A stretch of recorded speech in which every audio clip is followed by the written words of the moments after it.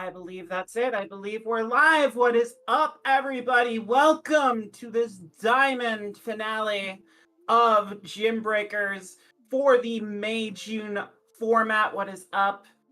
Y'all know who I am. If you don't know who I am by now, what the heck am I even doing here? Honestly. But I mean, if that's the case, you can go if you want. Yeah, I mean, AJ, no one's making you be here. I would, but y'all would fall apart without me. That's honestly. True. That's true. Yeah, if you're here, you know it's Gymbreakers. We'll get to my problems with this meta in a second. Thank you. But no, I am Final Boss AJ. I'm back at the reins for another month of Gymbreakers action for all y'all here on Pallet Town PvP. Y'all know where to come when you want me. And as per usual, I am surrounded by three very talented streamers, shoutcasters that we were able to get on here for your viewing pleasure. We're going to do the introductions right now before we talk about Innocent Cup, because I don't want to talk about it just yet. Anyway, up above me, my replacement as captain of the Queen Bees. The bees will never die.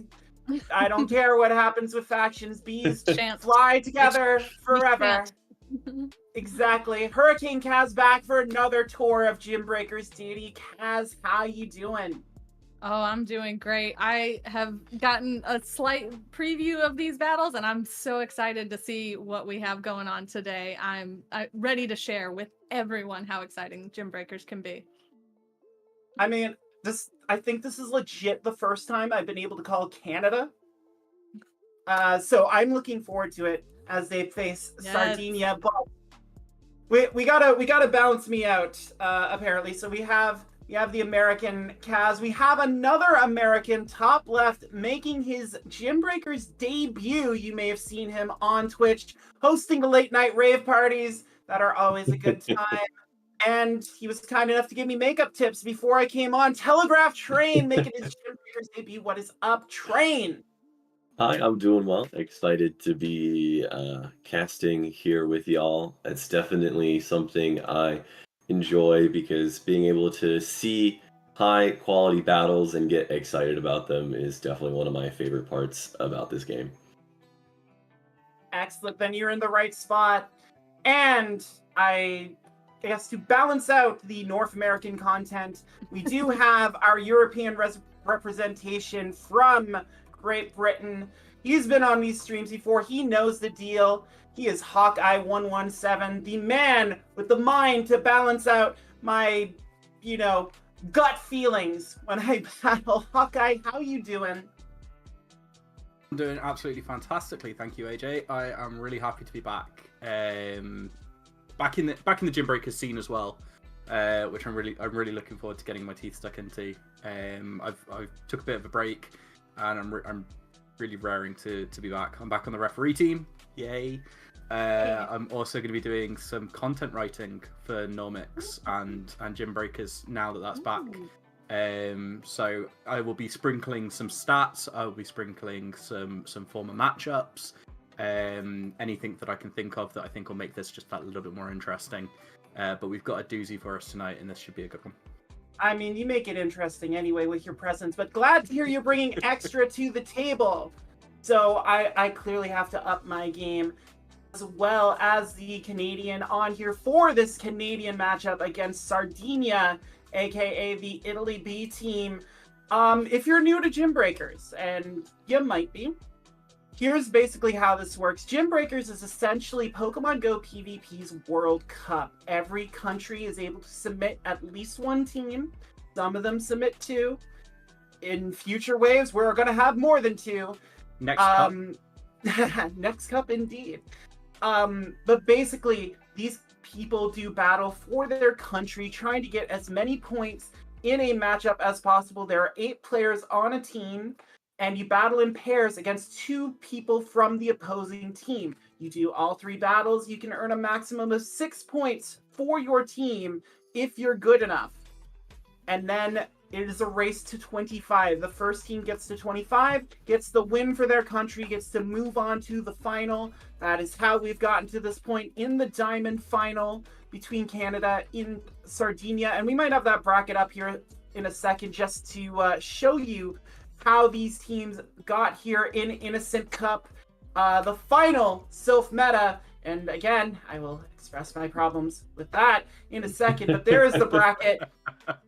As you can see, it was a bit of a format change, actually, this cycle. We had the group stage done in the previous cup, which... Arcana. Yeah, which was Arcana, because I didn't do that in Factions either, because, again, I have a problem with that we'll get to for Innocent Cup very quickly. But these teams proved themselves in Arcana. They moved on to the Diamond Tier Finals. In Innocent, these are the group stages to determine who got into the final. Sardinia winning Group A on points, I believe. They had that opening round loss to Chile, but made it up by smashing through Mexico and Peru to get here, while Canada, a clean sweep in its group. We're not relying on point differential. We took care of business against Argentina, Lima, aka Peru B, and Hawkeye's United Kingdom side, which... Wow. It was a rough one, that one. It really was. It did not go well. I believe both of my opponents had just the best team against mine, and then they played really, really well. So I'm glad to see them here. I'm glad to see them in the final. We did not stand a chance against them. Can't stand against the mighty Canadians. That too. But yeah, so Innocent Cup, which, Fish, if you can put that graphic back on there, or do you want to go to the individuals first before we get back into Innocent Cup? Sorry, I am talking with producer FishOnAHeater, who is I up thought you were at just the talking to ungodly yourself. hours of Australian morning to bring us this. So we will look at I'm pretty sure Australia just exists outside time. Oh yeah, it is in an entirely different dimension. But here are the rosters of battlers here. We have for Sardinia against Canada. Sardinia on the left. We've seen some of them in chat. White GU has been in chat. I see White GU. This girl says hello. But some very, this is Sardinia. This is Italy's B-side, but still very talented battlers coming out of Italy. Italy, one of the top teams in Gymbreakers the past year, and it shows in the depth that this country has, that they're able to throw battlers like Cyrax Darwin, who's a King of the Hill star, Sky Dancer, Riggin Thompson, Mateo Robb, Mattel, people who could very easily be competing for Italy here on the Sardinian side. Any names standing out to you before I gush about the Canadian battlers that we have?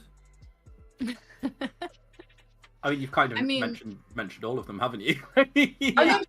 It is a stacked lineup. Absolutely. But Canada also does have a pretty stacked lineup as well, so I think it is going to be an interesting one either way. I mean, any team that has Jays Fan 55 on it, you have to give a shot. A legend in competitive PvP Show 6 Pick 3 formats. Dav Dang, another good pick. Yeah. Freaky Bot, always consistent on there. Tangent, one of the meta gods from Project Zygarde. Dan Ottawa, a recent addition to the team, the YouTuber, getting to show his stuff on the Gymbreakers side of things. There's a lot of talent here on this team. Yeah. So these battles are going to be good.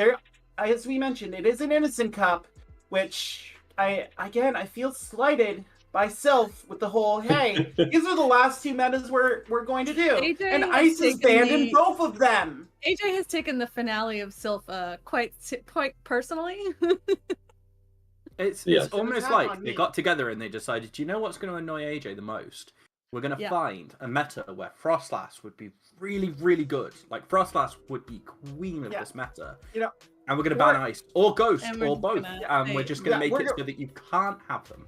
We're going to make back-to-back jump bluff metas, and not an Ice type will be seen. Like, it hurt me, y'all. Where you took it personally, AJ, I had a lot of fun in Innocent Cup because I got to play around with a lot of flyers that have gotten buffed recently, have not seen meta use ever. Swallow. Yeah. Hey, I got to use my rank 1 Swallow in one tournament. I feel you. Mine was shiny. Yeah, I've never used a Swallow except for in draft. And all I remember is it got paired up against a Primeape and it just did not do well. Oh my god. Doesn't like punches, no. My favorite part of this meta was landing blizzards with push catch. So yes. So here's what I did for this meta, and for people who didn't play Innocent Cup, basically Innocent Cup is dragon, fairy, flying, psychic, and water, with a few poisons sprinkled in, but not your Skuntank, your Drapion. No, we got Arbok, Dragalge, Garbodor, and Swalot as your poison options, and then you can see the bands next to it there. No ice, no fire, no poison, no steel. Altaria, Galarian Articuno, Cresselia, Hawlucha, Lantern, Mantine, Mew, it's I like think that's Galarian right, Draco. It's Galarian Moltres. If you look over at Galarian what's Moltres. allowed, Alright. Mandibuzz, And then you Noctowl, look over- Pelipper. if you look over at what's allowed and then you look at the ban list, you're like, oh, without looking at the ban list, I mean, you're like, oh, okay, I can just run some pretty meta picks. Like, I can run Lantern, I can run Noctowl. And they were like, no, excuse me. Yeah. We shall not have meta here. We're going to force you and then to play. no shadows as well, which for me made a real difference in how the meta shaped up, because the likes of Shadow Jumpluff wasn't allowed, whereas in normal circumstances I'd rather have the Shadow Jumpluff than the regular Jumpluff, just because it hits that little bit harder. It doesn't really need the bulk so much, and can afford to take the extra damage. I guess that's probably why they did it. But it could have been a more interesting one with maybe some of these picks as shadows. Yeah, Shadow Quagsire could have been a really interesting pick, especially because it's obviously just gotten the Mud Bomb. And I was having a great time in GBL with it at the same time. I was just running through, like, yeah, this is great. Does everything I need it to do. Yeah, no, I said just it definitely crystallized around a few Pokemon. Like when I first saw this meta, I thought, okay, this is gonna be Charm Cup, and you're gonna need like fast move poison, and so I instantly thought of Sea King. And as the meta started to shake out, Sea King didn't really do that job very well. So it did end up spacing things out a little bit. I know I couldn't get much joy out of this cup because, again, my poor ice babies were banned. But the one joy I did get was I ran Ice Beam Mew, and the amount of buffs I hit with Ice Beam Mew was hilarious. How did you run Ice Beam Mew when Mew was banned? That's a good question. I think I'm thinking of Arcana. See, these metas blur together because it's both Jumpluff metas. It is Arcana. It is Arcana. AJ is so offended. Too, but I just thought I'd upset you there. Oh my goodness. She's taking it so personally. AJ sat there going, I hate Hawkeye, I hate Hawkeye, I hate Hawkeye. No. I need that. It's not you, Hawkeye. It's why you're here. It's the entire Silph meta team. So I don't. Oh yeah. I know a lot of the Silph meta team, and I have asked them what the hell was going on. Yeah, not happy about it. But you know what I am happy about? Pogo Raiders. Because if you're looking for an online tool for hosting or joining raids, you need to check out Pogo Raiders. They've been optimizing a fully custom raiding organization tool for over a year that has over 3,000 raids a day and over 150,000 members. You gotta try their free raiding tool.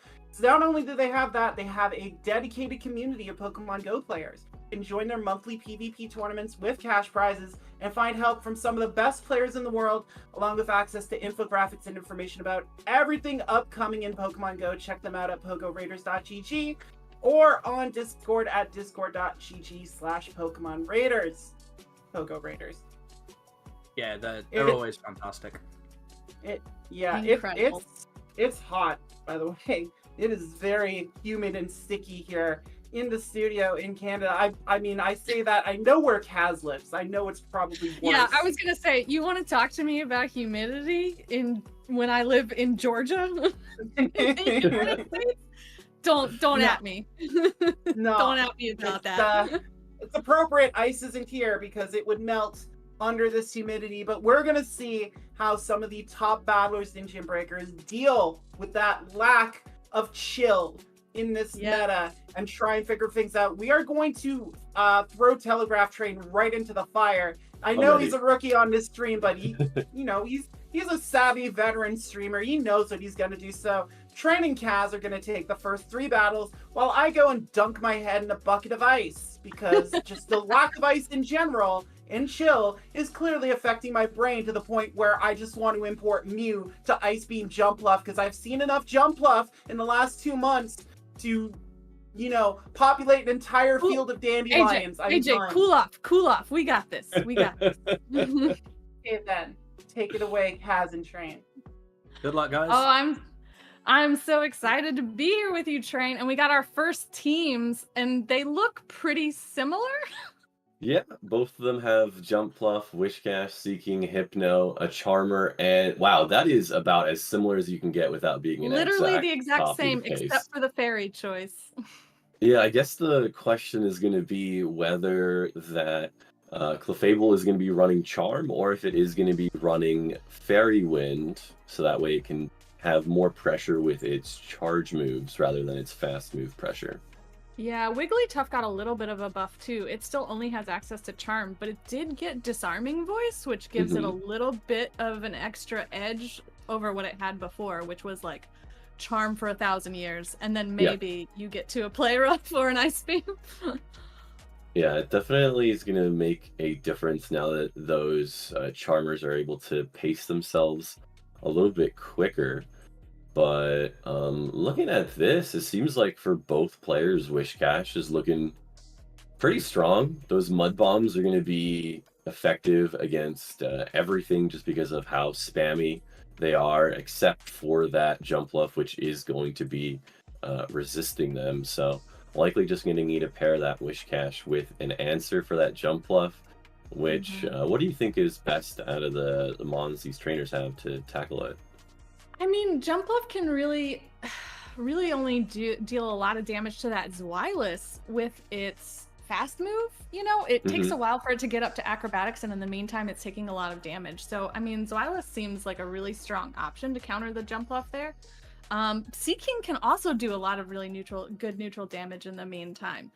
It's probably more effective counter to the Jumpluff than most people think, being it's just a grass versus a water type. That seems pretty straightforward on paper, but Seeking is a little Swiss Army knife and gives you a lot of options. So with these teams being so similar, I mean, I always have this problem in my own matches too. If I see the team that's like exactly like mine, I'm like, oh no, I'm fighting myself. How did I get here? And I'm really interested to see how these teams tackle it. I do think that Clefable could be a nice little edge if it's running Fairy Wind and can get to those super powerful moves even faster than most of the other team can counter. I agree. Definitely think that Zweilous is going to be nice, since there really isn't... I mean, as long as it can avoid the Fairy type, I think it should be pretty safe.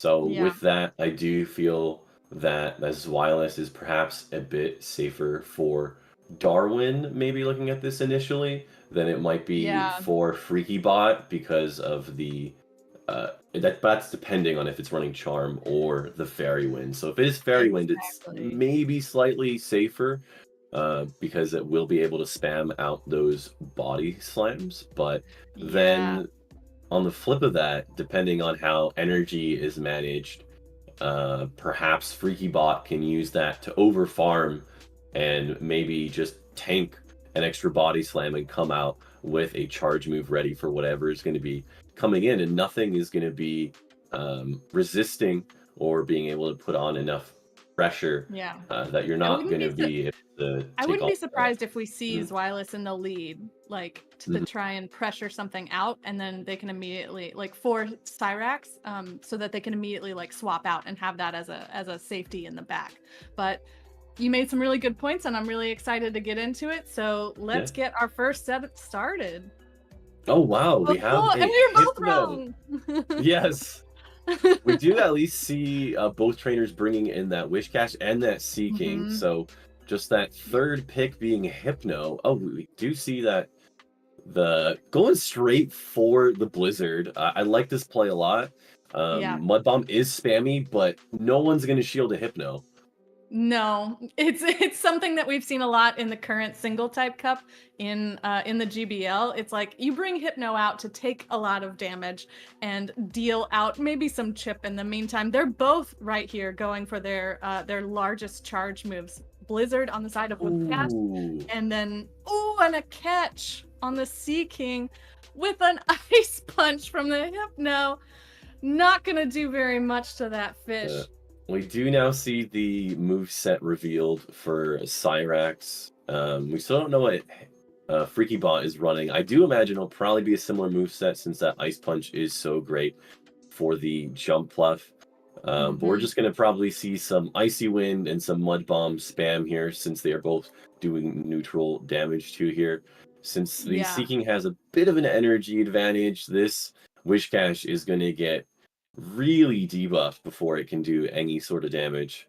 Yeah, Mud Bomb did receive a update recently from the Pokemon Go app, but you know that Icy Wind debuff just cannot be underestimated, and this very neutral situation between these two can quickly become one-sided. Even though, you know, it's still a neutral attack from Seeking, we can see now that the Wish Cache is already in the red. Has almost two Mud Bombs loaded, but even one of these at this point is not going to be enough to take out the Seeking. It's going to have goodness, those debuffs coming in clutch. Swap to keep that Seeking alive for a potential sack swap later, and now we have Hypno coming out in the back from Freaky Bot and can just confuse. I love this. I love this right here. Everyone's expecting Drill Run, but he only has the double legacy, not the triple. Here it comes through. Oh my gosh, that's so much damage. Good gracious. And Seeking from Cyrax does rightly shield the Shadow Ball here, knowing that they've already done the maximum potential damage they can and can just farm down with enough energy on that Seeking and health on that Seeking to be able to easily survive this Mud Bomb. I do love this play, and going to not give up the shield, knowing they can survive and make it to the Ice Beam to knock this out with just enough health to survive. Maybe one more mud shot. Looks like Freaky Bot is going to shield, so this is going to be a debuffed Wish Cache with a little bit of energy. Can it mud shot down? Oh my goodness, hanging on with barely just does. Tiny. Oh my god. And does save the energy, those Mud Bombs, to throw at this Hypno. Hypno is thick, but can it take two of these? I don't think it needs to. I think that confusion is going to come through, knocking out the Wish Cache right here, and it does. Exactly. Wow. Both opponents there knowing their swap super well. And, I mean, running even there, very similar teams. We were both wrong. No fairies, no dragons, just Hypno and a dream. So I think the edge that happened there was that fact that Cyrax was running the Mega Horn rather than the Drill Run for the surprise near one-shot against Hypno, which is one of the bulkiest. It's going to change the way Freaky Bot approaches his team. We do see Zweilous come out from Cyrax in the lead versus a Seeking, a matchup that actually is not that great for the Zweilous. Yeah, we do see in the back for Freaky Bot that Clefable, so would have loved to have seen it paired up against this Zweilous, but this is actually not too bad of a matchup since we do have super effective Icy Wind here. Those Dragon Breaths are chunking as Seeking is already at about a third health, but let's see how many shields are going to be used in this initial matchup. It's why we saw that early shield from Seeking, because they knew that that first body slam was going to deal the most damage. And they knew that they'd get that shield back immediately once it got to the Icy Wind. So we do see another Icy Wind coming out against the Zweilous. Will they choose to shield here or just let it go? Going to let it go. I like this play because you get a nice bit of farm down here against the Seeking. You know it's energy dry. Coming in with your own Seeking to debuff whatever's coming in. I love this. This is such excellent play here. It's going to pair yourself up so that your opponent is going to, oh my goodness, no, and here no again, debuffs. Cyrax going straight for that Mega Horn, wanting to deal absolutely as much damage as possible, even though that move has now been revealed, and then immediate swap into their Hypno to take all of this damage from the Blizzard now being thrown by FreakyBot and their Wish Cache. I do love this play on both trainers' parts, going for that big damage and then making the switch. FreakyBot is really pleased here to be able to make sure that his Clefable was able to dodge that super effective poison jab damage and just going straight for the Shadow Ball here, trying to get rid of this Wigglytuff as soon as possible. No baits here at Gymbreakers. New rule. Only super powered moves. And now FreakyBot has given up all of their shields to adequately shield that Shadow Ball and will have to take the Ice Punch now. But Clefable is also equally tanky and has gone up to 100 energy and will now be able to start throwing off these powerful moves. Meteor Mash to start with should knock out the Hypno. And then Seaking comes in to clean up with its super effective poison jabs. This is going to be very close. Looks like this Clefable should be able to make it to the second charge move here. It won't be able to get to the Moonblast, but it will be able to land this Meteor Mash. No, it doesn't. It gets farmed down. Farmed all the way down so that there's another Mega Horn ready for this Wish Cast that comes out from FreakyBot. Good gracious, Cyrax. Throwing all Mega Horn all the time. Cyrax is Seeking absolutely coming in clutch with the Mega Horn on game 1 and 2. How do you think FreakyBot's going to adjust? I mean, that Mega Horn being revealed early on put FreakyBot into a really tough situation because now you have 2 Pokemon that cannot withstand that amount of charged attack pressure. And not only that, but like the rest of your team isn't really dealing super effective damage either. It puts him in a tough position, and now he does get a good lead with his own Zweilous onto the Hypno, but Hypno immediately from Cyrax swapped out for that Seaking that has been so clutch. Yeah, definitely Cyrax's Seaking looking like he can actually take on all of FreakyBot's team for some very heavy-hitting damage. FreakyBot had a really great start here with having a Dark type against a Psychic type.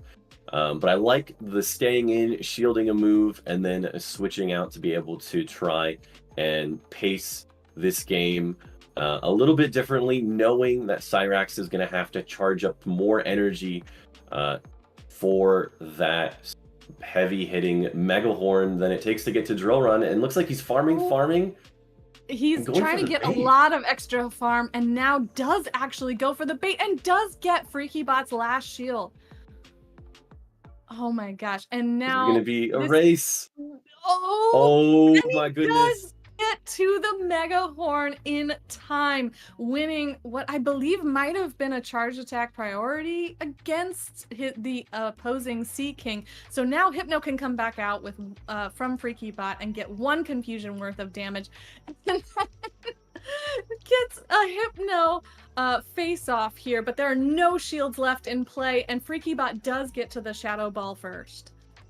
Yeah, definitely being that Seaking putting in so much work here, but now it's going to be a slight advantage for this Hypno being able to get to that Shadow Ball and an instantaneous swap. That's interesting, saving that Shadow Ball and the energy for the Hypno in the back. It won't be quite enough, so this Wishcast is going to have to do some chip with a Mud Bomb to be able to get it, but I don't think it's going to be able to do it against this. Yeah. Zweilous is going to have to throw pretty much immediately. Yeah, Cyrax charges up 1 extra Mud Shot worth of energy there before going for the Blizzard to just get this Zweilous out of the way. And that 1 extra Mud Shot of energy might put it in a good position to be able to deal a little bit of damage, but... okay. Oh, just we saw barely a little bit of lag there, but just still getting off the move, so I think we're fine. Yes, getting off. I mean, in reality, even without the lag, that Wish Cache only would have been able to get off 1 Mud Shot. And that does do a lot of nice chip, but then this Hypno comes back in from FreakyBot, throwing the Ice Punch. It's not enough. Just barely not enough. I think this is enough here. able to throw the shadow ball against the opposing Hypno from FreakyBot and taking a clean 3-0 for Sardinia. Wow. Goodness gracious. That was an absolute clean sweep by Cyrax, able to perfectly execute game 3. That Seeking is 100% MVP. It got to the Mega Horn every single time. I mean, yeah, we saw a lot of really nice adjustments on behalf of both of these trainers, but certainly across all 3 matchups, I think we can all agree that the Mega Horn Seeking from Cyrax really clinched all 3 of those points every single game. Putting FreakyBot again in that really tough position of not having anything that could really take that solid amount of damage. Yeah, definitely looking at the team compositions again. Having Seeking with Mega Horn, now you can hit the Hypno for super effective, which was really perhaps going to be the best answer to Seeking otherwise, just because of how much the Confusions chunk for. Because everything else doesn't really want to be taking poison jabs, doesn't want to be taking Icy Winds, but when you have Icy Wind and Drill Run, then Hypno seems like a pretty soft answer to Seeking. But when you throw Mega Horn into the mix, all of a sudden it flips that into very heavily being on the side of And it puts you in a better position against the opposing Seeking as well, which is a really nice place to be when that mirror match was fairly common across this meta. Yeah. Man, and that's just the start. Train. That's just how it starts today. I'm so excited. If this is the level of play and execution that we're going to be seeing all day, then I can say I am going to be probably jumping out of my seat before this tournament is done. So we have our next 2 teams here. FreakyBot is coming back on behalf of Canada, but has a new opponent here in Mbe38, who has a very different team. Compared to our last one. We have some new players. I'm really excited to see Emolga. It was a pretty standout player in this meta. I saw it on a lot of teams myself, and it has a lot of really unique coverage, and I think that it could provide a nice niche against FreakyBot's team. I definitely agree. Being able to have that Emolga is going to be quite nice, because it's going to be able to deal super effective damage against that Seeking, which was such a big player for FreakyBot in the last match. And it's going to be able to hit a lot of things for neutral damage with that acrobatics that it received. Yeah. And how afraid do you think FreakyBot is that the next opposing Seeking still has Mega Horn? You know, I think the expectation is Drill Run. But I mean, these opponents, the way Gymbreakers does work, it is very similar to how Silph Factions works. You can communicate with your teammates, you can learn what they learned about their opponents, and you still can change your moves up until your match, right? Until your first match, when the moves are revealed, then, you know, it's final. So it'll be interesting to learn whether FreakyBot really now expects something like Mega Horn against his team and tries to anticipate that a little bit better. That makes a lot of sense. Definitely being able to have an adjustment and have information from your teammates is going to be coming in clutch here. So I'm excited to see whether we get that rematch against the Mega Horn Seeking. So let's get right into it. Oh no, we have this dreaded mirror. This is as bad as the Umbreon versus Umbreon in the single type cup that I'm sure many trainers are experiencing. And we see both of them going straight for the Blizzard, not even as we saw last time that FreakyBot played in those previous matchups. No baits, only moves. Yeah, I think there's really 2 different ways you can play this matchup, either going for that Blizzard immediately or going for that Mud Bomb spam. But if you're able to connect that Blizzard, then you only need to land 1 more Mud Bomb. And we see a switch out to the Hypno and the counter swap to that Seeking, which is carrying the Mega Horn. Is carrying the Mega Horn again. I mean, if you look at FreakyBot's team, it seems like a pretty good choice to go with, even though it might seem like an off pick. It definitely puts them into a corner. And again, I'm wondering if they sort of anticipate that and maybe will shield their Hypno here. Oh! Yes, we do see an early shield from the Hypno, but unfortunately it is just the Icy Wind bait. And now that Hypno still has a lot of catching up to do. And the Seeking wins that charge move priority to throw now the Mega Horn, which will unfortunately go unshielded by FreakyBot. That is brutal. The pacing of Seeking is just too much for a Hypno to be able to take on when it's carrying that super effective Mega Horn. But we do see a Wish Cache coming in. It had a bit of residual energy, and it's going to be able to Mud Bomb and take out that Seeking. And let's see what Empe is going to come in with here. I imagine it'll probably be the Wish Cache, but maybe, no, going to go for the Emolga and go for the farm up, since Mud Bomb is going to be resisted. So it's going to have to go all the way to the Blizzard in order to be able to do much damage. And this, if Embe was counting the moves appropriately, he'll know that this is not the Blizzard, is in fact just the Mud Bomb, and can farm up a little bit of extra energy before throwing its newly acquired Acrobatics to try and get this Wish Cache out of the game. Wish Cache does go down, and now the Clefable is revealed as FreakyBot's final Pokemon. And I mean, Clefable is in a pretty good position here for FreakyBot with that Seeking out of the way. I do agree, but this Emolga is so spammy, and it had residual energy coming into this with even shields left on both sides, but an energy advantage on Emolga. This is going to be a bit of a difficult job for Clefable to be able to take this 2v1, and Embe throwing up the shield last second there, realizing they do want to go for that Acrobatics. And yeah, Acrobatics is the better move here with shields down. It will definitely do a solid chunk of damage against this Clefable. But oh my goodness! Oh my gosh! Almost takes it all the way out. And we will see that Clefable try and farm up just a little bit of extra energy to have 2 Meteor Mashes. One for this Emolga to get it out of the game, and one for the incoming Wish Cache. But oh wow! It does just make it there. I think this might be enough to knock out that Wish Cache. It's not in the red, but Meteor Mash is neutral damage. Oh, it hangs on. Oh, it hangs on by 1 HP in a dream and just lands one mud shot to get that Clefable out of the game. Oh, goodness. I mean, FreakyBot had some solid team composition there against Embe's team, but Embe, again, with that Mega Horn Seeking just coming in absolutely clutch in the mid game. Goodness gracious. That was absolutely insane. Emolga did so much work there, nearly thunder shocking down. But let's get into this next match as we're going to see Zweilous against Zweilous, a mirror match here. Let's just keep the mirror matches rolling.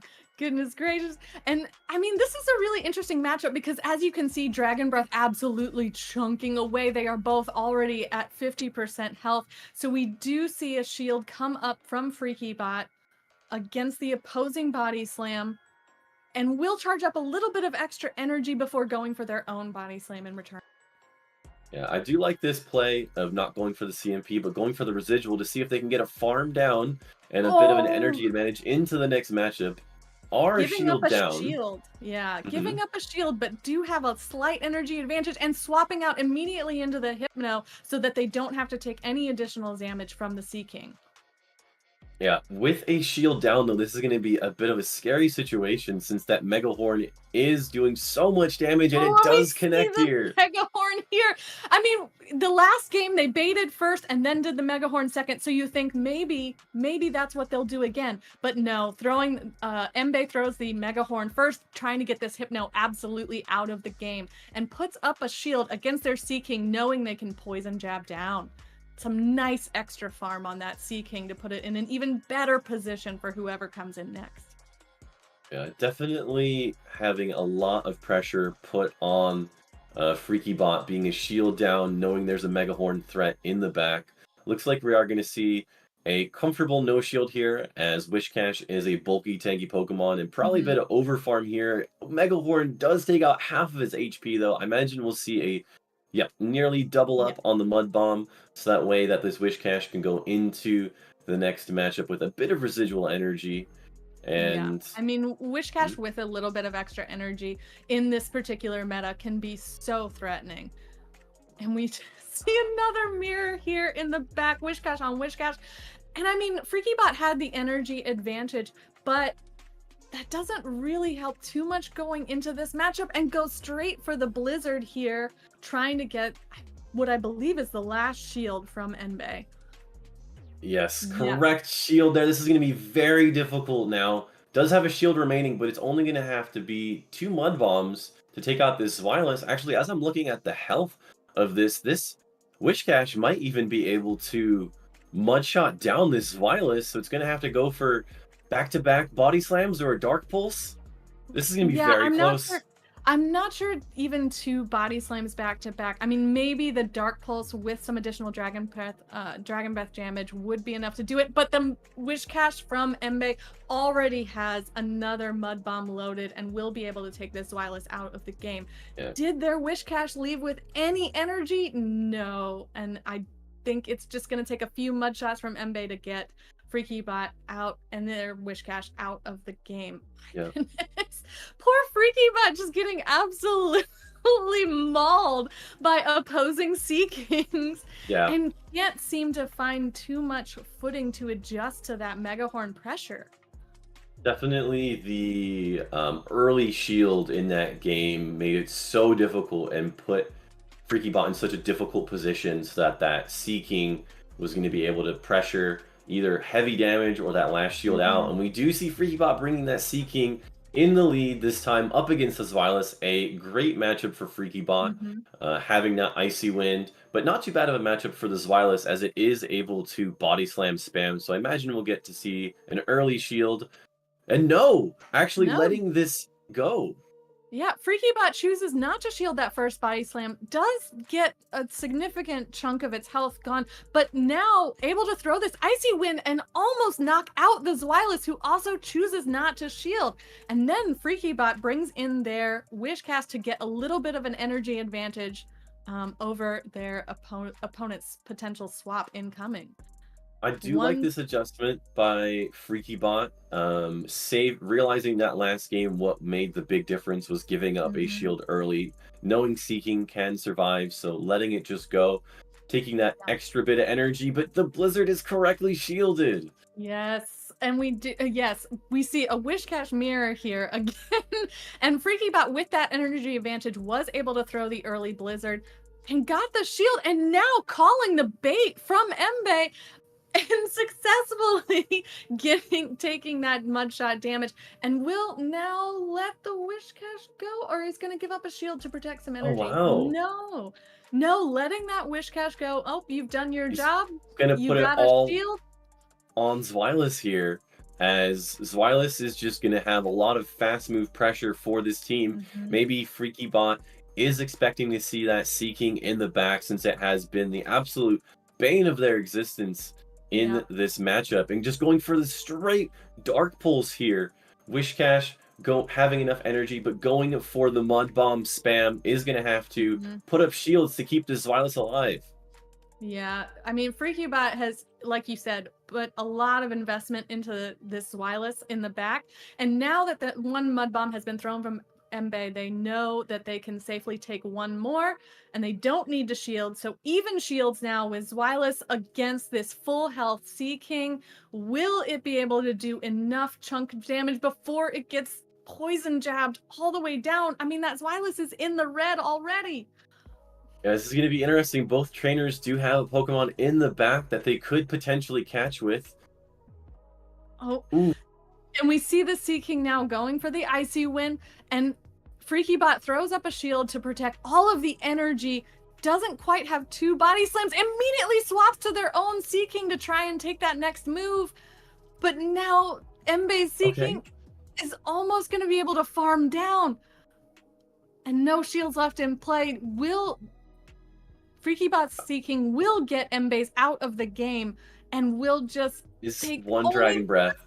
No, they have the Body Slam! They have the Body Slam ready for Enbei's Xylas! Oh, finally, the key, the secret unlocked. But will...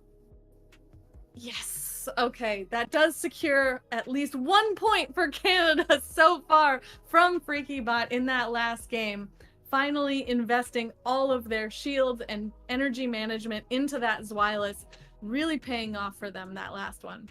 Yeah, Embe definitely put a huge amount of pressure on FreakyBot with that Seeking with Megahorn, which is looking like it's going to be the star of today if we keep seeing it, because it's able to... I mean, if these first matches are any indication, yeah, I suspect that seeing the massive plays of those Megahorns landing is going to be influential on the rest of the teams going forward.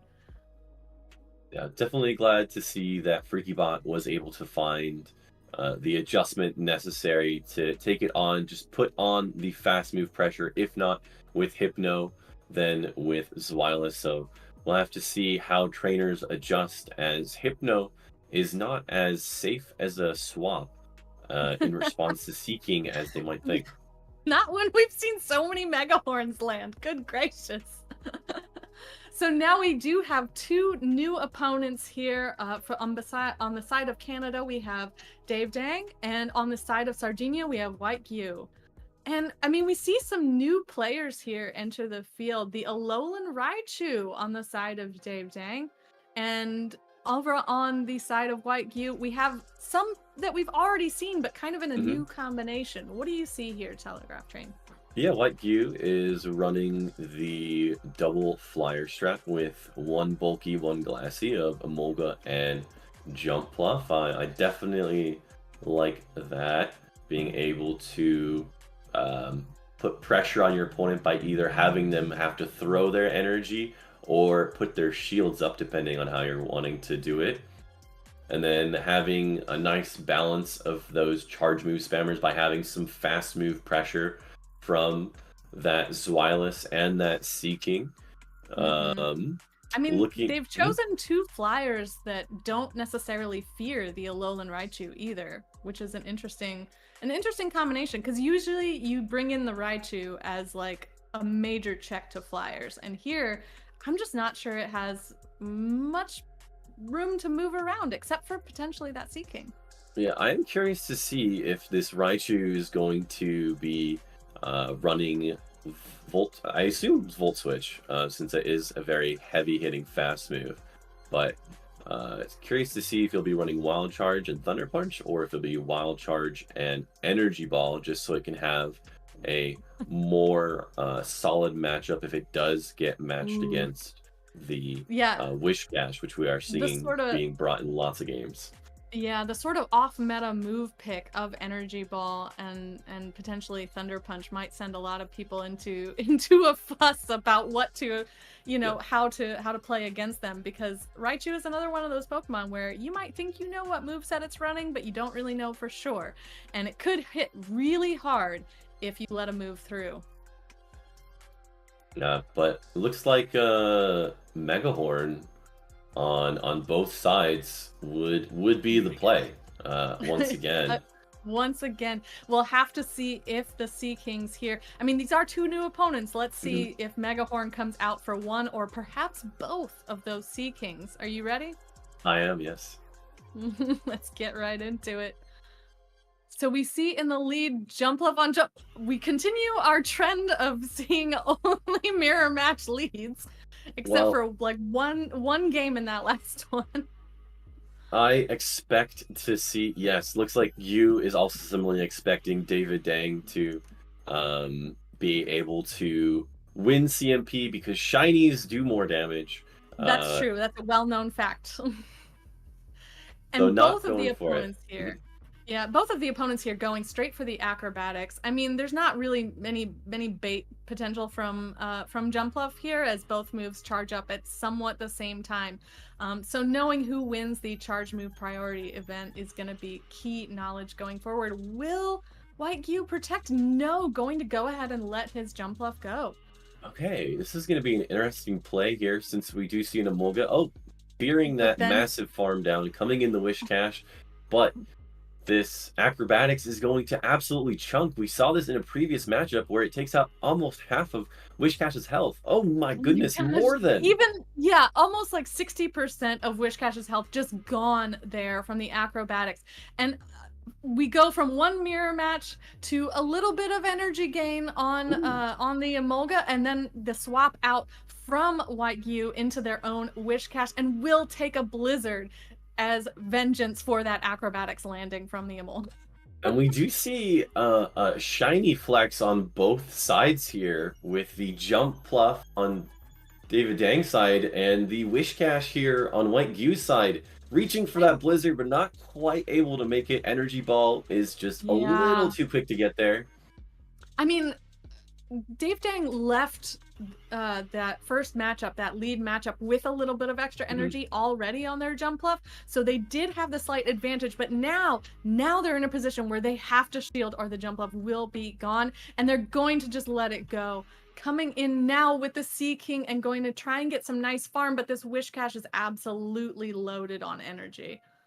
I do like the play of letting it go. I feel like the only game losing situation you can have there is shielding a mud bomb bait, but oh my goodness, farming up so much extra energy, trying to be prepared for this Emolga in the back. I do like this. I expect a shield here. Yes, we do see a shield here, since mud shots are going to be doing as much damage as the thunder shock from this Emolga. But is this already too late? Oh my goodness, coming in and doing tons. Does so much.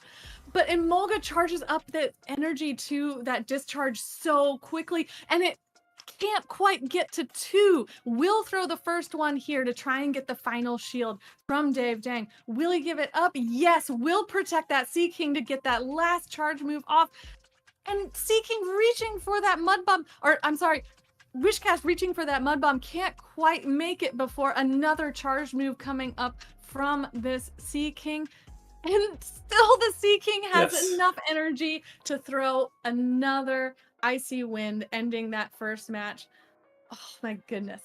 I think definitely the play in that situation that really made the huge difference was taking that massive farm on Sea King so that it could just outpace the Emolga, outpace the Wishcash just by 1 or 2 turns. So really great technical play by White Gyu, putting the entire game on Sea King's back there. Yeah, exactly. And we are jumping right into our next one. We see Clefable from White Gyu against the opposing Sea King from Dave Dang, the exact matchup it does not want to be in. So a very quick swap from White Gyu into their Wishcash there, and we'll start immediately just throwing the mud bomb spam as quickly as possible. A little bit of extra energy, but then like, nah, I'm just gonna start going for it. Actually banking all that energy. I expected a debuff at some point, but I guess since the mud bomb came through first, saving that energy, just how he won the last game might be how to win this one as well. Oh, and now getting the first shield from Dave Dang for the what could have been a blizzard, but was in fact a mud bomb bait. And now, I mean, this Wishcash is gonna have to shield because Emolga is not gonna mess around. Emolga's just gonna throw energy ball, and will they bait again? White Gyu going straight for the blizzard now. Will it land? This will one-shot. If it does, this is going to be a critical call. Oh my goodness. Gosh. Once again, Dave Dang seems to be putting all of their time and effort into putting that Sea King with a lot of extra energy in the back. And so no, not the Clefable. I'm sorry, wrong fairy. The Wigglytuff now coming in from Dave Dang. It is running charm, so is chunking away and takes a blizzard from Wishcash again. That Wigglytuff is tough, but not tough enough to be able to take a blizzard and a mud bomb. So gonna have to make a shield decision here. I imagine we'll just put the entire game on Sea King once again here, trying to go for that poison jab down up against a mud. Oh my goodness, and he gets it! And the Sea King able to poison jab down the Wishcash, and now Dave Dang's Sea King is in a prime position, full of energy, and with a super effective fast attack against this Clefable. I don't know that this Sea King is healthy enough with an Emolga hiding in the back I don't think this Icy Wind will be quite enough to take out this Clefable here. No, Icy Wind is not going to be enough. Ooh, And a Drill Run. it will force, Clefable has the Meteor Mash ready, will force the Sea King to use this last shield if they want to live. And now there's a full health Emolga from White Q that this Sea King with no shields is going to have to contend with, and Emolga easily wins that charge move priority. What do you think the situation that really shifted the dynamic of that matchup was? I mean, I think that the Clefable with that Fairy Wind able to charge up its charge attack so quickly really put that Sea King, for as much energy as it has, really put that Sea King in a position where it had to use its shields, and that left it very vulnerable against the Emolga in the back. I mean, White Q very clearly saw how dependent Dave Dang was on that Sea King in its first match, and definitely made the right call in having Emolga in the back and ready. Ooh. And here we see a very interesting matchup. We were talking about this earlier. It looks straightforward on paper, a grass versus a water type, but Sea King actually puts a lot of pressure on Jumpluff and does force Dave Dang to remove that Jumpluff early and bring in Wishcash instead. But we do see that both trainers are actually running the Drill Run rather than the Megahorn here.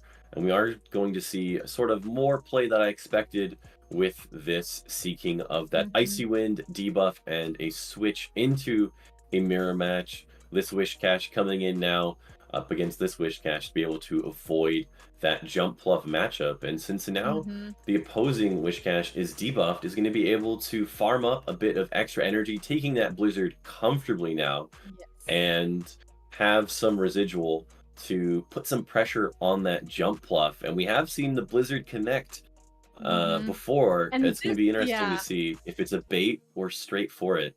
What do you think's going to happen? It's interesting that they went that YQ just did go straight for that Blizzard, wanting to get that Wishcash totally out of the way, and will do it again. But Sea King from Dave Dang comes out at the last minute to catch this Blizzard, and this is going to look not as nice as YQ definitely wanted it to. That was a beautiful call there. Looks like we are seeing a Mud Bomb coming in before an Icy Wind is thrown. So I expect, yes, we do see a shield coming in. First shield of the game. And now a second Mud Bomb. This is, this Seeking is going to be absolutely loaded with energy. I mean, it's really doing all that it can to try and, I mean, has gotten both shields now from Dave Dang, and has done that with sheerly Mud Bomb pressure. And now White Q will not give up their shield, instead bringing in their Seeking to get some nice healthy farm. Now that they know that they can comfortably shield here and get some extra energy, since they both, like you mentioned, are running the Drill Run Icy Wind variant. And Jumpluff does come in with energy. A bit of a combo play here, getting both of those shields right back before this Seeking gets to a move. But now it's on the flip side, where this Seeking is now over farming up against Dave Dang, and is going to be able to throw this. Is this enough to one-shot? Oh, not quite. Not quite, because it doesn't have any stab damage. And so a quick swap from White Q into their own Jumpluff to take this. Are they thinking they caught an energy ball? No, they do get the acrobatics right on their own Jumpluff. But now that it's been debuffed, it doesn't do nearly as much as we saw in that very first matchup, and they can comfortably overfarm just a little bit here. Yeah, that Icy Wind debuff actually coming in huge here, since now Jumpluff can take 2 acrobatics, overfarm here since there is no fast move pressure, and actually going for the resisted energy ball and undercharging. And undercharging, knowing that they just needed that little bit of extra damage. But unfortunately, White Q's Jumpluff could not survive a poison jab from Dave Dang's Seeking, and now Dave Dang's Seeking has a lot of extra energy and will be able to throw the Drill Run to knock out White Q's Seeking. My goodness, the dance of energy in that game, especially when they were playing essentially 3 different mirror matches. really Yeah. came in clutch for Dave Dang in that last matchup. Definitely, this matchup was a lot more of energy management coming in and over farming, knowing just how much you can get away with, and if you can get to that charge move with just 1 HP left, giving your opponent as minimal farm and over farming as much as you possibly can. And Dave Dang just being able to edge out White Gyu at the end there, with you not able to get that final energy ball that would have been necessary to take out that Seeking.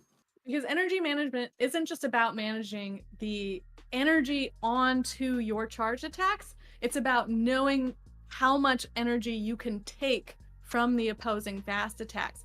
Will you be able to survive long enough to get that little bit of extra energy?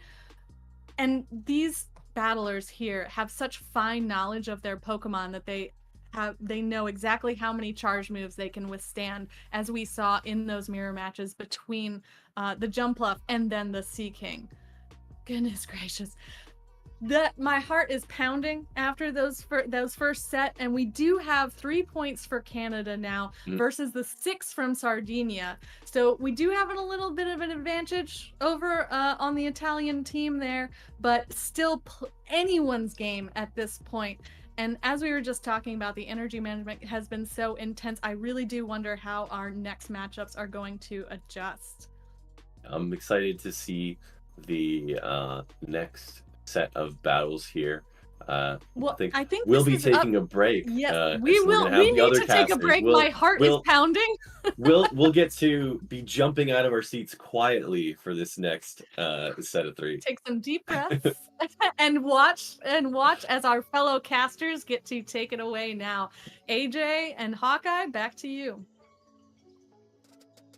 Hawkeye, What a set of battles. I know you haven't been on. You weren't on Gymbreakers last month when I was hosting India's finale. Oh, I love against India. Italy, and then Great. and we had Vroom Vroom Pow on, and I kept asking him to comment on India's losing, and then we had Italy in the final against Brazil, and we had C. Leonardo on, and I kept asking Leonardo about him commenting on Italy going down to Brazil. I feel like the Blazikins have come back to roost. Quite possibly. To be fair, you wouldn't expect this matchup to go in this direction. They've played each other twice before. Each time Canada has won by 15 points there or thereabouts, but to be 3 points down after 3 matches is quite a lot. Canada does have a good chance here. Tangent is a very, very good player. The matchup looks interesting, to say the least. That Oranguru looks spicy, but also the inclusion of the Guzzlord instead of the typical Zweilous, as well as obviously the core.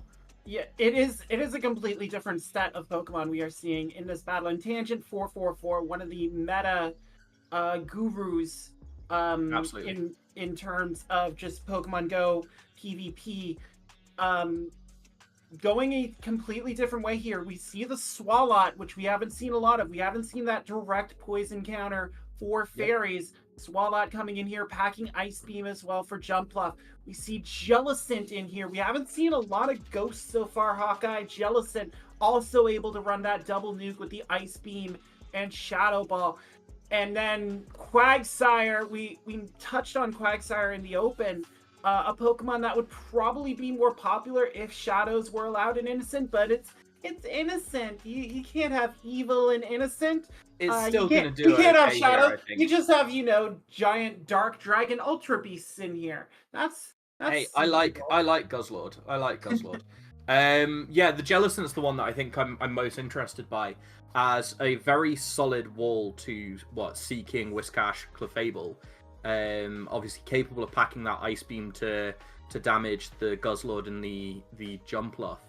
It could be quite a useful Pokemon here, and I think that's probably the one that we're going to see the most. Yeah, just the only thing standing in that Jellicent's way of being just able to run over Skydancer 993's team is that Oranguru. That is a hard check to that Jellicent.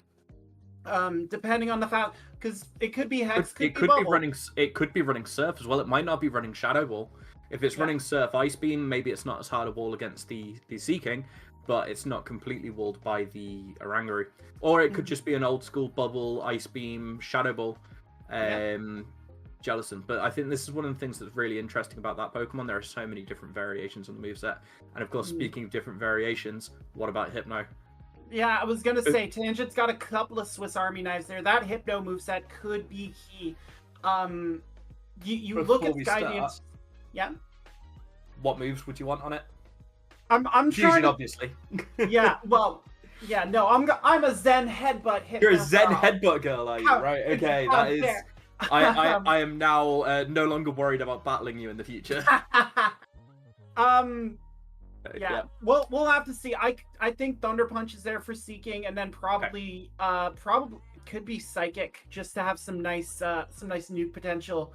I'm gonna go with Thunder Punch and Ice Punch, I think. Let's shall we see who's correct? Let's see what we got. Let's see if Tangent even brings Hypno. We got Quagsire straight into the Oranguru, straight into the Oranguru, and by the way, no Jellicent on Tangent's side. Yeah, of course, immediately proven incorrect. Yeah, I think Skydancer was expecting that Jellicent to show up as well. Instead, Tangent flips the script with this Quagsire lead into Oranguru, and this is the thing about Oranguru, Hawkeye.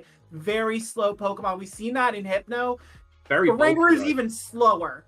Very, very bulky though. But the thing that's going to be massive here is that in the back on Tangent side there is that Wigglytuff, and in the back on Skydancer's side there is that Guzzlord. And if those two get lined up against each other, it's going to be 3-4 charms. Yeah, five at most, but I'm pretty sure it's like 4 charms or something like that. Oh, and that's and it's just going to go down. But in comes the Jumpluff, which gets matched up against the Seeking. We have seen this matchup a couple of times. Seeking does have to watch out for this Energy Ball. A shield comes up immediately. The Icy Wind, obviously we've seen that it doesn't KO straight away, but it is going to do a lot of damage, and especially after those poison jabs. Yeah, you talked about that backline, Hawkeye. I think Tangent made a crucial error here, getting that Quagsire out of a relatively neutral matchup, maybe trying to catch a move from the Oranguru after the Stone Edge, but it clearly backfired here as the Seeking was able to get lined up on this Jumpluff and just try and peel away at the advantage here. The Energy Ball is shielded by the Seeking. There's still one shield left. It is Tangent's, but this Icy Wind will put the hurt on Jumpluff, if not shield. But now all shields are down, Hawkeye. Isn't he? He's going to reach that Energy Ball against the Seeking here. I think he's going to reach it. Yeah. But is he going to do enough? This is multiple Icy Winds. This Jumpluff It is multiple Icy Winds. But bear in mind, once this Seeking's down, there's not an answer to that Wigglytuff in the back, is there? So if he gets that Seeking low, even a neutral charm, or comes in with the Quagsire, there you go. Yeah, and the Oranguru's going to come back in and get rid of that energy with one confusion, and that may be absolutely where this... fine. Forces him to throw here. Forces him to throw. Yeah. He can't... Oh, but actually loses that energy as well. Jumpluff going to cut it off here with this Energy Ball, and now this Guzzlord staring down a potential Wigglytuff. I don't see a win condition here. I do see a win. Do you see that win condition? How dare you, Hawkeye? How dare you speak I see that Sludge Bomb. This Guzzlord has Sludge Bomb. How much does Sludge Bomb do here? Does it do enough? Does it do enough? It's gotta try and do enough here. These charms. I'm gonna say 80%. 80%. Sludge Bomb. Oh, not even 80%. But does that Seeking have a move? It does have a Drill Run, and it's gonna get it off, and Skydancer is going to pull this victory out of the jaws of defeat. You had to say it, Hawkeye. I had to say it. You had to say it. That's now four points in favor of Sardinia. Yeah, you had to. I just like winding you up, AJ. Come on, I just like winding you up. Sludge Bomb Guzzlord, that's how it's possible. And now Tangent knows this Italian team is throwing a lot of different moves at Canada. It's going to be tough to keep track. Now 7-3 for Sardinia as we move into game 2 of this matchup. I think Jellicent has to come in here. I really do. Jellicent. But we've seen two of the hardest answers to it. We see the Swalot come in instead. This is not really a good matchup for Swalot to find itself in. The Sludge Bombs are okay, but the Drill Runs do a lot back. Yeah, but if you're Tangent, you might be happy to see this Seeking here, knowing that the Wigglytuff doesn't have to deal with it in the back.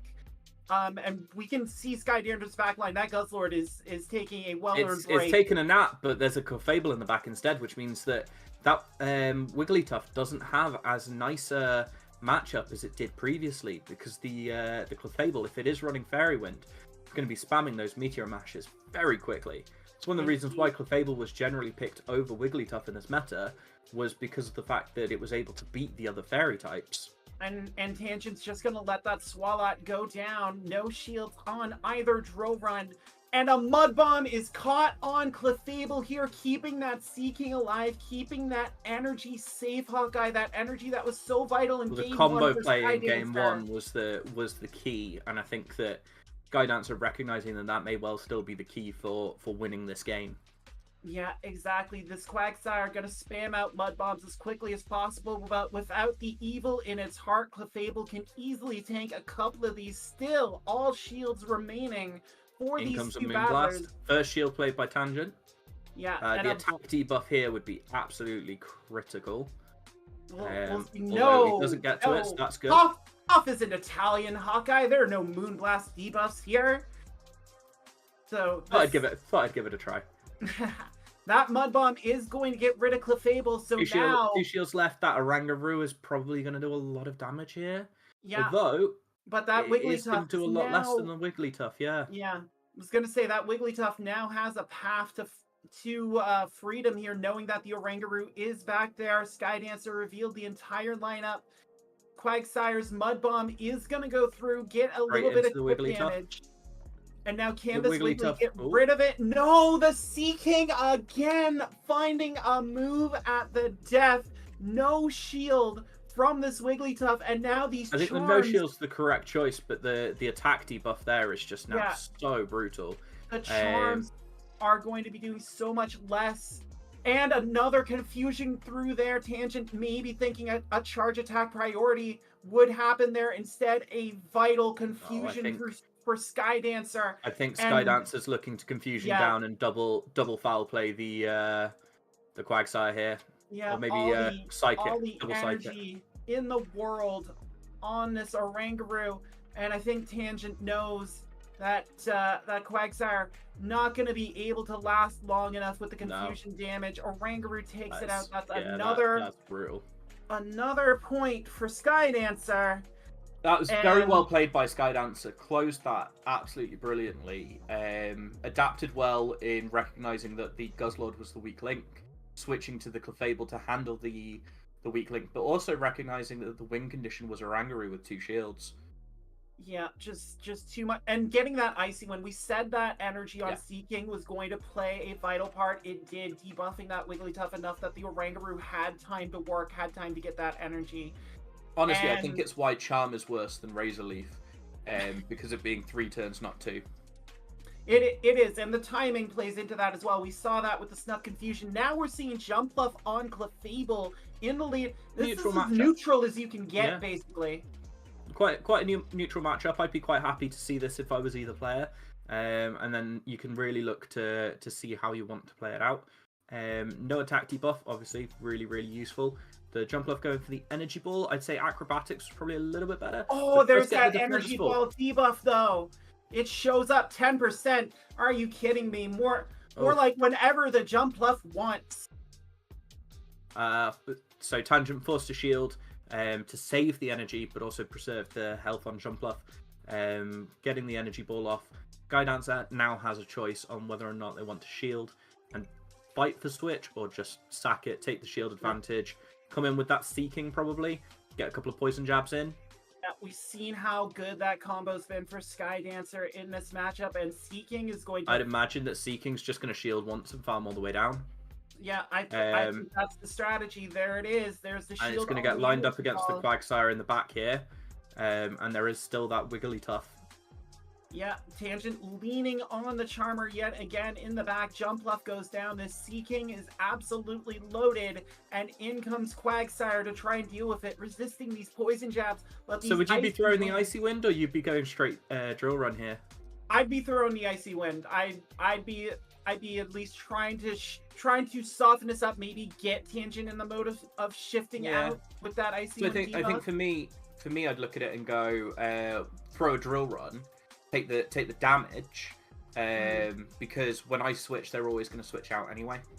I think you throw that Icy Wind. It's a fast move game, as Skydancer proved in game 2, and it's playing out again here with this Oranguru coming in against the Wigglytuff. It has multiple moves, but this Oranguru finds the foul play in like time. I said, three turns, 1 turn shorter, and that Oranguru is dead there. Doesn't get the foul play off, but in comes the Seeking, and in fact able to hit it with the disarming voice, take a shield. That's quite good. In comes the Quagsire, Icy Wind, the Quagsire. And Quagsire is going to take the Icy Wind, and now it's trapped Hawkeye. And in a this... 0 shield, would you still Icy Wind here? I would, because you need to be able to take these Mud Bombs. Seeking, not the bulkiest Pokemon. It can take a hit, but Tangent reaching for this Stone Edge here. It has been Icy Winded, and that does nothing to this Seeking. Hopping over that stone. The drill run here is going to be enough, and Skydancer 993 is going to sweep Tangent, and this is getting painful, Hawkeye. It really is, isn't it? It's definitely looking in Sardinia's favor now. Obviously, anything can change. We're going all the way up to 25 wins. There's so much in here, just that could go either way. But it is one of those really awkward things.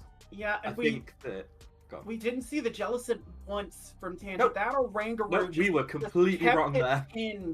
Kept it pinned on the bench. Oranguru, just so much pressure there on Tangent. I think Oranguru is a really, really good pick. But I think that knowing that Oranguru was there, I think playing around it and then bringing the Jellicent to almost bait the Oranguru in might have been a better option, because the Oranguru was actually the big problem.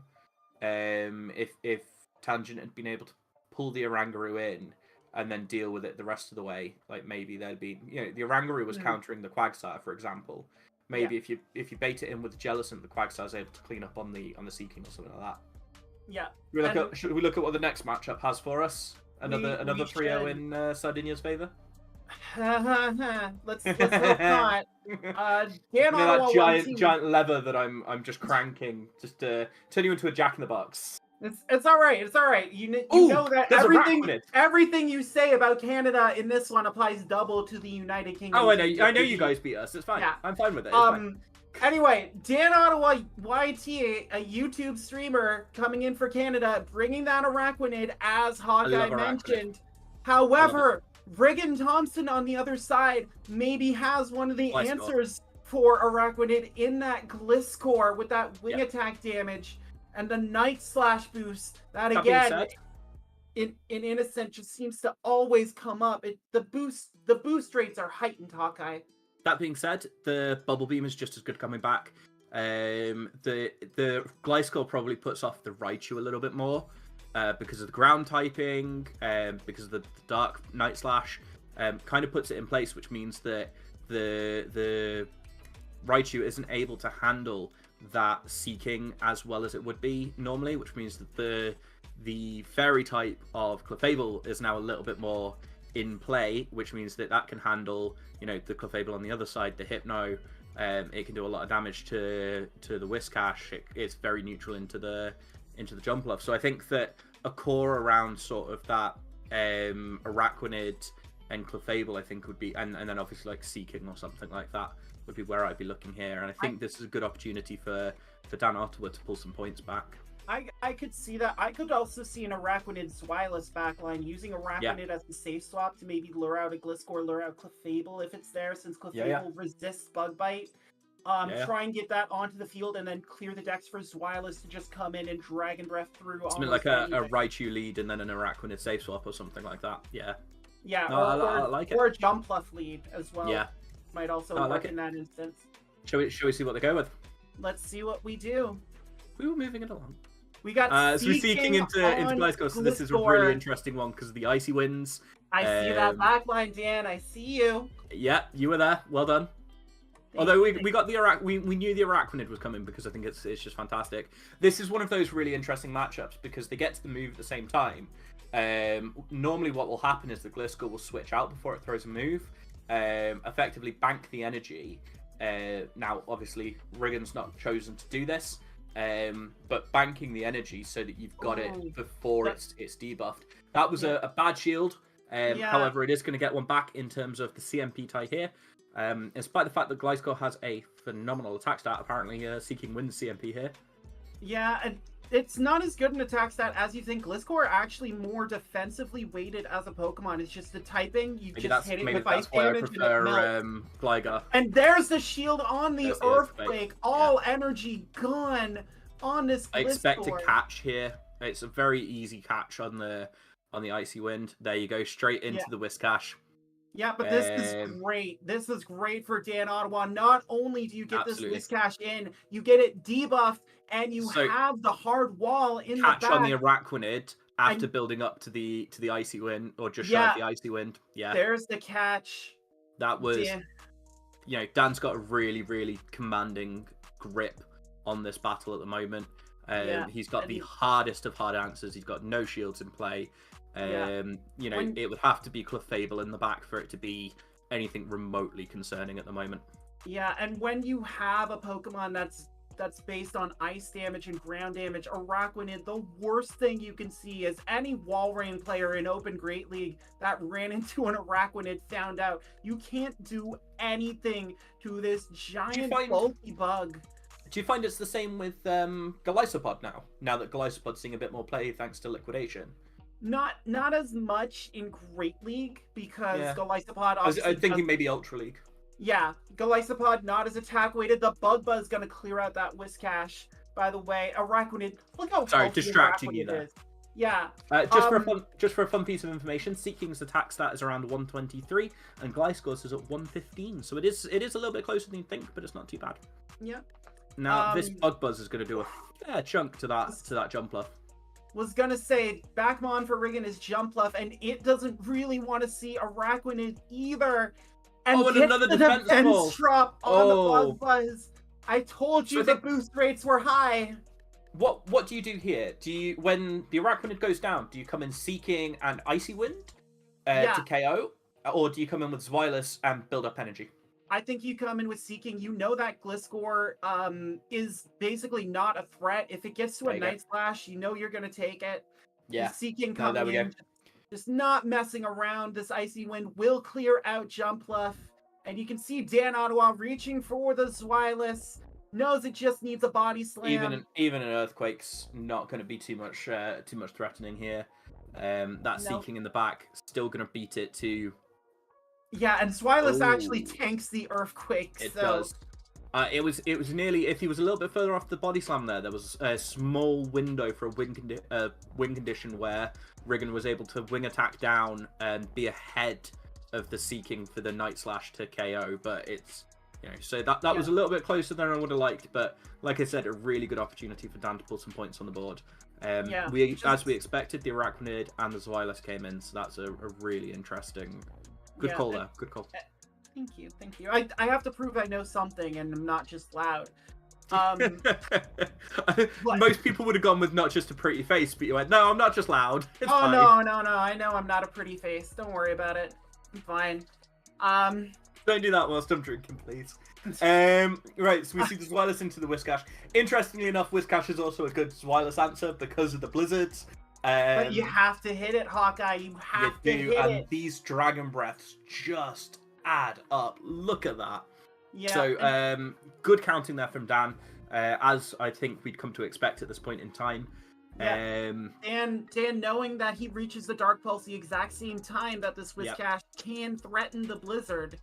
And we'll see if Riggin's feeling bold here, feeling frisky. The Bora not coming, and Dan calls it, no shielding the Mud Bomb, and now this Whiscash is just in trouble. It's gonna fling a second one here, Hawkeye. I'd no shield this, get to the body slam, force Riggin to make a decision. Yeah, you can take switch, but all that's gonna happen if you take switch is in comes Araquanid. I'm just gonna farm you down.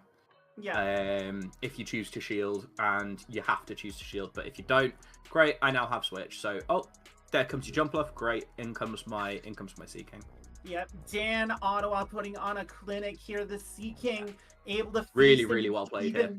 even shield situation. That big call on the mud bomb, setting up Dan for a very easy mid game here, unless Riggin decides to swap out and maybe has an answer. But I don't know if the best answer is probably that Gliscor, and even then, it's not going to want to be locked in to take Bubble Beams, Hawkeye. Yeah, after one Icy Wind, by the way, the Energy Ball does around a quarter, which is just which is nothing. Sorry. I'd say around still gonna get the three shield quarters. though. It is so much less than you think. You know, it's actually at the point where you can tank it now. The fact that there is the Gliscor in the back, this is just gonna add up. I actually see what Dan's doing here. Shields the Energy Ball. Now this Sea King is so healthy, and it's gonna get multiple Icy Winds on this Gliscor before it can even wait until he catches the Earthquake. Wait until he catches the Earthquake on that Arachnid, because that's what I'm seeing here. I don't think he has to, Hawkeye. I think the second Icy Wind. I think he should. No, he's gonna try. He tried. Riggin's not gonna fall for it, but now needs a Night Flash boost just to get to level pegging on the attack. Raging to the RNG gods. It's not coming here. Where's the Amaretto? You gotta offer it to those RNG gods and goddesses to try and get that boost when you need it. But this Arachnid is just laughing. I'm really honest here. That Gliscor could double boost, and it's not going to make a difference here. It's one of those ones where, unfortunately, I mean, it could 6 times boost, you know, past all of the bubble beam debuffs. It's well, I was about to say, it's going to go from bad to worse here. That Gliscor was Night Slashing with a butter knife. Now it's Night Slashing with a toothpick as its attack continues to drop. After that, it'll be a thumbtack. And after that, it's a rubber mallet where it just bounces off. I was about to say, I think we might be at rubber sword state here. A rubber chicken used for those night slashes here as just this Gliscor. Hey, rubber chickens are reasonable weapons. Rubber chickens are reasonable weapons. They do like a level 5 weapon. I get. And now Dan Ottawa just bringing the Sea King back in. Just because he's trying to end this, just mercifully putting this Gliscor. These last 2 games have been an absolute clinic from Dan. Really, really, really well played. Oh my god! Not to say that Riggin's not done a good job. Riggin has done a good job, but I think those two games were absolutely fantastic. Yeah. Game 3, I don't see much changing in terms of the Zweilous and the Arachnid core. I think that's worked really, really well. One of the biggest threats to the Arachnid, because of Thunder Punch, for example, is kind of that Hypno, having the Dark type that's really able to push it off. Having the Arachnid to handle the likes of Sea King and Whiscash, it's just really good. Just smart team building here from Dan Ottawa, and like I said, that's why I paired the team. In fact, this is the team I was running for a lot of it. The big problem was like Raichu, but actually the fact that Riggin's not running a solid electric type. Didn't stick with the Zweilous. Yeah, I like this. Bad lead, seeking into Whiscash, immediately goes to the Clefable, and now Riggin's got to start guessing who is out for this Clefable. Is he preparing to face the Zweilous or face the Arachnid? And that Moonblast connects on the Whiscash. No debuff, but that Whiscash is now far less threatening with its health in the low yellow. By the way, just back to the rubber chicken comment. Rubber chicken is as effective as a bronze mace. If you can get that reference, good on you. Oh God! Chat, if you get that reference, put it in chat. Idea. I will give you a shout out on stream for that. Anyway, Dan Ottawa doesn't need a bronze mace. He has a meteor masher in this Clefable, going to work on Jumpluff. Did get a little greedy here. Jumpluff is going to get a move off. Will Dan Ottawa fire up that first shield? No, and the energy ball will KO at this range. Yeah, let Clefable go. I like this play. But the Sea King's just able to build up a load of energy off this now. So it's a really solid decision. Because again, we know how much energy ball does here. It doesn't do a lot, but you've got the shields. You're able to do a ton of poison jab farm down. Yeah. It wouldn't surprise me to see him get to the point of CMPing on the Icy Wind here. Yeah, and not only that, he knows if the Whiscash comes in for a farm down, that energy's going nowhere. Because that Arachnid is back there. Well, I mean, not to mention the Icy Wind on the Whiscash is just going to make it even worse. And the Araquanid is just going to be able to do a ton of energy back. It's going to be a really solid job. You can see Riggin trying to fight and keep this jump left alive, but both shields come up protecting the Seeking from the energy ball. I think it can just farm down. Yes, it does. Straight farm down. So that's the thing with jump off and Seeking in the 2s. The poison jabs do so much damage, and that's one of the best things about poison jab on Seeking. The fact that it's able to take on its biggest counters in grass with both poison jab and icy wind makes it a really unique Pokemon. It's why it's found its niche in this particular meta.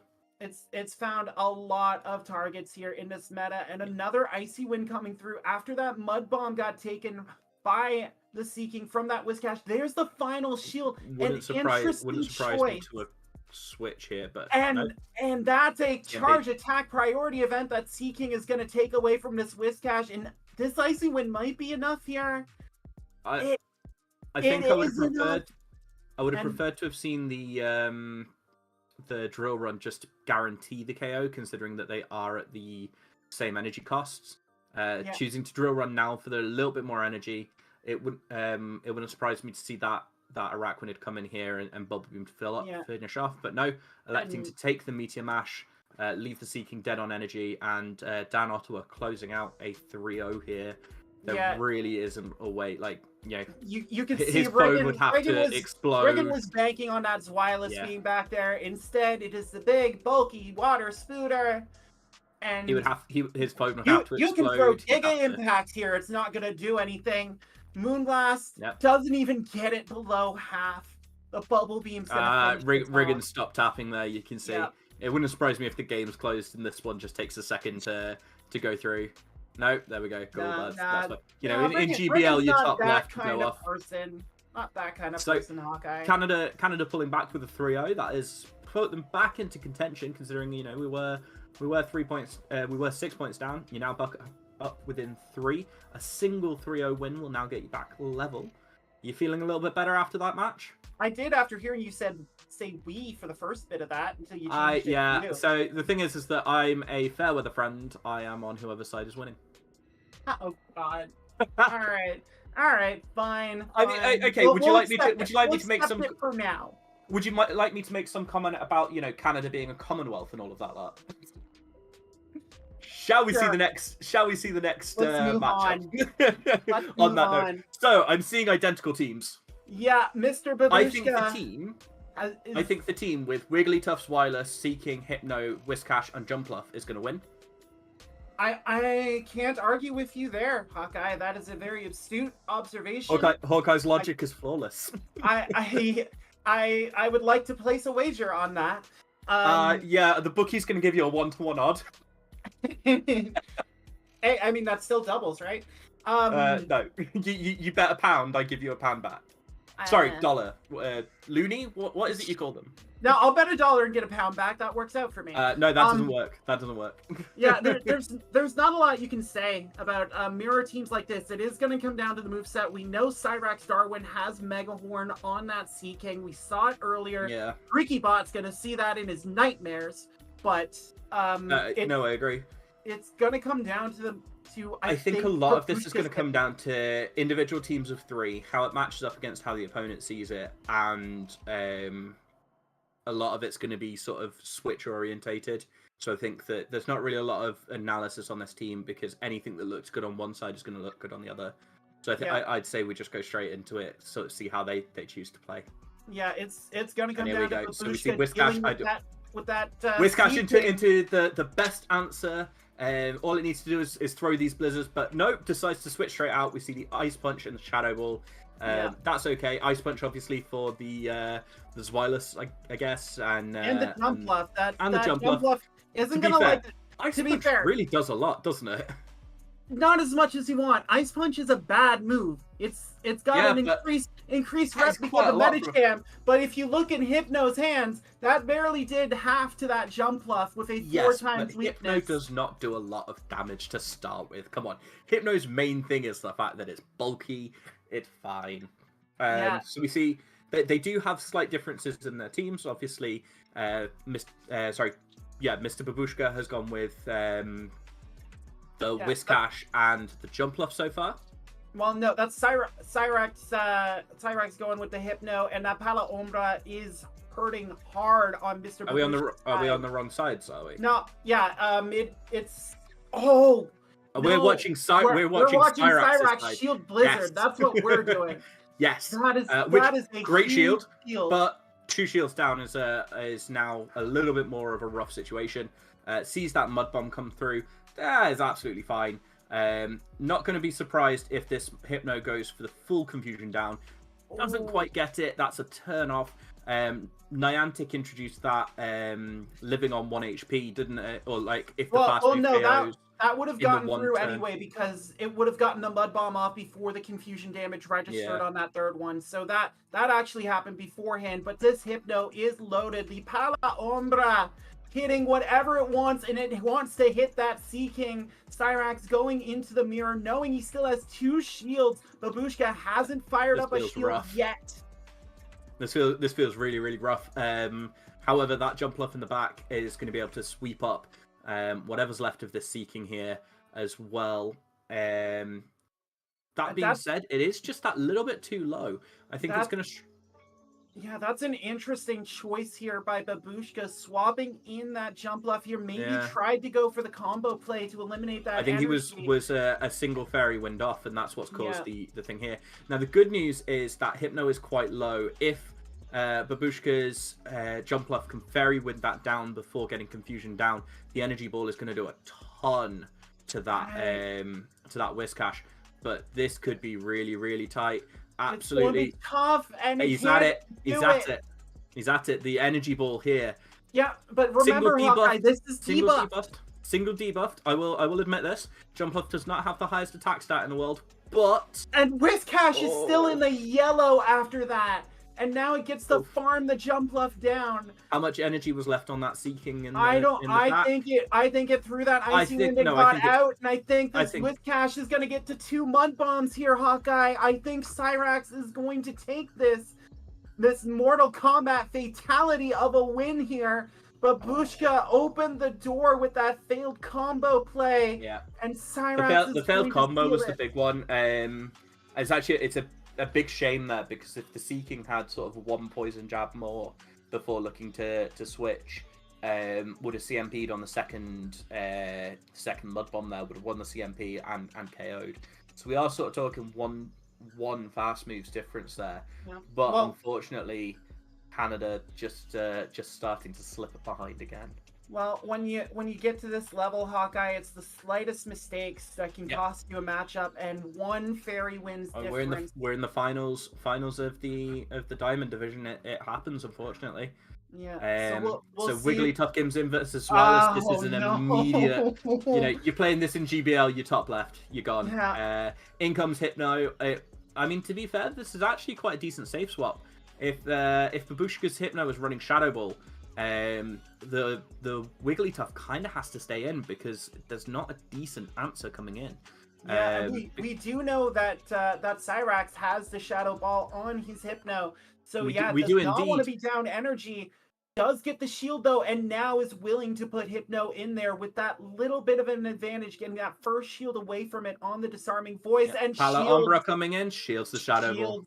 The Pala Umbra, no muerte for that Hypno on that one. Not that it would, but does mean the cap tie, the CAP tie, goes to Cyrax's Hypno. And this is good information for the Italian battler, and won't be valid in this battle anymore, as Hypno is gone. In comes the Swilus though, so now the Swilus has to watch out for that Ice Punch. But those confusions are doing absolutely nothing, and the Dragon Breaths are going to start adding up. If I was Babushka here, I'd be looking to build up to a couple of body slams before I start throwing, because you want to be throwing anything on that Wigglytuff in the back. Stop a charm going through, because that single charm is going to be more than enough to absolutely decimate you. Exactly. That's what we see. Oh, Narrow the Dark Pulsar. Pulse go. Narrow Pulsar sending that Hypno into the I always love seeing Shadow these in different Realm. languages. It always makes me happy. I love it. It's one of the great joys of this cup.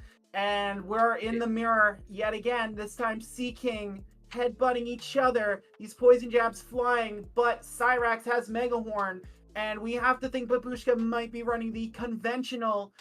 Seeking gets the shield That is on an icy wind. the icy wind, though. That is a big shield for Babushka to pull away. Means that he can potentially take an icy wind, take a Mega Horn here, and be able to threaten that drove run.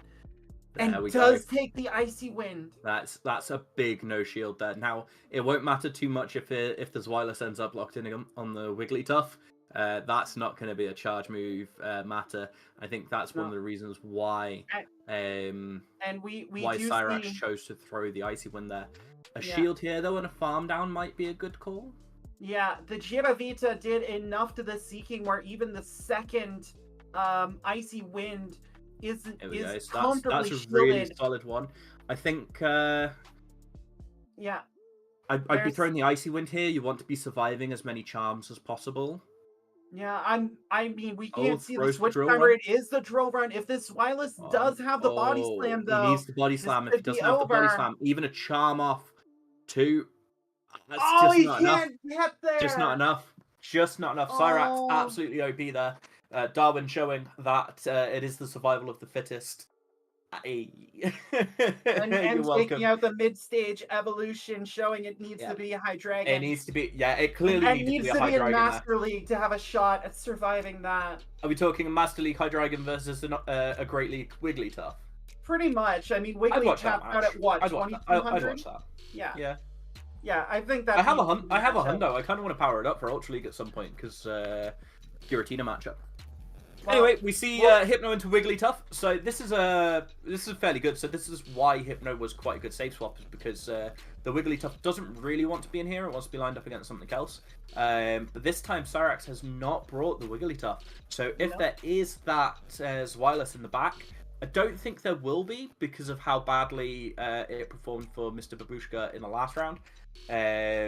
But if that Zweilous is in the back, that Zweilous is going to go to town against the Seeking and the Whiscash. Both have all three have ice moves. Don't get me wrong, but none of them like to take Dragon Breaths, and that's going to be the big difference. Yeah, but that Incanta Voce, the new move Wigglytuff got in a recent update, helping out there as that confusion comes through from the disarming voice. Swap. Yeah. Nice. Yeah. That Shadow Ball connects the Pala taking out half of Babushka's Hypno's health, but this Seeking is coming in, and it's not in a great spot. Throws a Shadow Ball here. First shield comes up for Cyrax. Oh no, it's the Thunder Punch bait. Babushka revealing that Thunder Punch here. Can't keep that secret from Cyrax's teammate Embe now. Game 3. They might have already played. You never know. I mean, we are seeing these in order, Hawkeye. We're not seeing a... Oh, we've seen them in order now. That's cool. I like that. Yeah. We're not seeing the Zweilous. The Zweilous was put on the bench. So really heads up play there from Cyrax to drop the Wigglytuff in respect for the fact that Zweilous was being dropped. Yeah, but as we can see here, Babushka, the Seeking managed to hang on, and there's the first shield there, setting up this end game against Whiscash. However, that doesn't feel good. It doesn't, but the Wigglytuff is still alive for Mr. Babushka, and it is so able to switch out and reset the debuff here. Yeah, these switch timers aren't fully aligned, and there's the Wigglytuff coming through here, gonna take this Mud Bomb from this Whiscash as the charm comes through. And this is going to be about that Hypno in the back, Hawkeye. You kind of want this to survive, yeah. Even though you get Mudshot down and he does get the 3 Mudshots back. You kind of wanted it to survive there because the charms actually were doing a lot more damage. If I was Cyrax here, I'd be looking to reset that attack debuff at some point. And that's where I'd be using the Hypno. I don't know why Babushka looks to shield that, because they're doing a lot less than they're going to be doing later. Yeah, I'm a bit confused by that as well, but this Seeking has a ton of energy. Another Icy Wind comes through on this Whiscash and tried to catch and failed. I was saying it was going to come down to that Hypno. This Whiscash does have a Blizzard. Is this Seeking going to feel the frigid pain? For the absolute BM, and it lives. and it lives. I And- want the Seeking to get to a and move. It gets Seeking to a move! to the The move! PM gets punished. The How PM gets dare punished. you? How dare you, sir? You tried to blizzard a Canadian Sea King? What were you thinking there, sir? What were you thinking? The Sea King survived thanks to the frigid wasteland it grew up in and is able to AJ, ice do you the wanna go- wind do you wanna go- away. Do you want to Now go with ice cash, fishing? We might still and find get that a point. Seeking alive. That Why do was you do that? vindicating. Why? You had the point. You had the win. The game was over. You had just double mud bomb. You had it. You were there. Like just as one of my favorite admittedly, hockey calls, Cyrax just got caught hot dogging. Yep. And tried to show up Babushka, and Babushka's like, how dare. snatching defeat from the jaws of victory. I get it. I do. But I think that throwing it away. I'm not gonna be that killjoy say you shouldn't BM opponents, but you got to be smart enough. Whiskash throwing a resisted blizzard on that Seeking, not guaranteed. Not guaranteed. BMing an opponent and not winning is a problem. BMing an opponent and winning, fine. I've thrown last resorts into a Cofagrigus because lol. I'm doing stuff like that all the time, and it is the funniest thing. Hang on a sec. I have managed to pull my head. Yeah, it's all right. We need to take a break. We need to recharge our batteries, recharge our toxicity Definitely. here. We need to get the Sunshine team in here for a little bit. We need to get Kaz and Trade in here to be far more positive and less cynical than me and you, Hawkeye. So I'm way too cynical. I'm British. What did you expect? I mean, this is why we work well together, because I'm just as freaking cynical. Yeah, I'm a British mutt of a Canadian, so I have that. That explains a lot. That explains why I went with the Wii as well. There you go. Anyway, are we on the next set, or are we leaving? Let's turn to the Americans for some positivity. Kaz, Train, get in here. Let's see some more action. It's true. We Americans are a little bit more positive, I think, than what I'm making we have. no comment about the positivity of Americans. Bye, guys. I mean, we gotta be positive in spite of it all, right? Gotta laugh through the pain. Perhaps I'm a little more caffeinated, but I am feeling quite chipper and excited. Those battles were absolutely amazing. I think my two favorite things. I mean, we got to talk about that BM attempt. I feel like. Oh my god. That. Yeah. Again, like they were pointing out, it's like it's one thing to do that if you're gonna win, but it just was not. It was not the win con. It was just not even the win con. I will say, Skydancer is in chat saying that Cyrax lost count, so he just went for the blizzard. Still, you go for the. It makes a little bit more sense to lose count a bit and get a little distracted. I mean, that happens to me all the time, but. I mean, again, in those matches, we just saw the almost complete dominance of Seeking, in this meta. Good lord. All right, I'm excited to see what the next set of battles is going to hold for us. Yeah, we have our opponents here. We have Mr. Babushka coming back for Canada, and we have Embe coming back for Sardinia. So opponents we've seen before, but not facing each other. And thankfully, we do have different teams. Yes, there was a lot of mirror matches there. There seems to be a similar formula here, a slight adjustment here. We do see the Wishcash, the Seeking, and the fairy type that we're seeing on a lot, as well as that Zwilus. But we have different flyers and different psychic type users, which fill very different roles. I mean, essentially the same typing, but it's very different ways that they play. Yeah, exactly. I really like Emolga here for Embe. Like, I think the neutral damage potential that little flying mouse has is incredible against Mr. Babushka's team. I'd be really surprised if we don't see it somewhere in the lineup. I agree. I do think that the flyer for Embe is better, and then for Babushka, the Hypno has a slight edge. And we've seen in previous matchups that Hypno is running, I believe, Ice Punch. on Mr. Babushka's side. So I mean, it's definitely with a lack of ice, as AJ has so pointed out to us over the course of this stream already. I mean, any ice damage you can get, it can come in very, very handy here. So Shall we take a look? Surprised. Yeah, let's get it going. Maybe. Ooh, actually coming in with the Defense Deoxys. This is a bit surprising, but I guess it is a very bulky Pokemon. And up against this Seeking, it doesn't have too much to worry about unless it is going to be running that Drill Run. No Thunderbolt, instead of Rock Slide here. Yeah. Perhaps they can do some neutral damage against the Jump Pluff in case it ends up in that matchup.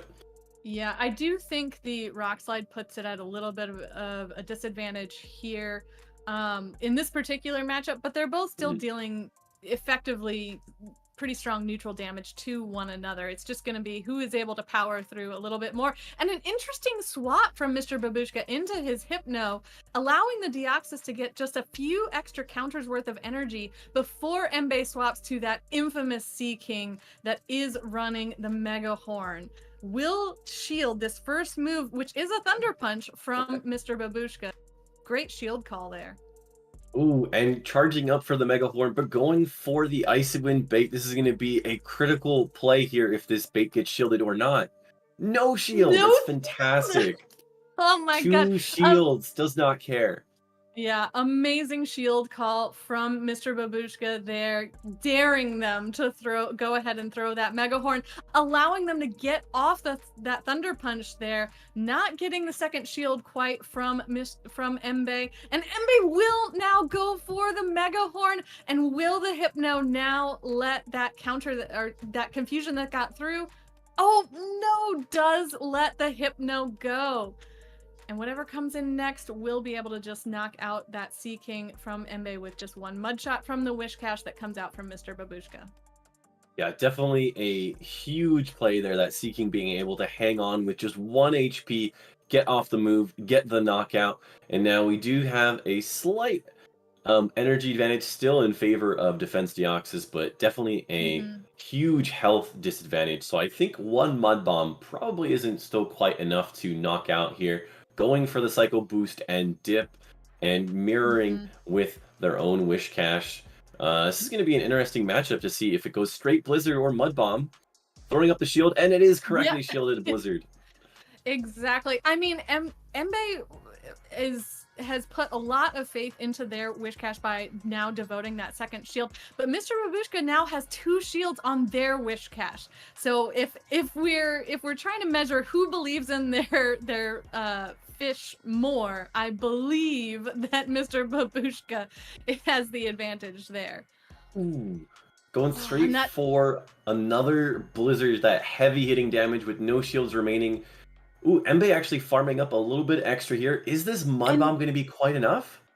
I mean, Mr. Babushka still has a shield and does think that Mbe was going to throw the Blizzard there, but Mbe now going to throw the second Mud Bomb, and I'm not sure that this is enough to take out the opposing Wish Cache.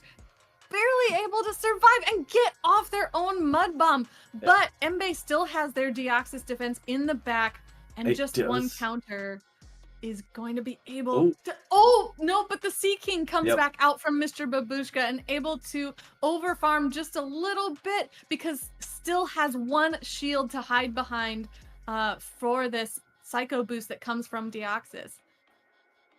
Yeah, getting that back-to-back Psycho Boost to get the definitive win, not have to worry about any sort of residual energy that might have been left on this Wish Cache. Not going for a fast move down, but for the definitive back-to-back charge moves. A great combo play there from Mbe, and really showing that even though in the beginning of that matchup, we thought that Deoxys defense form was kind of at a little bit of a disadvantage with its moveset choice, proving that the versatility of that Pokemon and its tanking really help it in even the most neutral of matchups.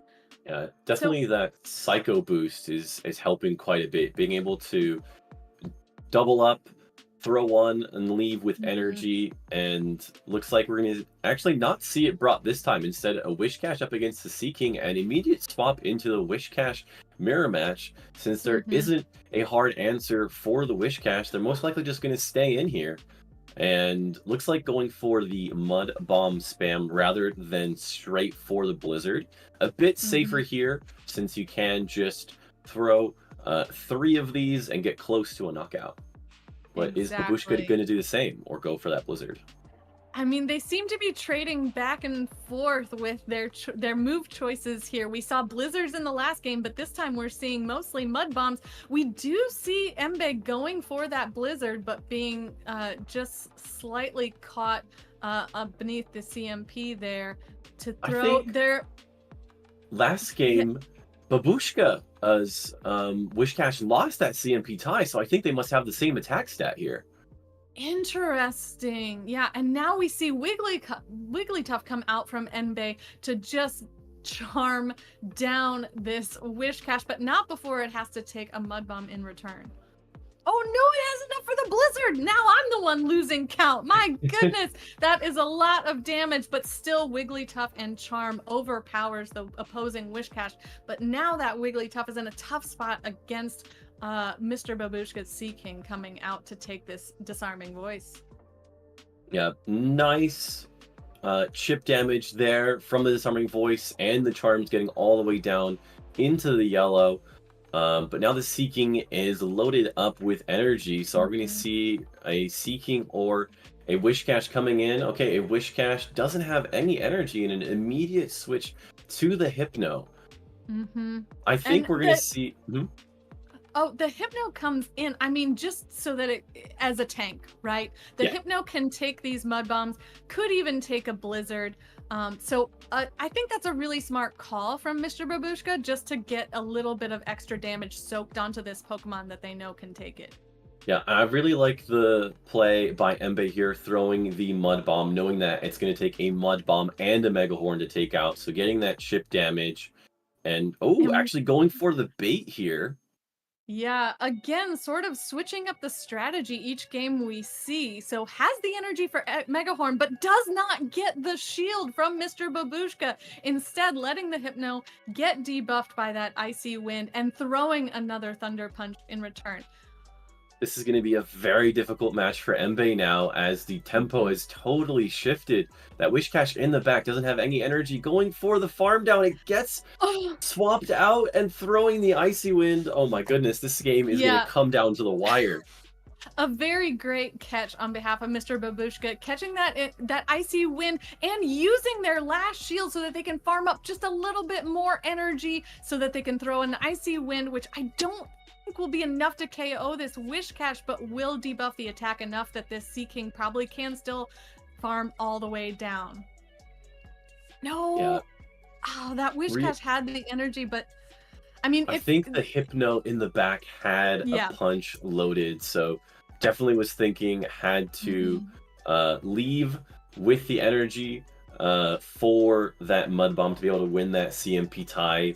Embe was reaching for that switch, but was not quite able to get to it, and so that drill run, or Seeking was able to throw that drill run before, and get that farm down before Wish Cache was able to make it safely to that Mud Bomb. Exactly. I mean, that was a super close game, and it really did come down to just knowledge.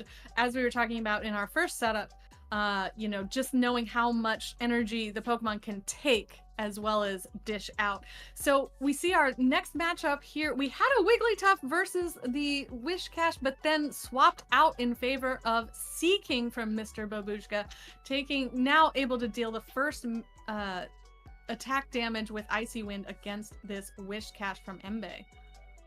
Yeah, there's not a great answer for this Seeking. It's, again, using the Seeking and Wish Cache in combination together. Both of those just being able to be so neutral against pretty much the entire team, at least with shields up. I feel like that's been kind of a reoccurring story in this meta, is like, there's not really a great answer, but I have an okay answer in the meantime. You know, something that can deal good neutral damage and put me in the energy advantage going into the next matchup, I think has been an overwhelming play across the setup. Yeah, both trainers deciding to play that matchup out in the zero, so Embe is able to keep the alignment that they're looking for and trying to get to that blizzard, but not able to quite make it, so just throwing this double debuff mud bomb. Will it be enough to combo with a Mega Horn? I don't think a Mega Horn would be enough, but maybe with poison jabs it'll get there. Oh, yeah, deciding to keep it in the back. Mm-hmm. I do think that's a good play from Embe there. I mean, the diversity that we've seen from that Sea King and being able to come in clutch in the end game, I think has been the win condition for a lot of players. So effectively saving that for their last matchup. And we do see that Mr. Babushka had their own fairy Wigglytuff in the back, which now has to face up with these poison jabs from Sea King on Embe's side. These charms are absolutely chunking. So this poison jab damage, you take a look at this. Sea King is actually lower health than Wigglytuff. Mm-hmm. Well, so it looks like Sea King from Embe had to take a little bit of damage from that Hypno before swapping out. So it does put it in a slight HP disadvantage going into this matchup, but will get both shields. Oh my gosh, and this Wigglytuff trying its best to farm down and does knock that Sea King totally out of play with 1 HP and only 1 charm from Embe's Wigglytuff will knock the opposing one out and now has the disarming voice ready for the opposing Hypno. Yeah, Embe had a fantastic lead there and kept control of Switch, so really a difficult matchup there for Babushka to play out of. Exactly. I mean, there are definitely situations where you can come back from a lead disadvantage, but with this meta being so actually like we were saying, neutral kind of across the board about that, energy management and moving your Pokemon around, keeping some energy here, gaining some energy advantage here can put you in a much better position in the end game. And while that can be flexible for most trainers to work around, even at an energy or a lead disadvantage, sometimes just the switch clock cannot be kept in your favor as much as the energy can. Yeah, definitely agree. Oh my gosh. And Embe continues just an absolute streak with their own Sea King, but actually the Wigglytuff came into some really clutch play in that matchup. Yeah, let's take a look at the next set of battlers and what they're going to be bringing, as we do see a few different choices here. On Tangent side, we finally see someone bringing in that Swalot and opting for a different Mudboy and a Jellicent. Oh my gosh, I love the different picks that we're seeing here. I mean, we saw these two battlers play against other battlers in our previous set, but here matched up against each other, once again, I do think that Jellicent looks really good kind of on paper against from Tangent onto Regan's team, but I'm not sure. I mean, we didn't see it really come out all that much before, so I wonder if the strategy will be a little bit different here. Again, I like the plays. I'm hoping that they can use it to their advantage. Yeah, I do think that we might see that Gliscor as well, being able to have that charge attack that's going to be able to hit Swallow and Jellicent, really only having to worry about that Wigglytuff as a threat to it. I think that we might start to see it, actually, because it's looking like it can be pretty effective against most of the team composition there, at least able to dish out some Night Slash spam against most of the team. And the Night Slash bait potential is really strong, since that it's like, oh, well, it's kind of like the Wish Cat. Yeah, it's definitely going to be a dynamic of baits versus, and a lot of shield calls that are going to be coming in important there to see how they go. If the heavy moves are going to get shielded up, or if it's going to be the baits that get shielded. So, all right. Sure. The leaf blower's got her. We do see a mirror match of the fairy types. One of these is running the fairy wind and the other is running the charm. These super effective meteor mashes are going to be huge over here. So that Wigglytuff having to put up an early shield in order to be able to stay in this matchup, and neither trainer is going to switch out because it looks like those charms are actually going to be able to do tons of damage. So it's interesting to see if Regan is going to let this go. No, he's going to shield up that disarming voice, and looks like we're going to see a swap into the Wish Cache, and correctly seeing that a swap was made and throwing the Moonblast here instead of the resisted move, and now we see a Mud Boy off. We saw a match of the fairies, now it's a match of the Mud Boys, and they're both going to be Mud Bomb spamming each other here. And looks like this is going to be a slight favor for Wish Cache, since that Quagsire already has tons of damage done to it. Question is this Mud Bomb going to be enough to knock out this Wish Cache or not? Not quite. And so let's see, is this going to be able to get farmed down? Not quite. Before Quagsire goes down, it is going to have a parting Mud Bomb coming into that Wish Cache. Welcome back, Kaz. Maybe. Perhaps Don't not quite say yet. she's back yet. All right. Don't jinx her, I already All tried right. that. We do see a Hypno coming in now, and a Wish Cache going up to the Blizzard energy, but just throwing a Mud Bomb here. So let's see. No shield coming in here. This Hypno has enough energy for a move. Not quite. It has the Ice Punch now, but another Mud Bomb is going to come in. Sorry about that little disconnection there. My cat managed to successfully disconnect my Wi-Fi, and now this Hypno able to almost farm down the Wish Cache and get that out of the game, almost like I was, but will throw an Ice Punch now against Jumpluff. Huge, super effective damage coming in, taking out half of that Jumpluff's health, and a second one has to get shielded if Regan wants this Jumpluff to be able to stay in this battle. So we do see it come up, and I think we'll see some overfarm, but no, a quick swap to the Wigglytuff. Yeah, Wigglytuff going to come in and absolutely try and chunk as much damage off of this Jumpluff as possible with that charm. But Jumpluff now is, like you mentioned, at an energy advantage and will be able to outpace this Jigglypuff even before the Jigglypuff can charm all the way down. My goodness, what a thick little grassy flyer. Wigglytuff says, no, I want to hang on and get this energy off, so gets the full charm down, has a disarming voice loaded, shields down, both Pokemon low health. Does this Clefable have a move? Are we going to see like a peekaboo play? Oh my goodness. Oh! No, look like that last charm from the Jigglypuff does not throw its energy, able to throw the disarming voice against this Clefable and effectively knock Regan out of the game. That was absolutely a high intensity game. We saw a fairy off and then a Mud Boy off, and it came down to just that energy management once again, making that end of the match so decisive. I know. I'm excited to rewatch it now that my cat made me miss the first half. Because that last half was so intense. The energy management, the ability to kind of withhold that fast move or that charged attack from Tangent's Wigglytuff really proved clutch in the end there. And for this next match, we see, again, a little bit of a neutral matchup with this Wish Cache against the Hypno. Both are charging up a lot of energy, and Wish Cache will throw a bait, getting the shield from the Hypno.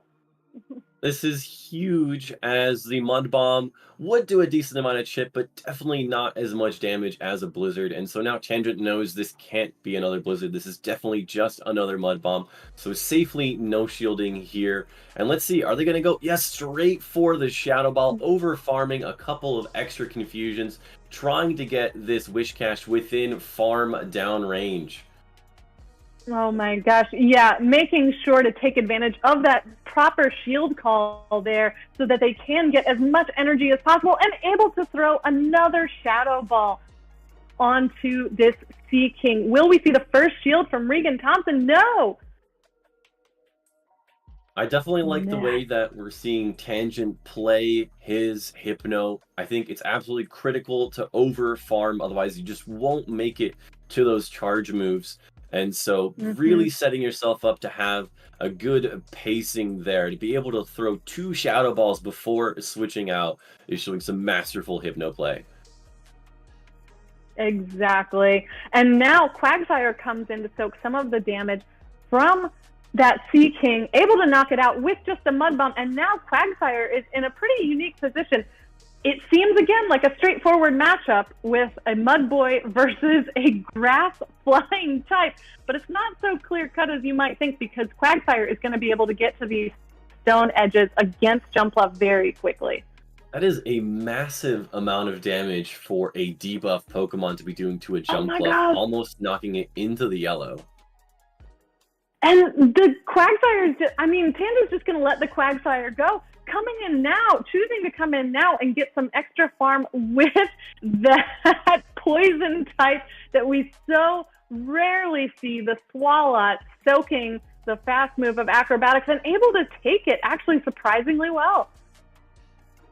Running the Sludge Bomb Ice Beam, opting to go for the Sludge Bomb rather than the Ice Beam. Quite an interesting play, going for the stab rather than the double super effective. Interesting. Yeah, I mean, I really do wonder. Ice Beam certainly would have been enough, but Sludge Bomb does get that stab bonus. And now it puts you in a tough spot against this Wishcash, which does already have energy to throw a Mud Bomb against the Swalot, getting the Slash Shield from Tangent, coming back in with their Hypno, trying to farm down, but not able to before the Wishcash gets to this Mud Bomb. I think this Hypno is going to be able to survive, but the question is it going to be able to get to 2 Ice Punches, or is it going to get farmed down by the Jellicent so that the Jellicent can throw an Energy Ball into the Swalot, or Acrobatics into the Swalot? Oh no. Yeah, I mean, this Jumpluff has a lot of work to do, but Hypno gets to the Ice Punch and will knock this Jumpluff and all of its energy right off of the board. I think one more Fairy Wind would have done it there. That was really close once again. Oh, again, the knowledge of that Hypno that Tangent has. I mean, it's such a slow and awkward Pokemon for most people when they play with it, when they talk about games where other people are playing with it. But that was just an absolute masterclass demonstration of how to balance your Hypno's energy. Yeah, I am very impressed. I think Tangent is the best Hypno user that we've seen so far. And looks like we have another mirror match coming into this game 3. Oh my gosh. And right now we're at an even pace. Who will win that charge move priority? The Shiny, of course. Yes, Shinies always do more damage. We have the first Acrobatics connecting. Trainers usually let that first one go since they can comfortably know they won't get one shot by it. And so it's going to come down to here to see if the trainers are going to go for that CMP tie or if they're going to try and switch and catch. Yeah, Regan charged up a little bit of extra energy, but will have to shield this next Acrobatics if they want to keep their Jumpluff in the game. Choosing not to, letting the Jumpluff go. Going to come in and get some nice little bit of farm with their Gliscor. I like this a lot. Actually, even going for the CMP tie, knowing that this Night Slash will KO, having a slight bit of residual energy, but making sure to maintain as much health as possible. No Night Slash boost. Coming in with the Hypno. This is... And now Hypno, I mean, this Gliscor has a lot of energy now, and this Hypno, if they do get an attack boost onto this Gliscor, it could be a very dangerous game for this Hypno. No attack boost there. Oh my god. This is such a great place for Regan to have the Gliscor. A Hypno coming in means that whatever's in the back has less effective moves than Hypno. While we know that this Gliscor can just comfortably go for Night Slash after Night Slash, chancing those boosts. No boosts. but we do see another Night Flash coming through. I mean, the energy advantage on this Gliscor, even by just a few wing attacks, was so key in forcing the first shield from Tangent. And this Hypno will now throw, it's another Ice Punch. Will it get the last shield? Yes, it It does does. get the last shield. So now we do see that that final Pokemon that was hiding in the back is, in fact, that Quagsire. And so now, realizing that the not going to quite make it to the EQ before a move would get thrown. Oh, it finally gets the boost. There we go. Finally gets the boost, but now swaps out just in time to catch the Stone Edge onto the Whiscash, where it will not be super effective at all. And now we have no shields in play. Mudboy versus Mudboy. Whose Mudshot does it best? That was an incredibly disciplined play there, understanding that even though you finally got the boost, you needed to save that Gliscor in the back. You weren't going to outpace. You needed to switch, catching a resisted Stone Edge on the Whiscash. And now, with shields down, going for back-to-back Mud Bombs here rather than going for the Blizzard. This is going to be very close here to see. Oh, no, we do see a switch, and I like this going for that Mud Bomb just in case this situation was going to unfold. Reaching for the switch. This is going to be so close to see. Again, right on time. Ooh, this is going to be so close. I think Quagsire is not as tanky as Whiscash, and this might just be enough. Oh, just barely not. Can it Mudshot down? No, not able to Mudshot down or get to that critical Stone Edge in time. Tangent, for as great of a swap as that was to catch on the Hypno, not able to manipulate the energy on Quagsire enough to get that last point for Canada. Yeah, Regan was absolutely able to make the best use of that Gliscor, getting that massive farm down on the jump pluff, but knowing exactly when to throw to make the opponent have to make difficult shielding decisions about if they wanted to keep that extra damage, but also then realizing they'd have to be in a farm down situation with a Gliscor. So just Gliscor going Night Slash, Night Slash, Night Slash, Night Slash over and over again and just chipping away at every Pokemon until was able to get the knockout. Especially when the Night Flash was so key in getting some super effective damage onto that Hypno, which Tangent was so reliant on. That was a great call from Regan, bringing in that Gliscor to really put in some extra pressure. Oh my gosh. And we still have one more matchup from these two. My goodness. What actually, are I we think you're going moving on to our next set. Yes. Next set of battlers. Yes. I would love to just keep watching those trainers play because they are both Teach so me more masterful. about Hypno, But Tangent. we've got lots more trainers that are amazing that we've got to feature. It's true. Dave Zhang, we have seen his team before, but we have a new team over there on Sardinia's side. Almino 9, bringing in a unique fairy, the Florgus. Yeah, I am actually curious to see how Florges is going to play out here. I do think it has enough play to make an appearance. Once again, we do see that usual core of the Zweilous, Jumpluff, Wishcast Seeking, and a Psychic type on both trainers' sides. So it really is just the difference of the Fairy and the Psychic.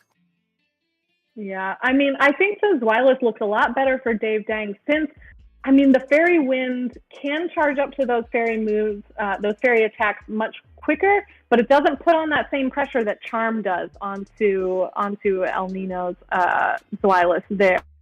So I think the Florges actually does have a lot of really good neutral play. And again, I like the Alolan Raichu, but I'm just not sure where it has to go in this lineup we see over on El Nino's side. The Hypno with those different punches could have a lot of really unique play, though.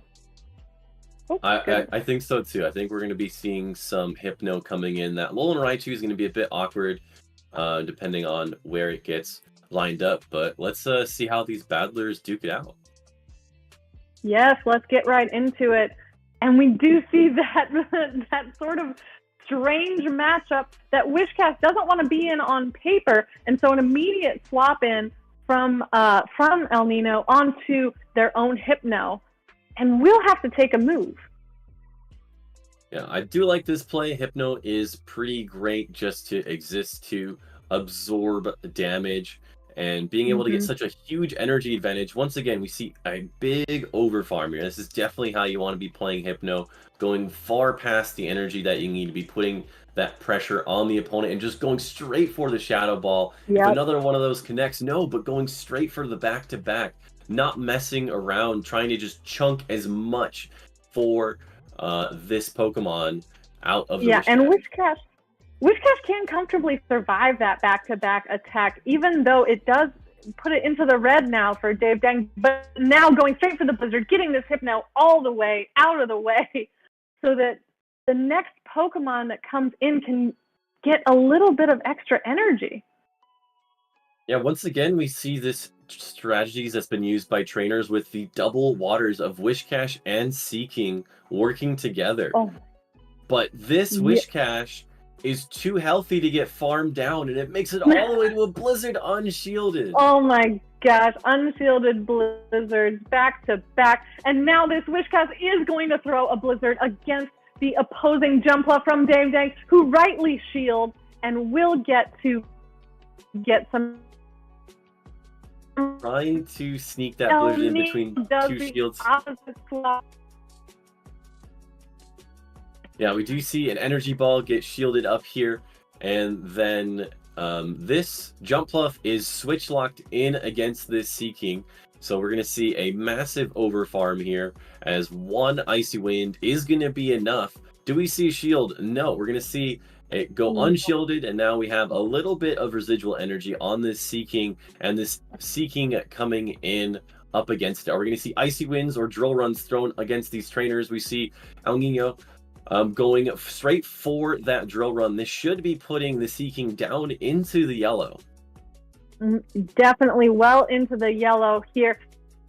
And now the opposing Seeking from Dave Dang going to throw their own Drill Run to try and force that last shield. I mean, both trainers here just trying to see who can eke out that last shield first. And El Nino does give up theirs, charging up a little bit of extra energy, and then throwing the Icy Wind onto this Wishcash, which is effectively a third shield for Dave Dang. And now, I mean, El Nino has a little bit of extra energy, but so does Dave Dang, and will be able to throw this last Drill Run against the opposing Seeking.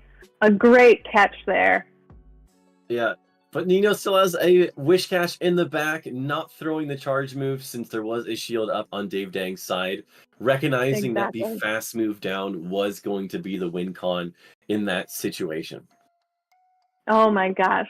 The balance of swaps in the end there was really incredible, and sometimes just a little blinding, right? To see how these trainers manage the timing so well, especially since we have had a readjustment from the Pokemon Go app in how we approach our catches here in the game. It can be a little off-putting, but these two demonstrating how to do it just right. And now we have another interesting matchup with Dave Dang's Jumpluff against El Nino's Hypno. Yeah, last time we did see the energy ball get thrown here, but now going for the acrobatics, which does a bit more damage against the Hypno, perhaps realizing that that damage is going to be a little bit more valuable here, but Nino going up for the double Ice Punch. One Ice Punch won't be quite enough, so Dave Dang comfortably no-shielding this. I expect we'll see a back-to-back here, and yes, but Dave Dang expected it too, and switched in the Wishcash to catch. Yeah, a beautiful catch from Dave Dang of this Ice Punch onto Wishcash, which can take it very, very comfortably. Now we get to see this Florges in play and see how it works. Let's see how much a Mud Bomb does here. I actually have no clue. Okay, taking it down to about 50% health, overcharging, going for, I believe that's a Moonblast. Yeah. That is the Moonblast, which will not get shielded and does so much damage to that Wish Cache. Will be able to throw another Mud Bomb here, but that still won't be enough to knock out this Florges. I think this Florges might be able to go for the... Yes, it does. It's going to go for the Fairy Wind down, loaded with energy. God. Seeking coming in, trying to get the cheeky goodness. And snipe. Will... Oh, tried to get the snipe, able to get one poison jab through, but not before this Florges threw its energy against that Seeking, forcing the shield from Dave Dang. And now, now we see another Seeking off. And both of these Seekings are running the very, very neutral moves of Sea Wind and Drill Run. So we don't see a shield on the side of El Ninop. And now they are debuffed because that was just the Icy Wind and not the more effective damage move of Drill Run. Yeah, we do see the Drill Run getting correctly shielded. Last shield going up for Dave Dang. Still 2 shields remaining, but having to put one up because even an Icy Wind at this point would be dangerously low. And so it's going to come down to, I think Nino's in a more favorable position here, as this Drill Run I don't think will quite KO because of all of the debuffs. Yeah, wow, comfortably surviving there. Exactly. Yeah, and they are at very similar energy, but Dave Dang able to poison jab all the way down and will have a move ready for whoever comes in. Will it be the Hypno to soak some damage, or are they goes for the peekaboo, it's unsuccessful. Pass to shield. Oh no. Are they shielding? Are they letting this? They have to shield the Drill Run here. I mean, the potential is just too strong. And the jump up from Dave Dang comes in with energy, and this will be more than enough to knock out the Hypno, as tanky as it is, with the acrobatics. Oh, that was an absolutely insane match. Dave Dang, I thought he was down and out in such a, like, no shields. Trainer has 2 shields. I know. But that Icy Wind spam was just too much, and I think that Ninop just hung on to that energy especially for too long. The debuff. Yeah, especially the debuff really put a really strong chokehold onto the ability of El Ninop to do significant damage there in the end game. And so now in our final matchup, we do see the Hypno and the Wish Cache. And the Hypno now going and throwing, overcharging again, as we've seen time and time again with these Hypnos from both teams. Yeah, we do see both trainers just going for the heavy hitting moves, since these are the tanks of the team. We don't expect shields to be used on these, saving them for some of the glassier members of the team. But we do see a Mud Bomb coming in here now. I think Ninop knows that this Hypno can comfortably survive. So let's see, is he going to try and go for... Nope, just going straight for the Icy Wind. Wants to get the knockout, wants to win this early lead matchup and keep alignment. Yeah. I mean, definitely with all shields still in play, the Hypno, not just with the fast attack pressure, but with that somewhat spammy move of Ice Punch, able to just force their way past that Wish Cache. And now, Jumpluff coming in and will be able to get a significant Fairy Wind farm down. Yeah, that Fairy Wind farm down. And now has the energy... Throwing the energy ball, and it is correctly shielded up, as it would do tons of damage. This Seeking is going to be fighting back with super effective poison jabs and those Icy Winds, but it's actually caught on the opposing Seeking. Oh my goodness, these players are on top of their game.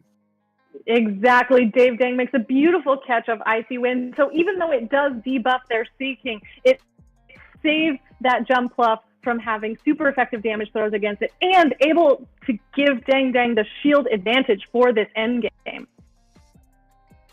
That is going to be a huge thing, as we see that really it comes down to those very slight adjustments, making a catch here or there, and this Seeking is just going to be able to comfortably throw Icy Wind after Icy Wind.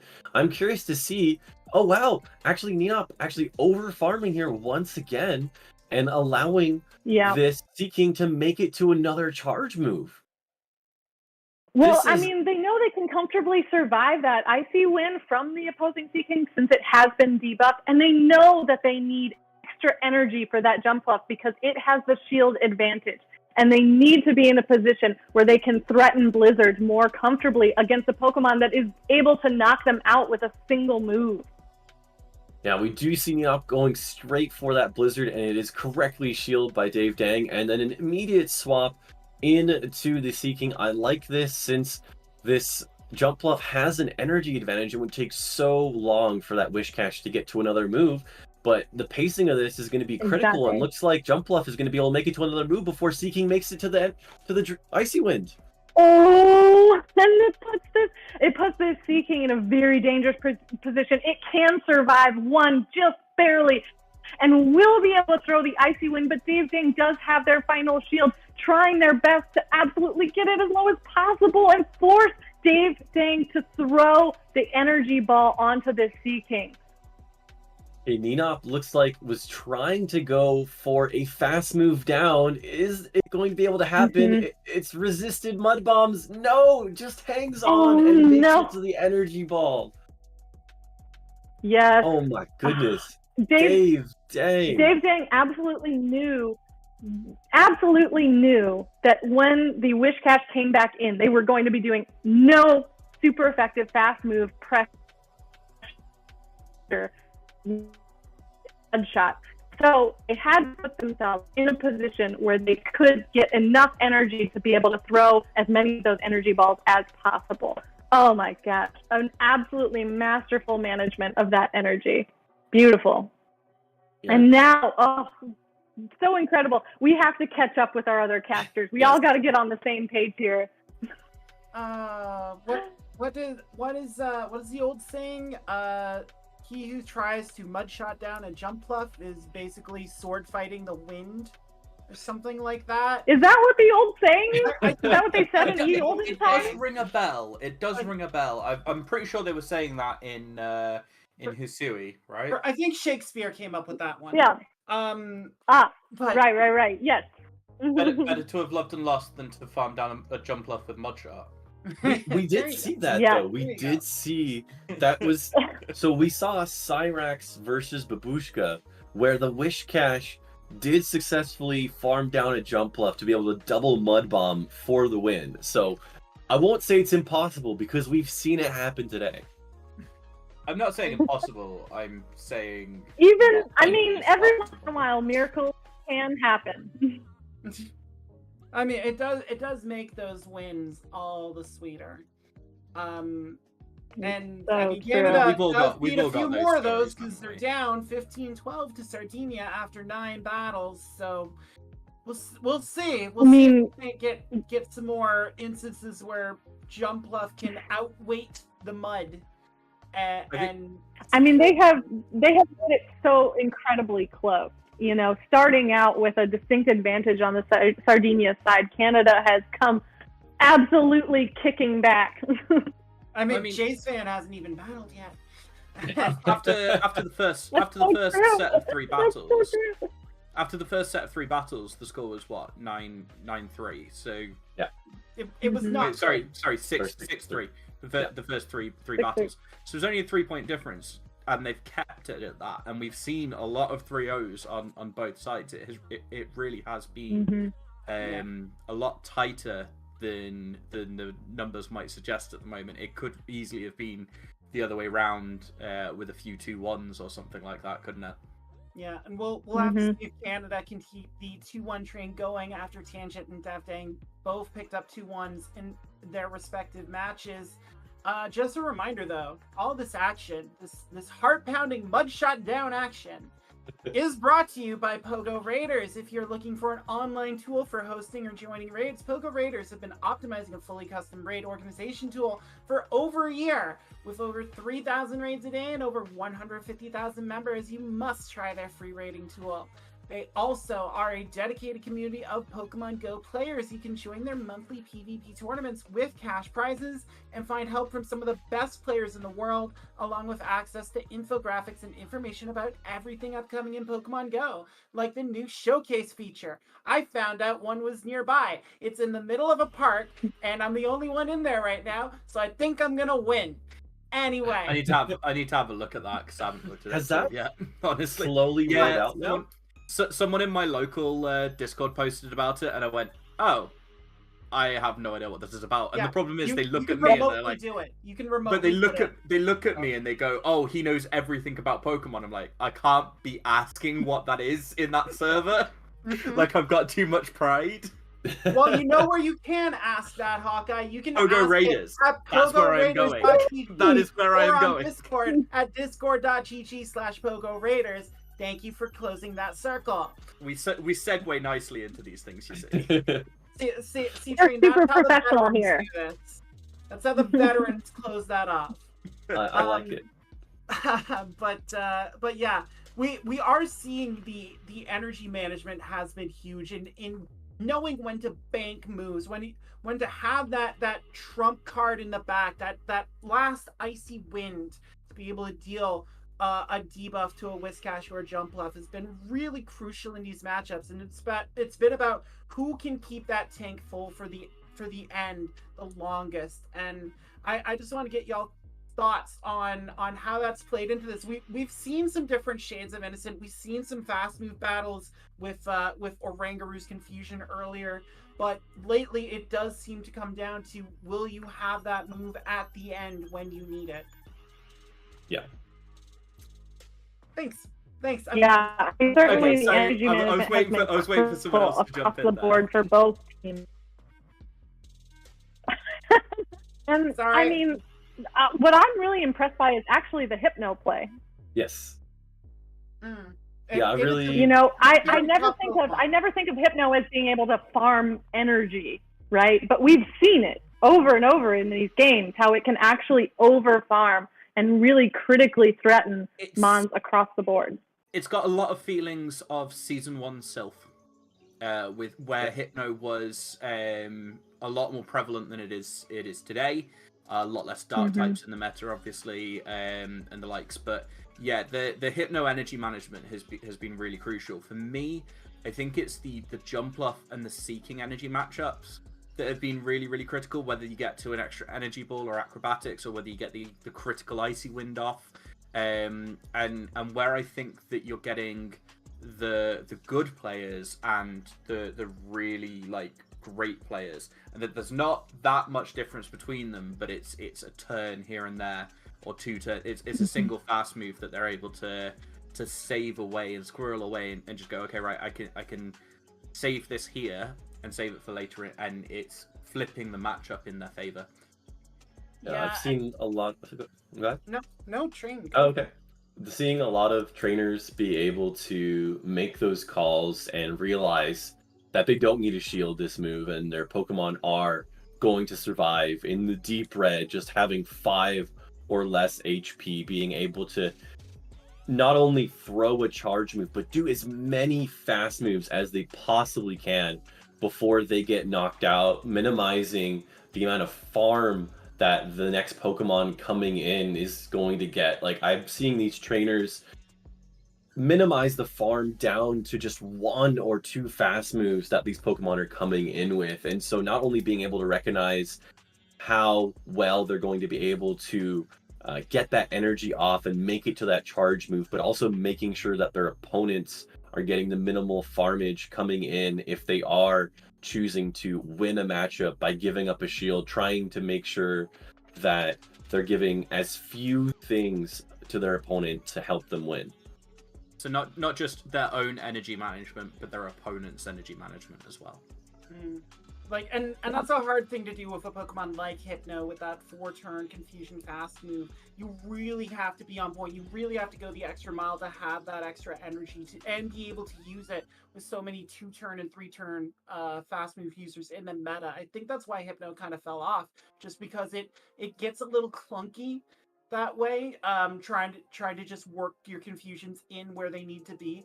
But you get that one confusion sneak, and that's such a game changer. And Hypno has so many different ways it can use the energy, and we've seen it with Ice Punch, with Thunder Punch, with Shadow Ball. Haven't seen any Fire Punches, but I don't think that's going to be necessary in this meta.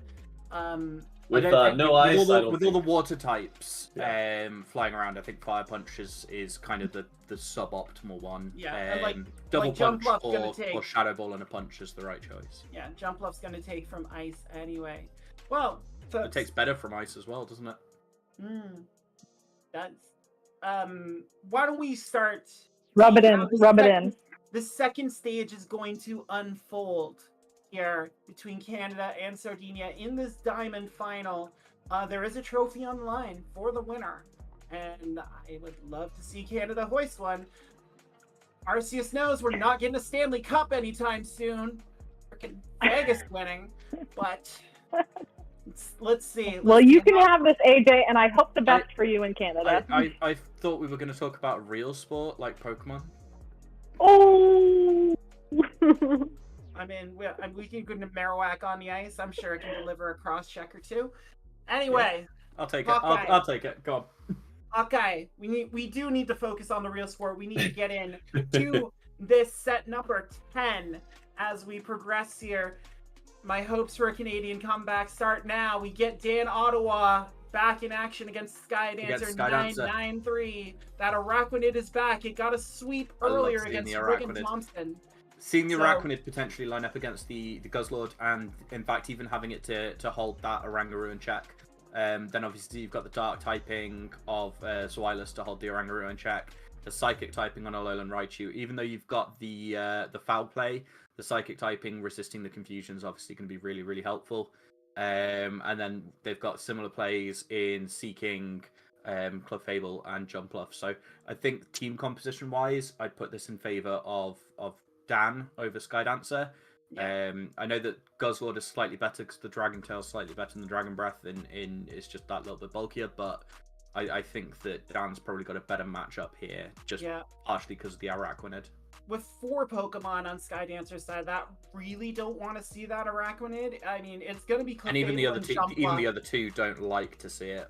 Yeah, like Araquanid Seeking, I'm expecting all 3 games from Dan Ottawa, because that's all he needs to be able to I'd expect that, and then sort of your additional maybe Zweilous, maybe Raichu. But I don't really see him needing to bring Clefable or Jumpluff here. Yeah, maybe the Alolan Raichu can make an appearance to try and handle that Seeking, but I think we know what the strategy is for Dan Ottawa. Let's see if he's able to get it through here.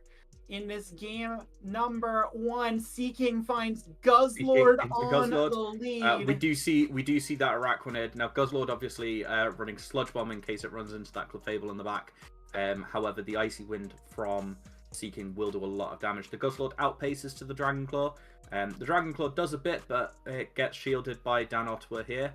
Dan deciding to throw on perfect timing, throws 1 additional Poison Jab before throwing the Icy Wind, maximizing the energy that he is able to generate and minimizing the amount of energy that Skydancer is able to pull up. Now, that Icy Wind landing, see, that Icy Wind doesn't do an awful lot of damage to the Guzzlord. It does a good chunk, but Guzzlord's a thick boy.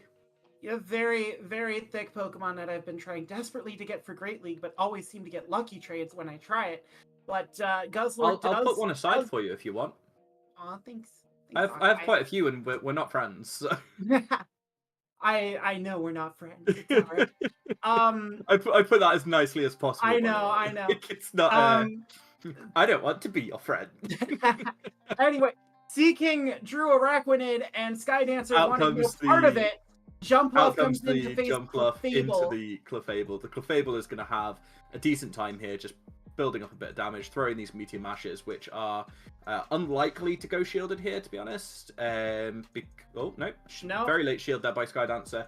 I think I wouldn't be shielding this because if you can bank the shields on the Seeking, you can basically Poison Jab down and then just multiple Icy Winds, and you can kind of take the Araquanid that way. I mean, Hawkeye, you are insinuating that Seeking's going to be able to Poison Jab down an Araquanid, and we've seen that Araquanid takes a lot of poison jab down the Clefable, Well, and no, multiple but it's icy gonna have winds. to do the Araquanid as well because nothing that Sea King throws is gonna hurt that Araquanid. I think that's I true. see the point here from Sky Dancer wanting to have Yeah. this jump left, being able to threaten, get this final shield away from Dan Ottawa, and not put as much pressure on the fish to do everything here, which it may have to if this Araquanid can land a Bug Buzz. I mean, these are two very bulky Pokemon, Hawkeye. I don't know if this is going to be enough. The Bug Buzz isn't enough. It'll put it into sort of late yellow, early red. Oh, So not even. Nearly. Well, But no, there's I a got defense very nearly drop. red there. Very nearly red. Late yellow, early red, like I said. That Defense drop's drop obviously really good. is This huge. acrobatics is just going to do so much damage, though. Look at that. Now the Seeking comes in. This Seeking, it's just going to be too much. Now Seeking can deal with Araquanid. It's not asked to do a whole bunch here. It's just asked to get one hit on it, one icy wind. The way I'd looked at it was if you ended up with the Clefable in against the Seeking, you poison jab down the Clefable, couple of icy winds onto it, and the poison jabs start adding up. But it worked out. It worked out in favor there. Well, the other big thing Sky Dancer had there was having the energy advantage in that jump bluff on Clefable matchup, being able to get those energy balls quicker than the Clefable's meteor mashes. That I saw Sky Dancer's plan there. It was very well enacted. So very well done. Executed as well. Yeah. I don't think that was quite as well played from Dan as we saw in the previous games, though. I think just a little bit shy there, but we've got the Seeking into jump left, so a good matchup here. In comes the Seeking of Skydancer's own. A couple of poison jabs slow there. You can see that Skydancer did actually go for the switch straight away, but ended up throwing a couple of fairy winds. Just a bit unlucky there. Yeah, and you could see Now Dan was trying to catch and move on the Araquanid there, trying to get as much energy as possible on that Seeking. And like you can catch like 9 moves from the Seeking on this Araquanid with Icy Wind Drill Run. It's not going to be able to do a lot here, Hawkeye. I mean, it would need to be running, Brave Bird or something like that, or Stone Edge before we started to be worried. I can't wait for Stone Edge Seeking, another legacy move. I can't wait. I can't wait for Brave Bird Seeking. Just at the idea of the Seeking throwing itself at you. It can fly. It can fly out of this matchup. Seeking is done. Jump bluff coming in. Just to farm as much as it can. Really good counting. No, takes the Bug Buzz. I think I'd have preferred to have seen the move thrown before the Bug Buzz here, just because this is going to do a bit of damage that you don't necessarily want to take. Well, it is massively debuffed here, Hawkeye. Sky Dancer did go straight Icy Wind on the Araquanid. You do run the risk of the defense. And look at that undercharge. And Jump Bluff trying to get more energy, but what a snipe by Dan Ottawa coming in with this Icy Wind, trying to cut off this Jump Bluff. Does get a shield on the Icy but there Wind. is going to be that. He's going to take a shield back here with the energy ball. I don't know.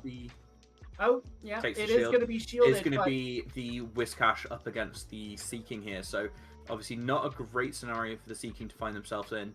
That jump off now is energy dry. The Clefable might be able to pull this back in the back.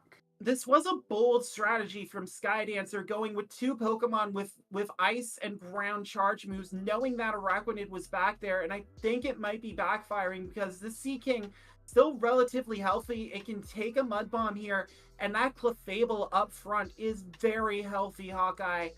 Yeah, I agree, but I think this is also... I think Dan's playing very aggressively, and I think because of the sort of aggressive switching around and play that he's taken, he's kind of backed himself into a bit of a corner here. And that Clefable, is quite healthy here, but so's that Whiscash. And these Mud Bombs, they start adding up. So the Clefable's not going to be able to farm up as much as you might want. That Jump Bluff's still relatively healthy. I would definitely be favouring Skydancer here. Well, we'll see this Clefable dialing up a Moonblast. Sky Dancer has to make a call if it's going to be the bait or not. Doesn't shield. And Whiscash is done. And in comes Jumpluff. It has no energy, Hawkeye, and this Clefable is a catch fairy is wind gonna up. be the catch is gonna be a big thing here. I don't think Dan Ottawa needs it here. Another Moonblast being tuned up. It is shielded by this Jumpluff, but this Jumpluff needs at least 2 moves to take out Clefable. And here comes the energy ball trying to get that final shield. Does get it from Dan Ottawa. I don't know if a catch is necessary here. A Meteor Mash might do this. Four off. 2, 3. 3 off gets the Moonblast anyway. Sorry. Sky Dancer was 4 off the energy ball. Yeah, cannot get there as this Moonblast almost does not. In comes the Araquanid for the Bug Bite finisher. And Dan's gonna put a point back on the board. Yeah, I think that Sky Dancer definitely had a chance for that one. I think the way that was set up, Sky Dancer definitely had a chance, but Dan did play that very, very well. That was more like the Dan that we saw in the games before. I mean, I'm much happier to see that one there. That combo play with the Sea King's Icy Wind was the deciding factor there, forcing that Jumpluff to give up the shield. Was a big setup. Oh no! Fable into Guzzlord. Oh no! That's never good. In comes the Sea King, and now this Sea King is just going to get absolutely walled here by the Araquanid. Second burst, same as the first here. The worst thing is the fact that even after this, even after all the Icy Wind debuffs, that Guzzlord's still not going to want to come back in here. So yeah, I think this is going to be really interesting. Yeah, this feels like a really... With the super effective bug damage here, I mean, Sky Dancer can summon the Icy Winds as much as they want, but this Araquanid is just going to laugh them off in stereo here as it gets to this Bug Buzz, trying to put this Sea King away early and forcing Sky Dancer to make a decision. Sky Dancer says in chat that G3 felt like playing GBL, and I have to agree. Looking at how RPS this is, you've got Clefable into Guzzlord, you've got Araquanid into Sea King, you've got Sea King into Jumpluff. Yeah. It really does feel quite rough, and I do apologize for that, Sky Dancer, that we're having to relive what I would imagine is quite a traumatic event here for you. Yeah, I mean, this Sea King doing all it can, trying to land Icy Wind after Icy Wind. Another Bug Buzz coming through from Dan Ottawa's Araquanid. And the problem is that even if you elect to force shields here, to force switch here, you're now 2 shields down. Yeah, and that Sea King has a way to deal with Guzzlord as well. And in it comes, going to take the Icy Wind here from Sky Dancer's Sea King. And just electing not to shield, knowing that Clefable is just going to absolutely sweep with 2 shields here. This, I'm well aware that Sky Dancer did absolutely everything. Like, honestly, I think Sky Dancer played this about as well as possible. It was a risky line, Sky Dancer. I do very much agree. You saw Guzzlord. Bringing Guzzlord back in was really, really risky, but I get why you did it. But I think maximum punished here. Yeah, just a tough call with what we saw at the start of this matchup. Thinking Clefable Jumpluff was going to be the key. Yeah. Not seeing that Clefable at all here, game 3, and just like you said, it's a GBL game. It's the GBL lineup. I mean, Dan Ottawa just playing it through, doesn't need alignment, knows that Clefable with Fairy Wind and the ability to throw whatever it wants at Jumpluff. I mean, Sky Dancer still survived to get the acrobatics off there. That was quite impressive, but just gonna get Moonblasted here. Oh my god! How many Guzzlords is this Moonblast going to KO? I'm betting 2.5. Over and under at 4. Oh. That Guzzlord, it's gone. Yikes. Its brother is gone. Its sister is gone. Its cousin is gone. I've got a feeling. Now, don't quote me on this, but I'm pretty sure that a Great League Moonblast from Clefable will kill an Ultra League Guzzlord. I can see that happening, and that's a big 2-1 for Dan Ottawa. The streak continues. Guzzlord, by the way, Moonblast does 150%. Just thought I'd let you know that. There you go. Let me just check the Ultra League version. Yeah. Meanwhile, it is 16-14 now. Sardinia lead is shrinking, but we are getting some new combatants on the field, and it looks like the tide has turned for Canada.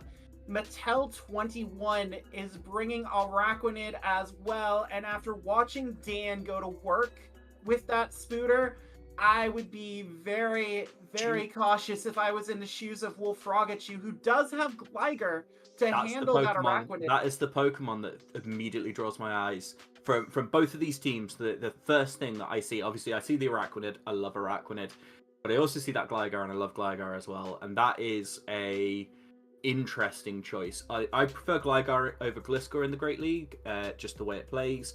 I'm not a big fan of the fact that it's got Dig and not Earthquake. I'll take it.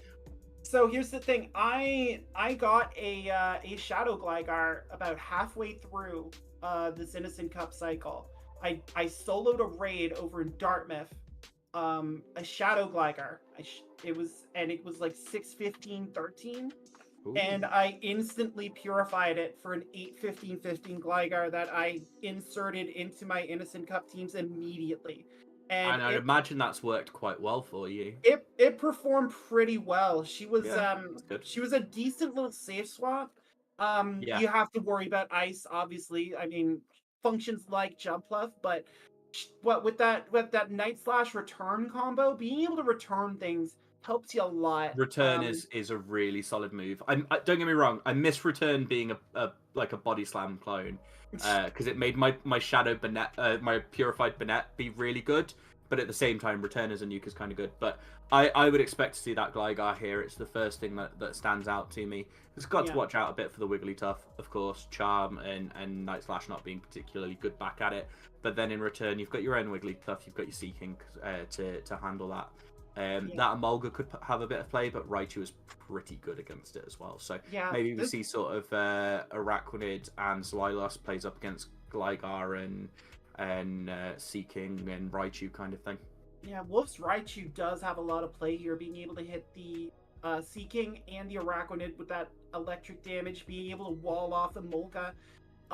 Could have Grass Knot for Whiscash. I haven't seen it yet, but that was my trick in Innocent, was Grass Knotting Whiscash, because that's just fun. But we'll see what Wolf's got for Mattel here. Can tell you, before we get into it here, Mattel did not do both their battles, I believe. So this team is actually being played by White Giu, who we saw in game number 3 against Dave Dang. So Mattel built this team, but White Giu is the pilot. So we'll see how White Giu is able to use this squad against Wolf Frogachu. Let's see. Thank you.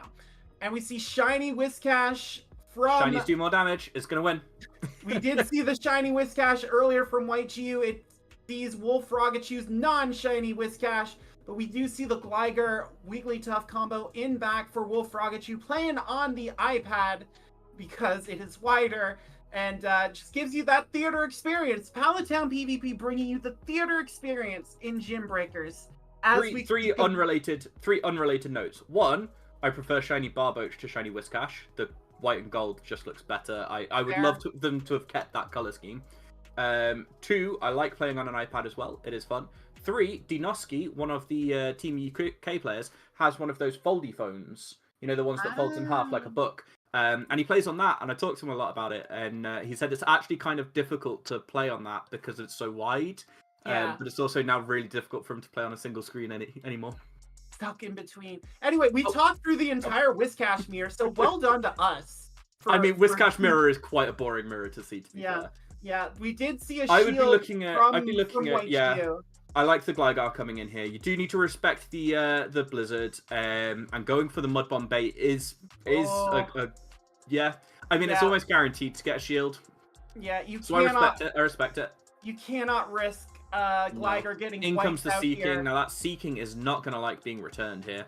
No, and this was a big thing about Return Gligar being able to have this nuke, and is gonna get it shielded. Retorno is shielded.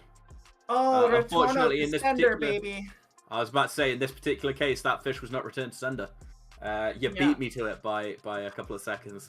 Random fact number 4 about playing on widescreens. Did you know that on the iPhone, if you have your rotation setting unlocked and you turn Pokemon Go on its side, it widescreens it? Did not know that. Give it a go.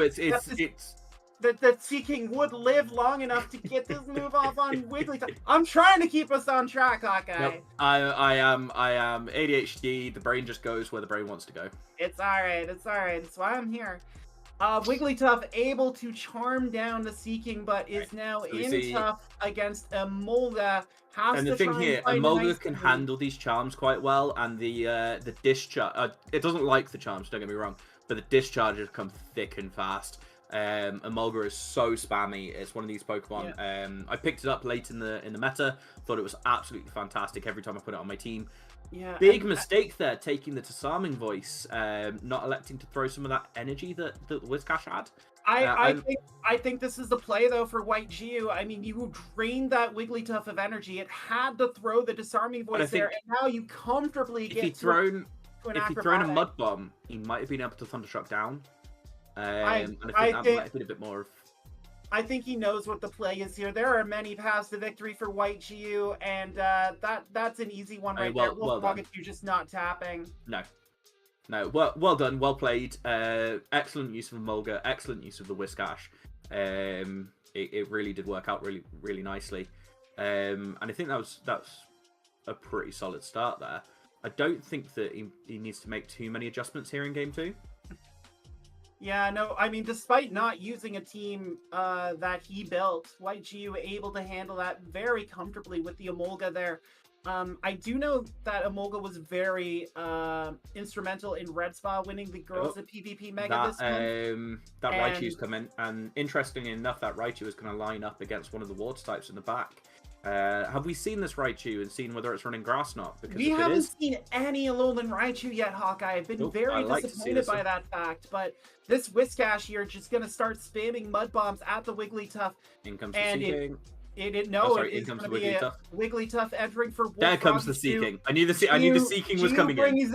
Brings in the Seeking, knows it's coming at some point. Really well played. Geo doing an absolutely fantastic job here, recognizing that the Seeking needs to come in, is going to build up a ton of energy here. Probably Poison Jab down, maybe Shield. Well, Will Shield wants the Disarming Voice. What do you make of the addition of Disarming Voice to Wigglytuff?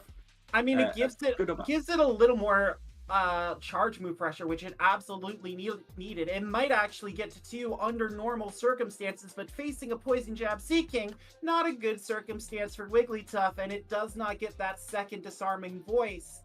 So this is a tough call for Wolfrogachu. Does bring in the Whiscash, tries to throw the Mud Bomb. Takes the Icy Wind, has already thrown. Yeah, the Cap Tie worst case scenario there for Wolfrogachu.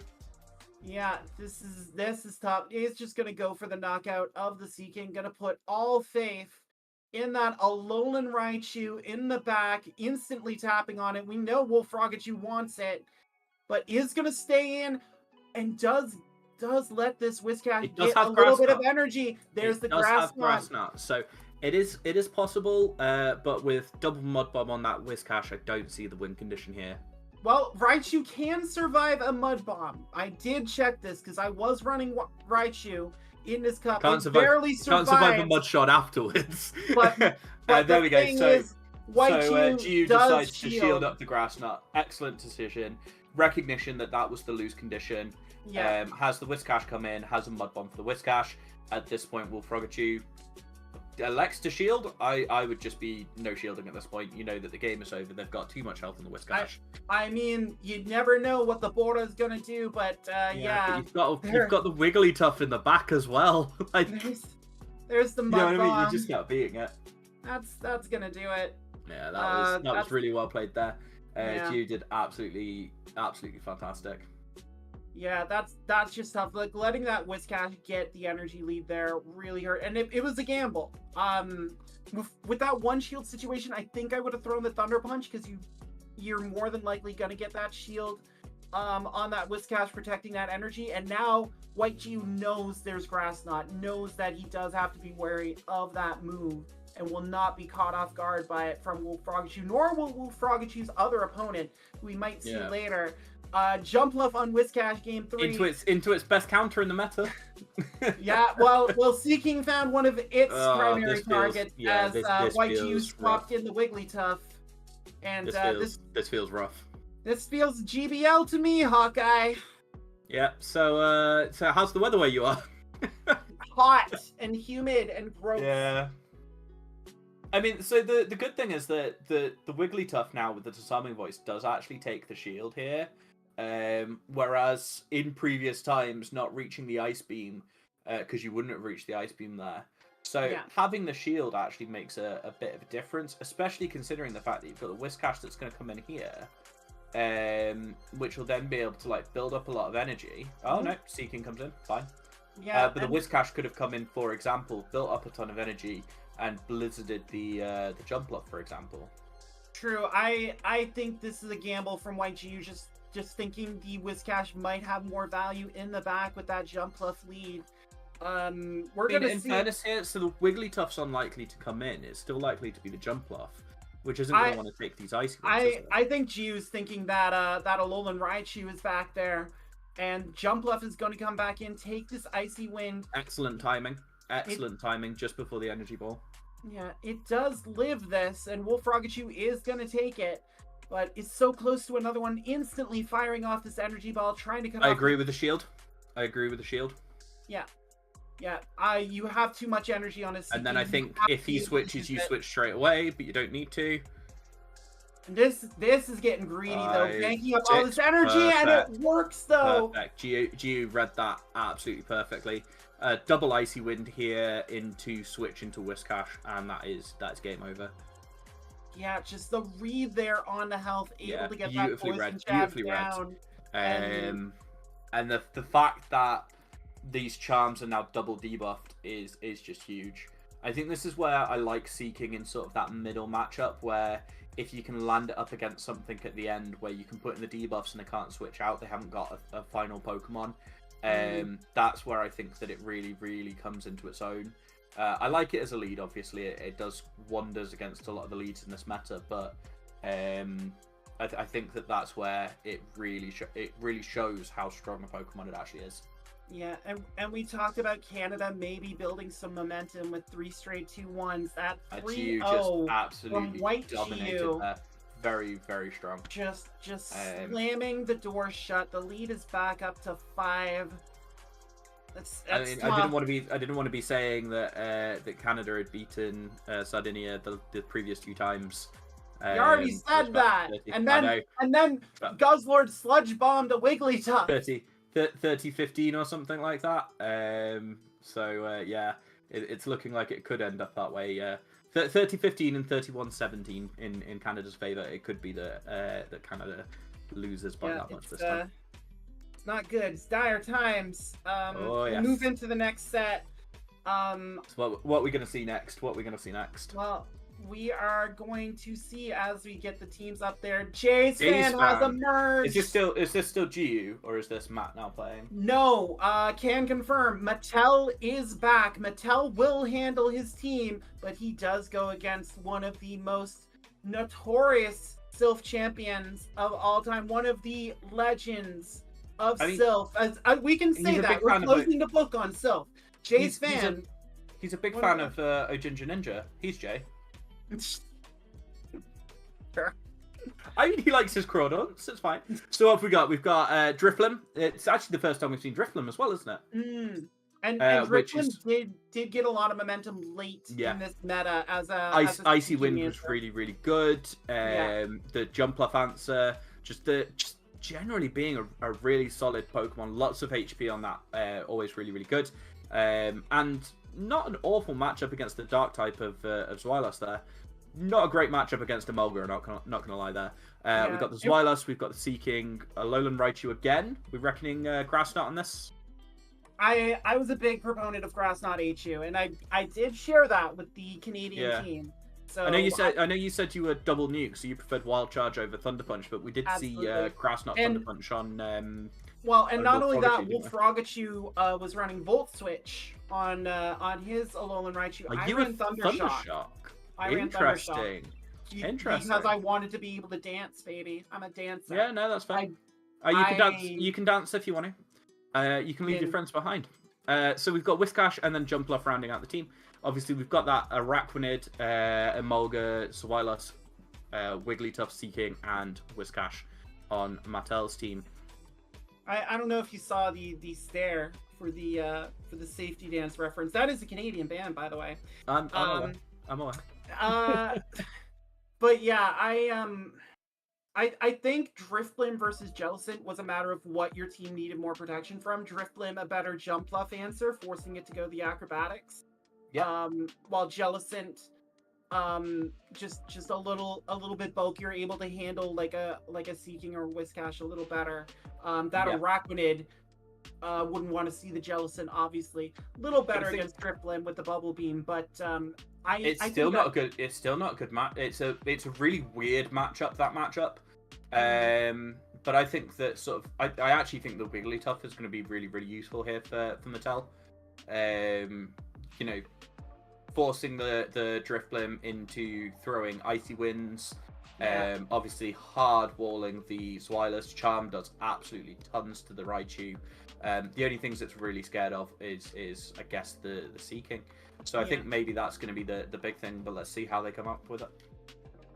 Let's get into it. Jace fan needs to put on a performance here to try and claw this back. I'd like to see the performance. We see the shiny Drifblim. Bad start. Shiny Drifblim finds Zweilous, but Jace fan going to stay in for the Icy Wind. The big thing here is going to be whether the Dark Pulse is landed, because there's no way that landing a Body Slam is ever the correct option here. But those Dragon Breaths do really start to add up. Mattel's going to take that Icy Wind, and then it's instantly to Seeking for Jace fan, and I don't think Jace fan has to start shielding at all here with that Icy Wind on. Not with that Icy Wind debuff. However, the Dragon Breaths have already done a lot of damage. In fact, I like that, though. Just chipping it enough before switching into the mirror match means that Mattel is able to very much dictate whether or not they want to switch. And we can see this Seeking is going to be in draw run range for Mattel's Seeking. Is going to go for it here. Good timing. Really good timing there. So we'll see if Jace fan wants to try and push this, try and get alignment. No, it's going to let the Seeking go down and put. And now the scary thing is for that. Drifblim. No, it is going to be Whiscash. So I think this is really interesting because now Mattel can sort of put a lot of pressure on this with the Icy Wind, come back in with Zweilous, and have the Wigglytuff to sort of sweep up in the end, especially because Jace fan hasn't used any shields yet. Charm is always a lot better when your opponent's saving shields for whatever you've got in the back, and unfortunately Drifblim does not have a lot of defense, so those charms really do quite a lot.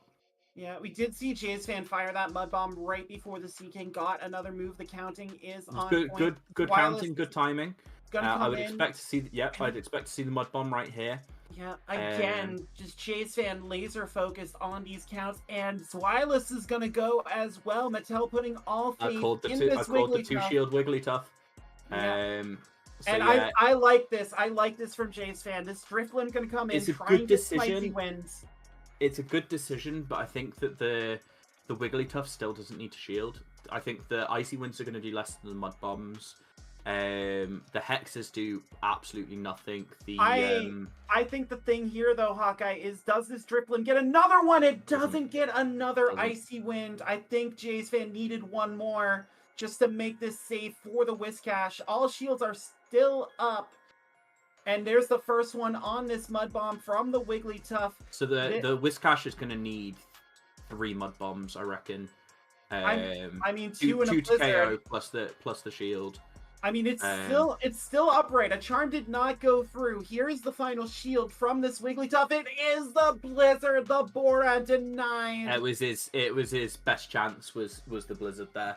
Yeah. Really well played from Jay's fan. That was very textbook, but I think that Mattel just had a very solid handle on that. Yeah, considering the situation that Drifblim found itself in on Zweilous, on Wigglytuff, not being able to do anything but Icy Wind, it was going to be a tough call, and I think Jay's fan played it as well as he could. I think the problem was that there wasn't anything to answer the Seeking with. Like, he ended up with the Seeking up against Seeking. I can tell you, Jump Fluff is not a Seeking answer. It really isn't. And in comes the Seeking again. So we've ended up with this situation where Fan's best answer to Wigglytuff is nowhere near Wigglytuff. Yeah. So And I think we're going to see a very similar kind of matchup where Wigglytuff with a couple of shields is just going to sweep in the back. Well, we'll have to see how quickly the Sea King can deal with this Swilus. Fan punching away Goes for the with those Dark jabs. Pulse.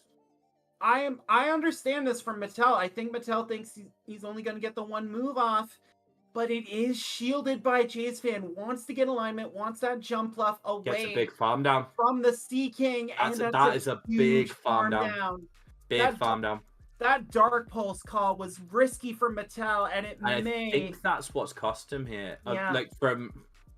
I think it forcing Fan to either throw energy and commit the shield, I think was a better play, but now he's in a situation where and the Sea King gets another one off. I think you're right, Hawkeye. I still don't think he shields though. I think he goes with 2 shields on the Wigglytuff and looks to charm down through everything again, because again, that's one poison jab. Well, in comes Jump Left. That Sea King is still alive, so it will have a say in the finale. But if you're assuming that Whiskash is in the back for Fan, I think Fan has a bit too much bulk at the moment to be trying a double charm down. I was going to say there's a difference between relying on Drifblim to handle charms and relying on Jump Left to handle charms. Yeah, and I think that Fan has adapted very well to this. Recognizing and respecting the 2 shield charm play. And you can see Mattel went for that disarming voice before the energy ball, didn't get it, is going to go back to it here. No shield from Fan. Interesting decision that, but fine. I think that's the play though, because here comes Whiskash, and now you just one shield, and you send this Wigglytuff to Bora Bora. That's what you do. You don't even need to shield this. That's the really disgusting part of this. He does shield the Ice Beam, but this Wigglytuff, you can throw all the hearts you want, Wigglytuff. Yeah, Sardinia knows the Discord comes up. They know that this is over. Fan seeing what happened when Cyrax decided to go for the Blizzard finisher earlier, decides to do double Mud Bomb. I think double Mud Bomb is the safer play, but yeah, it's just well played. That's a really good example of why Fan is such a good battler. The adaptation, recognizing that Mattel was going to just rely heavily on the Wigglytuff, not bringing the Swilus, deciding to bring in that, I think it was a really big shout. Yeah, so another point on the board for Canada, keeping it within 5.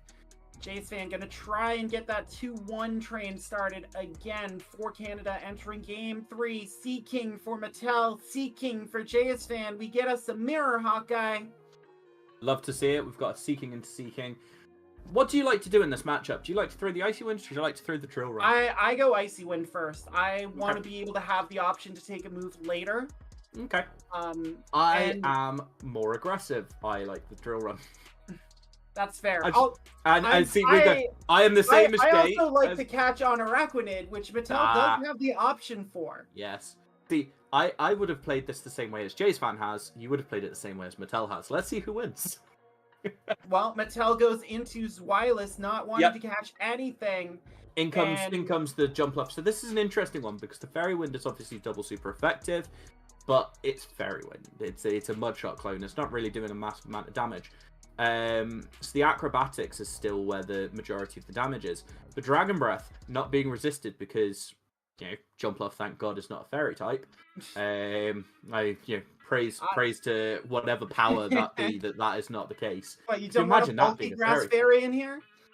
Could you imagine like a triple typing of grass fairy flying on Jumpluff? You. Why? I know, right? You. No. You.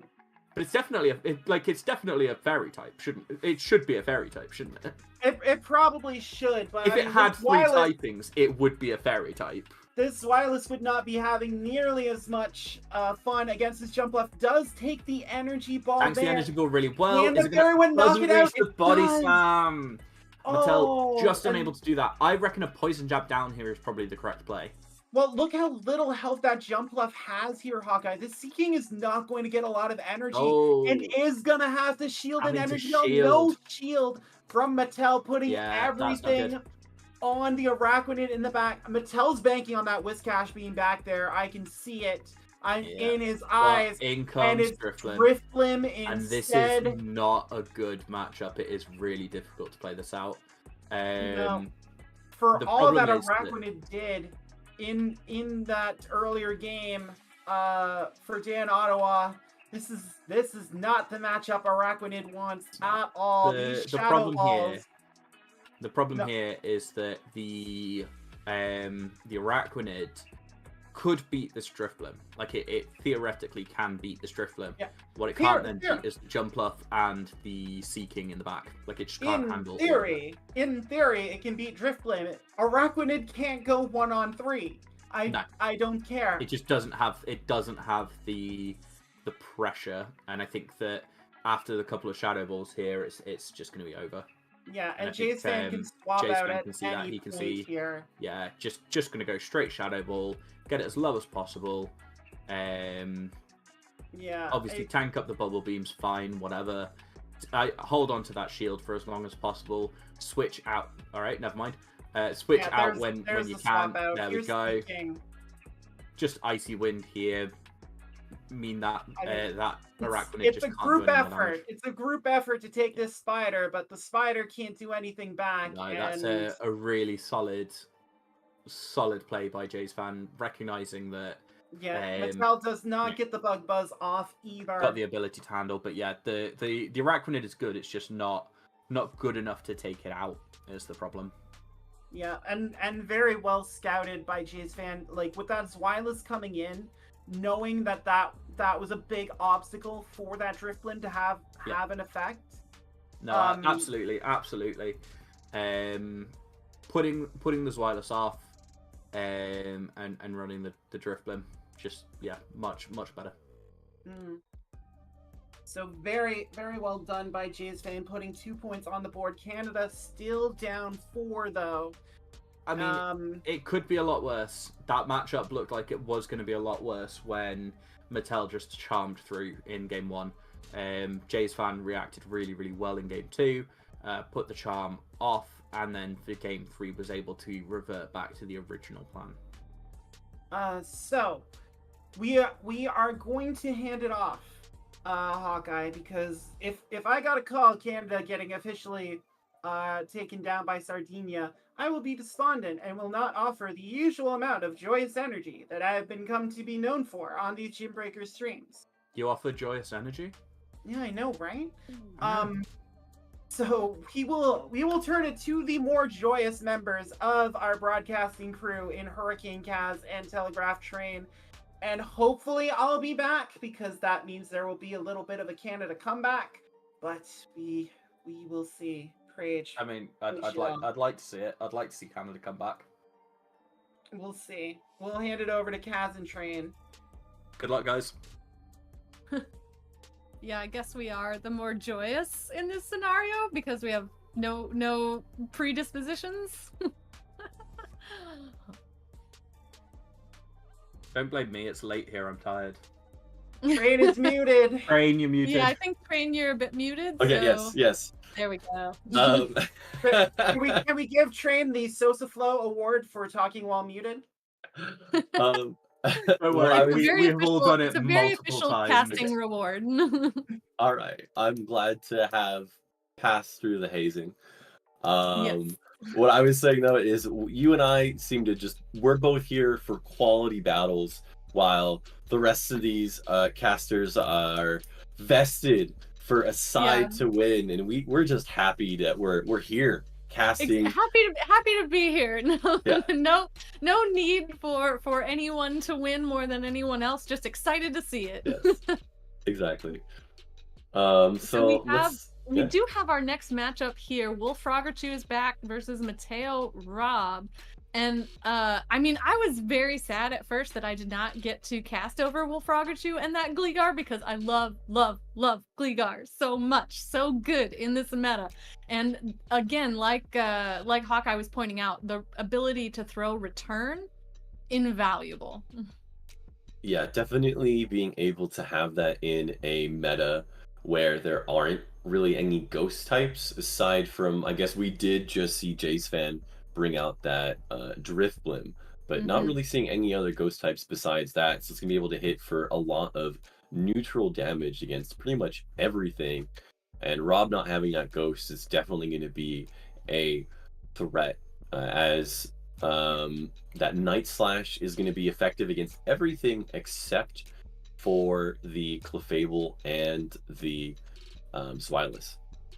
Exactly. And, you know, even then, you can just go straight for that return. And you really won't get punished all that much because Gligar, you know, is a pretty tanky for a little Pokemon. So I'd really, and I think it has a lot of really great play here. I'm definitely excited to see some battles with it here. Yes, and I mean, on Mateo's side, we do see a lot of the traditional players, so let's get into it. And we do have this sort of twisted matchup that we've seen time and time again, Jumpluff versus Wishcast. The Wishcast will leave, and Mateo brings in the Hypno instead. We can't see Mateo's side of the screen, so we're not exactly sure what punch it's running yet, but I'm willing to bet it's probably Ice if it came in against the Jumpluff.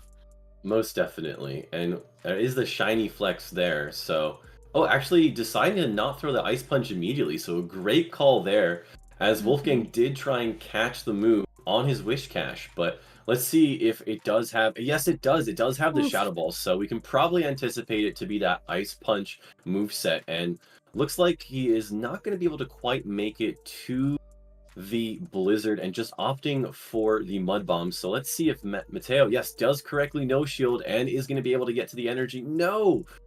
Gets the Mud Bomb quite thrown. Get that punch off, and another Mud Bomb will knock out this Hypno. I wouldn't be surprised if we see the Hypno go down. Yeah.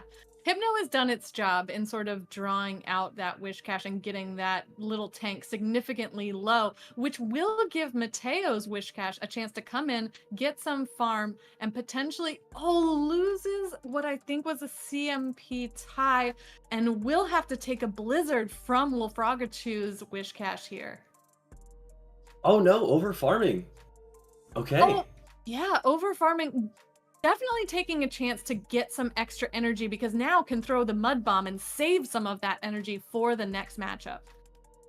Well, I think we've seen play like this before where we do see a Blizzard get taken just so you can go up to 100 energy, knowing that that Jumpluff in the back would be able to one-shot. But instead, we see a Wigglytuff taking advantage of this low health Wish Cache. So I imagine we're going to see two charge moves thrown. Is it going to be the Blizzard first? It's a Mud Bomb. No. Okay. Is it going to be able to reach the Blizzard? No, switch out to the Sea King. Oh, swaps out to the Sea King, preserving just that little bit of extra energy. I mean, I was thinking that maybe the Jumpluff would come back in because it did leave with some extra energy, but it still can't outpace the Wish Cache.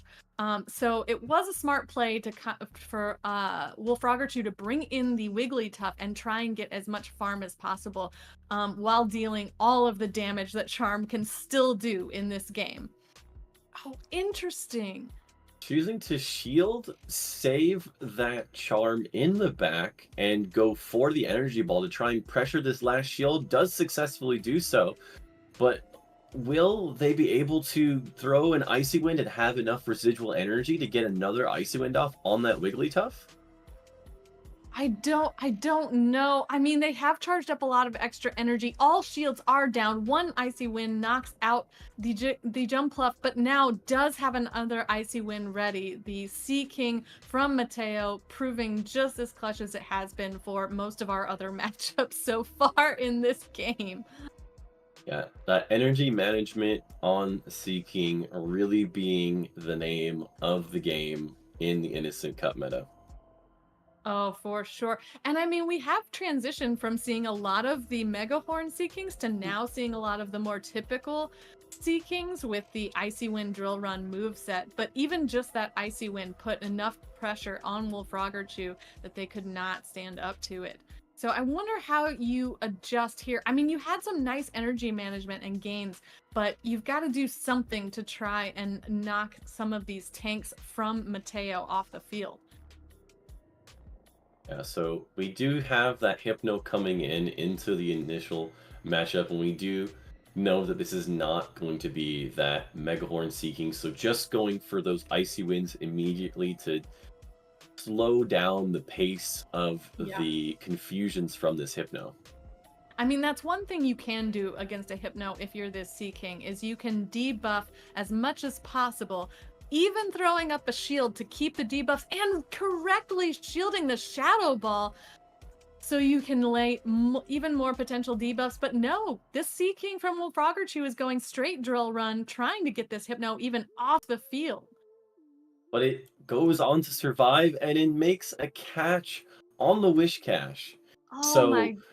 I imagine this is going to be... No, just an Ice Punch! Oh my goodness, what an excellent play there, as we see a Clefable coming in. Yeah, the Hypno is still alive. So both of those Pokemon that we started with, the Sea King and the Hypno, still alive with a little bit of extra energy for sack swaps later. And now we have a matchup of these two tanks, and a Moonblast from Mateo's Clefable lands on the Wish Cache, dealing significant damage. The Wolfroggerchew building up to the Blizzard here and baiting with the Mud Bomb. It is no shielded, 2 shields, don't care. And another Mud Bomb coming through. Let's see if Mateo has been correctly counting here, as this was very close to getting to another Blizzard. Yeah, I think that let's Mateo it definitely go. knows. And now another Mud Bomb will come across from this Wish Cache, but not before the Clefable wins that charged move priority and throwing a Meteor Mash to get the Wish Cache off of the field. Mateo with 2 shields against this Sea King and this Jigglypuff, or not Jiggly, the Wiggly.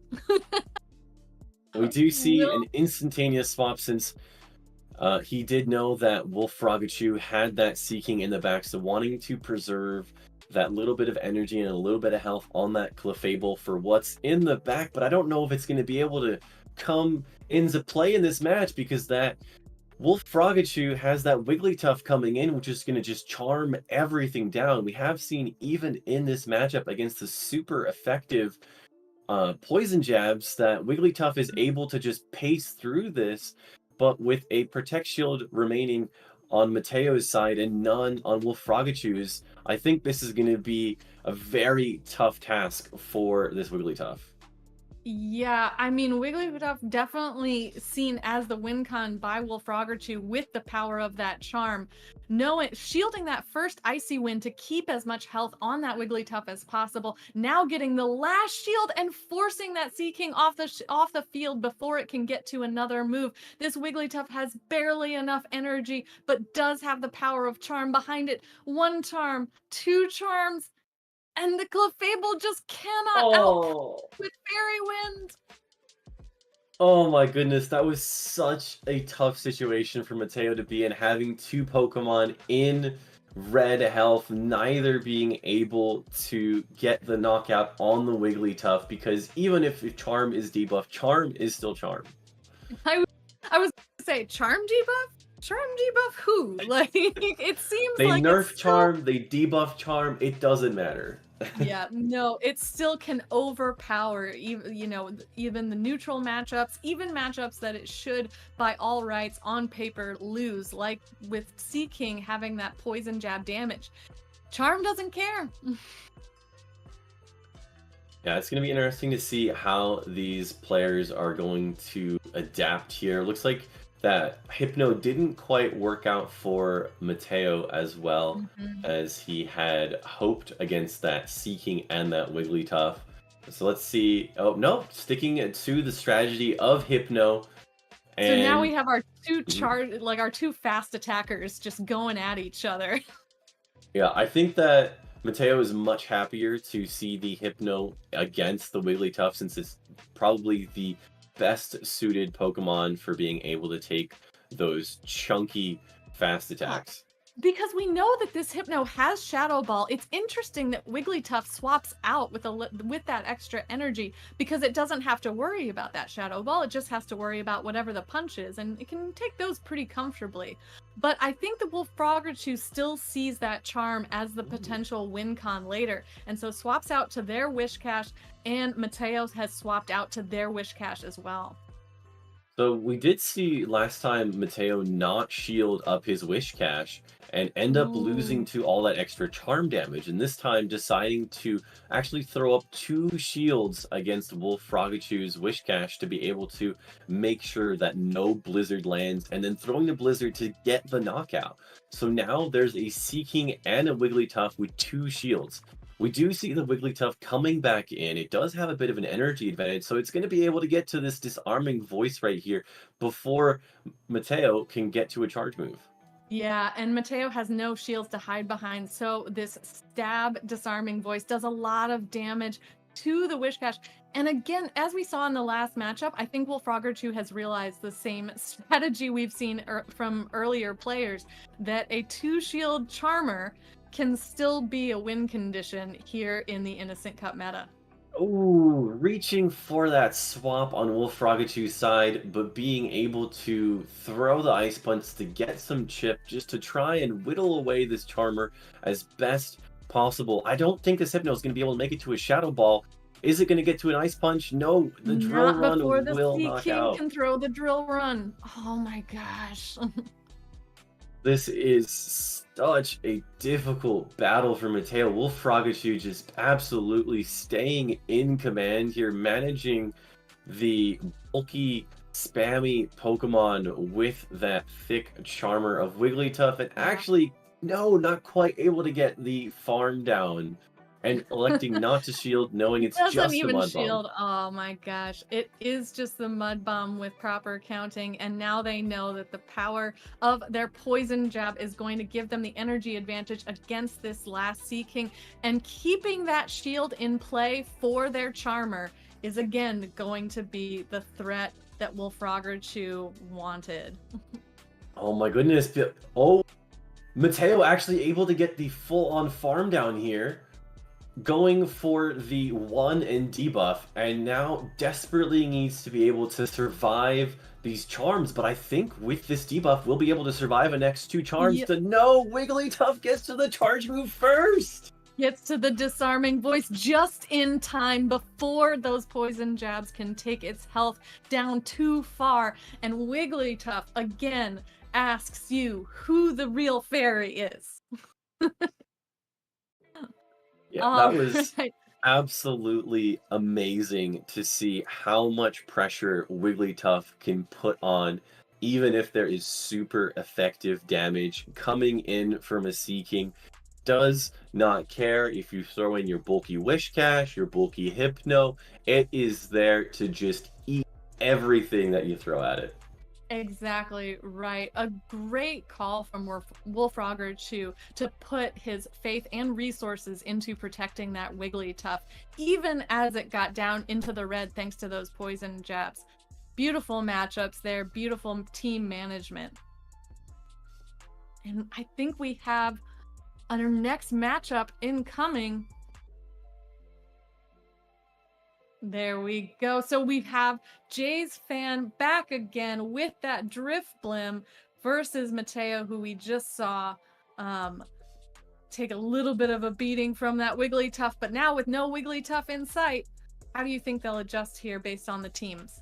Well, I think that this looks a bit similar to what Jay's fan had in his previous matchup against Mattel. But the difference is that it's most likely Fairy Wind on that Clefable rather than the Charm. And so I think that the Drifblim is going to be able to have a little bit more successful play against Mateo's team than it did against Mattel's team. Exactly. I mean, I like the potential neutral play that the Drifblim has here. I mean, we've seen how it can force its way through that Zweilous matchup even. And there is no real electricity to threaten it, as we've seen in previous matchups. So I think that the damage potential there, as well as the shield forcing potential that Drifblim has, is really strong in this matchup. And I look forward to seeing how Jay's fan uses it And I mean, again, the Alolan Raichu here, I'm not sure has a ton of play. So I wouldn't be surprised if we do see that Drifblim come in with a very familiar core of Zweilous and the Sea King. I definitely am excited to see how these players train it out and agree with that analysis. Let's get right into it. All right, so we do see Clefable against that Drifblim. Clefable does not have the advantage that Wigglytuff has. It will take some damage from these ghost-type moves.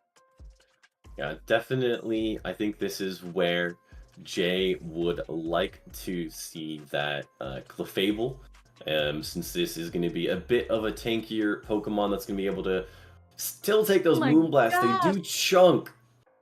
That Moonblast does do a significant amount of health to that Drifblim, but now the Drifblim can throw the Shadow Balls to deal just as much super effective damage right back. And Zweilous comes in to try and get a little bit of a snipe there, but will be met by the Jumpluff from Jay's fan that is doing, oh my god, so much damage with Fairy Wind, which doesn't do damage to anything else, but to Zweilous it can be. I do like the way that both of these trainers are adapting. Mateo trying to go for that Dragon Breath down, and Jay's fan responding with the Jumpluff, which is dealing doubly super effective damage because of the Dark and Dragon typing on Zweilous, and going for that big Dark Pulse, and then following up with Body Slams. These two are absolutely chunking away, and this Dragon Breath is just eating away at this Jumpluff. This is going to be the final charge move it's going to be able to get to, unless it gets there with 1 HP.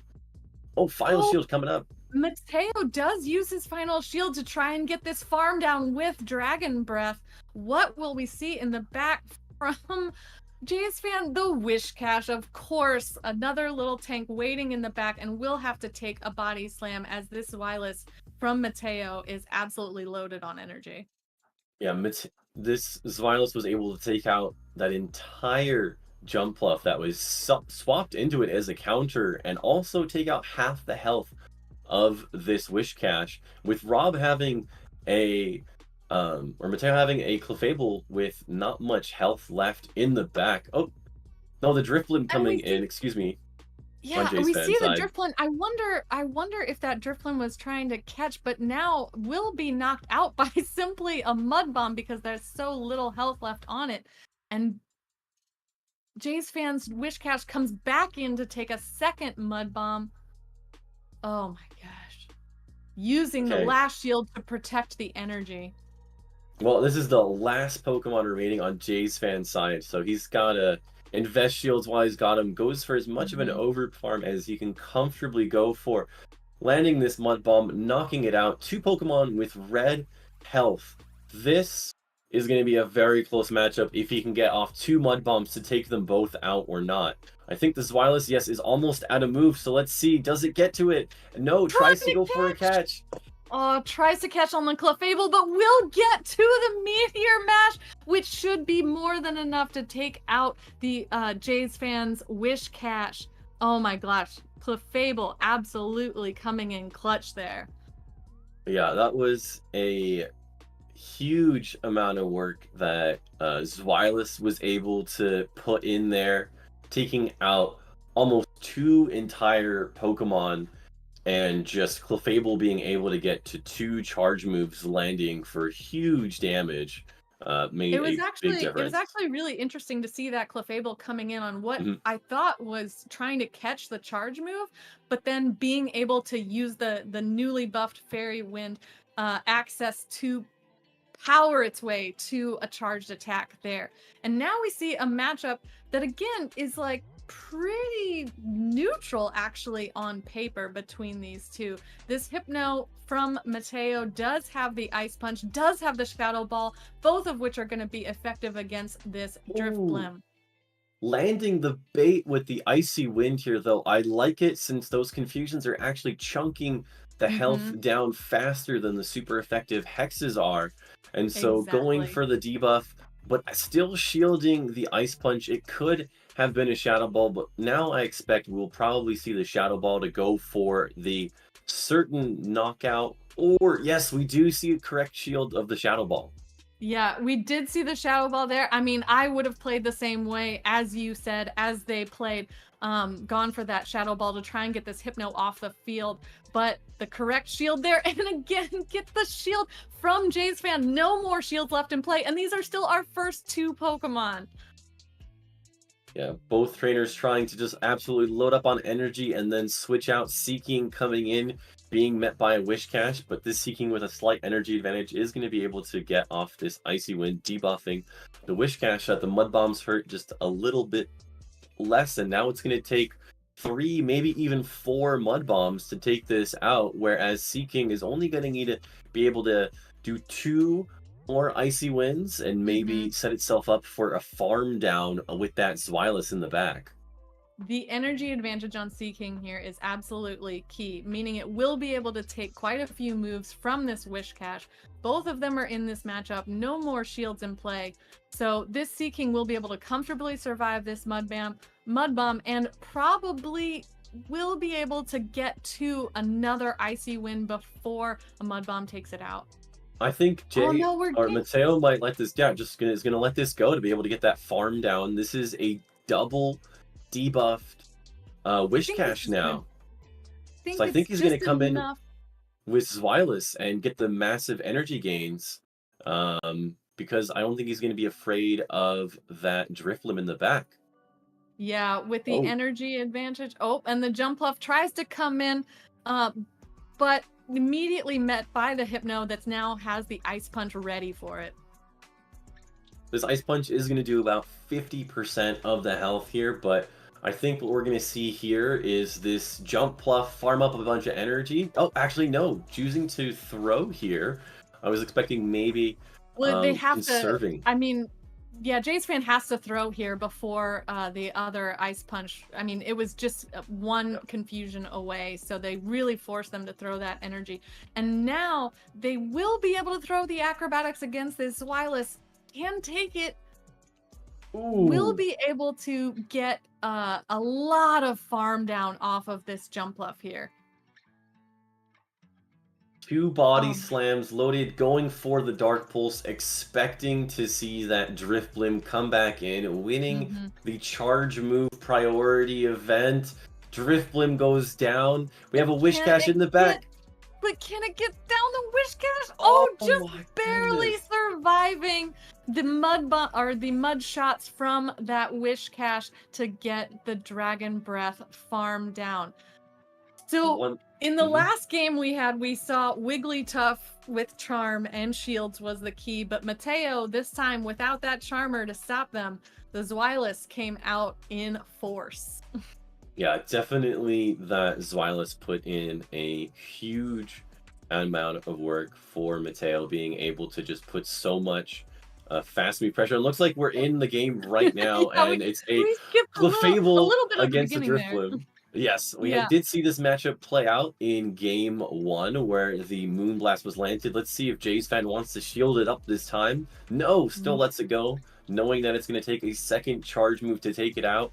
Last time the Shadow Ball landed as well, and then both trainers swapped out. Yeah, exactly. I expected to see the exact same way here. Yep. And we do see a swap out into the Zweilous to attempt the farm down, but being met by the Jumpluff once again. This looks a lot like game 1 being repeated here, as we see very similar plays coming in.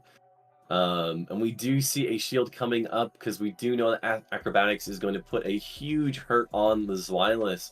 And this Jumpluff, although it is doing double super effective damage with those Fairy Winds, the Dragon Breaths plus Body Slam spam is just going to be too much.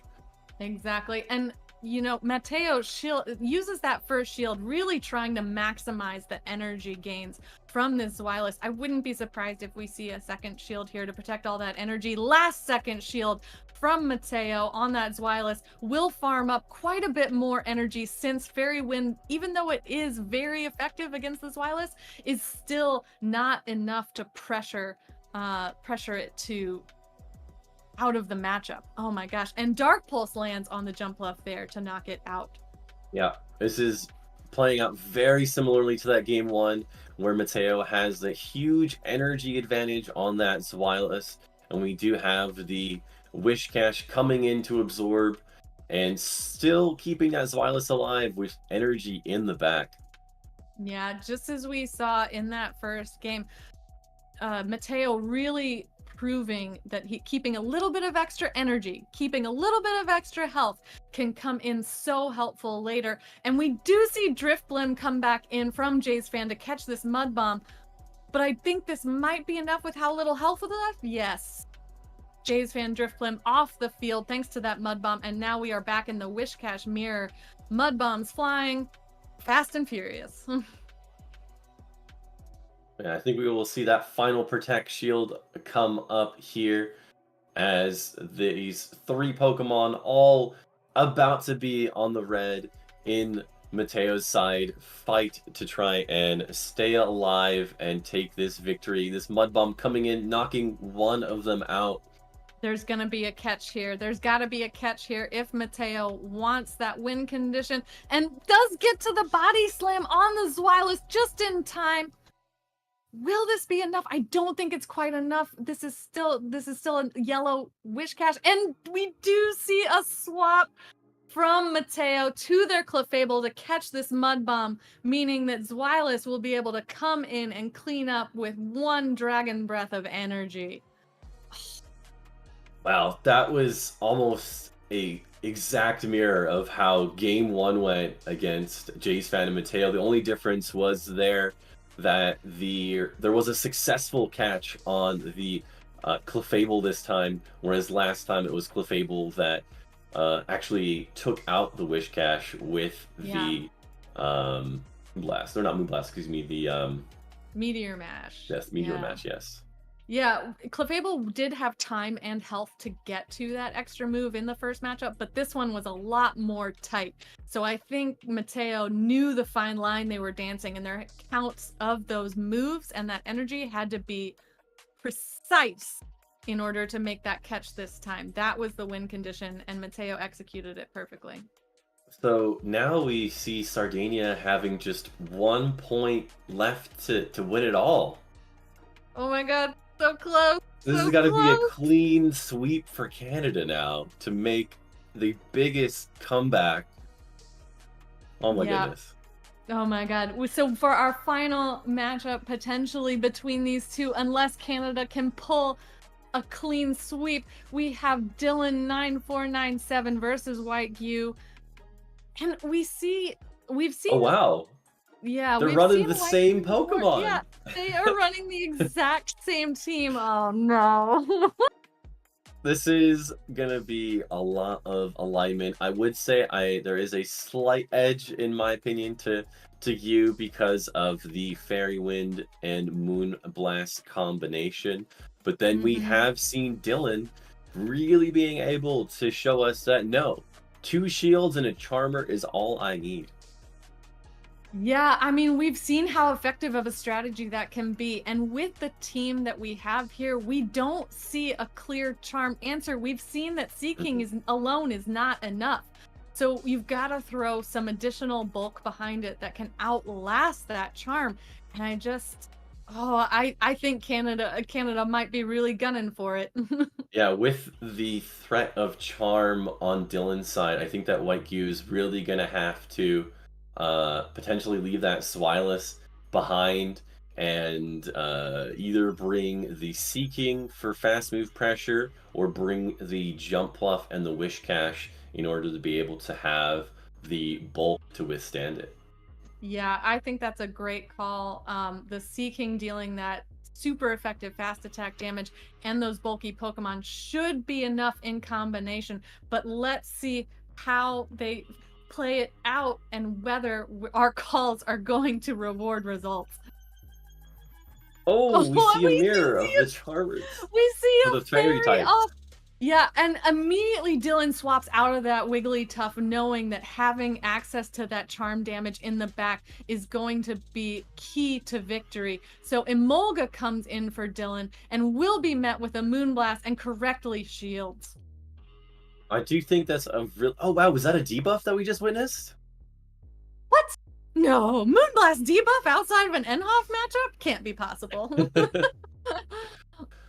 do see a But- discharge coming in, and already at another acrobatics.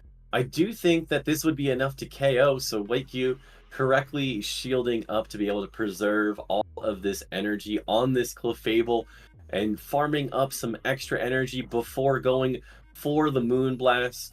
Clefable gonna throw its finger up in the air as it sasses this Moonblast right off. And this Moonblast does land and knocks the Emolga right off the field.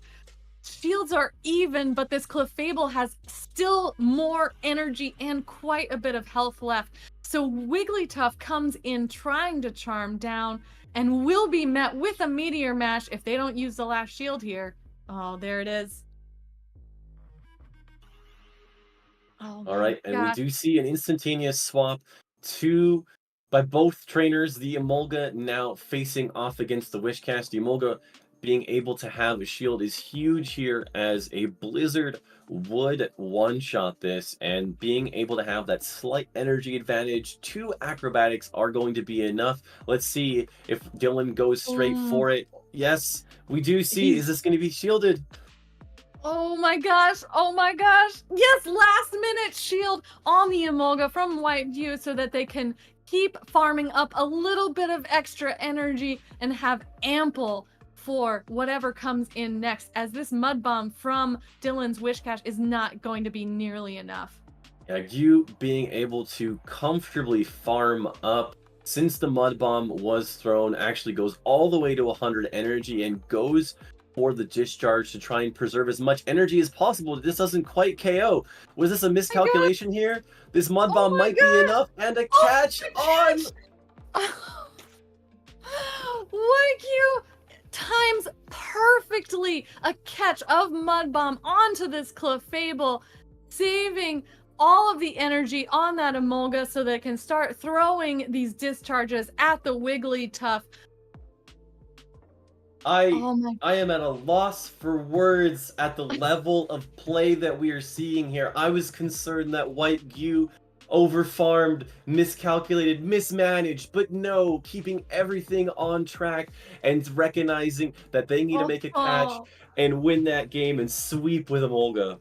My goodness. Oh my gosh. Wow. What an incredible precision play from Whiteview, knowing that that Charmer in the back was going to pose a threat to the entire rest of their team and having to get it off the field in some way or fashion. And that was a catch, a beautiful catch. I'm so sorry, AJ. I'm sorry too, but I have to say I'm happy that last game got me to finally jump out of my seat a little bit. That was all I wanted, just one time. Yeah. I know you mean you weren't before. Yeah, I'm pretty sure we have video evidence of you doing that a few times before.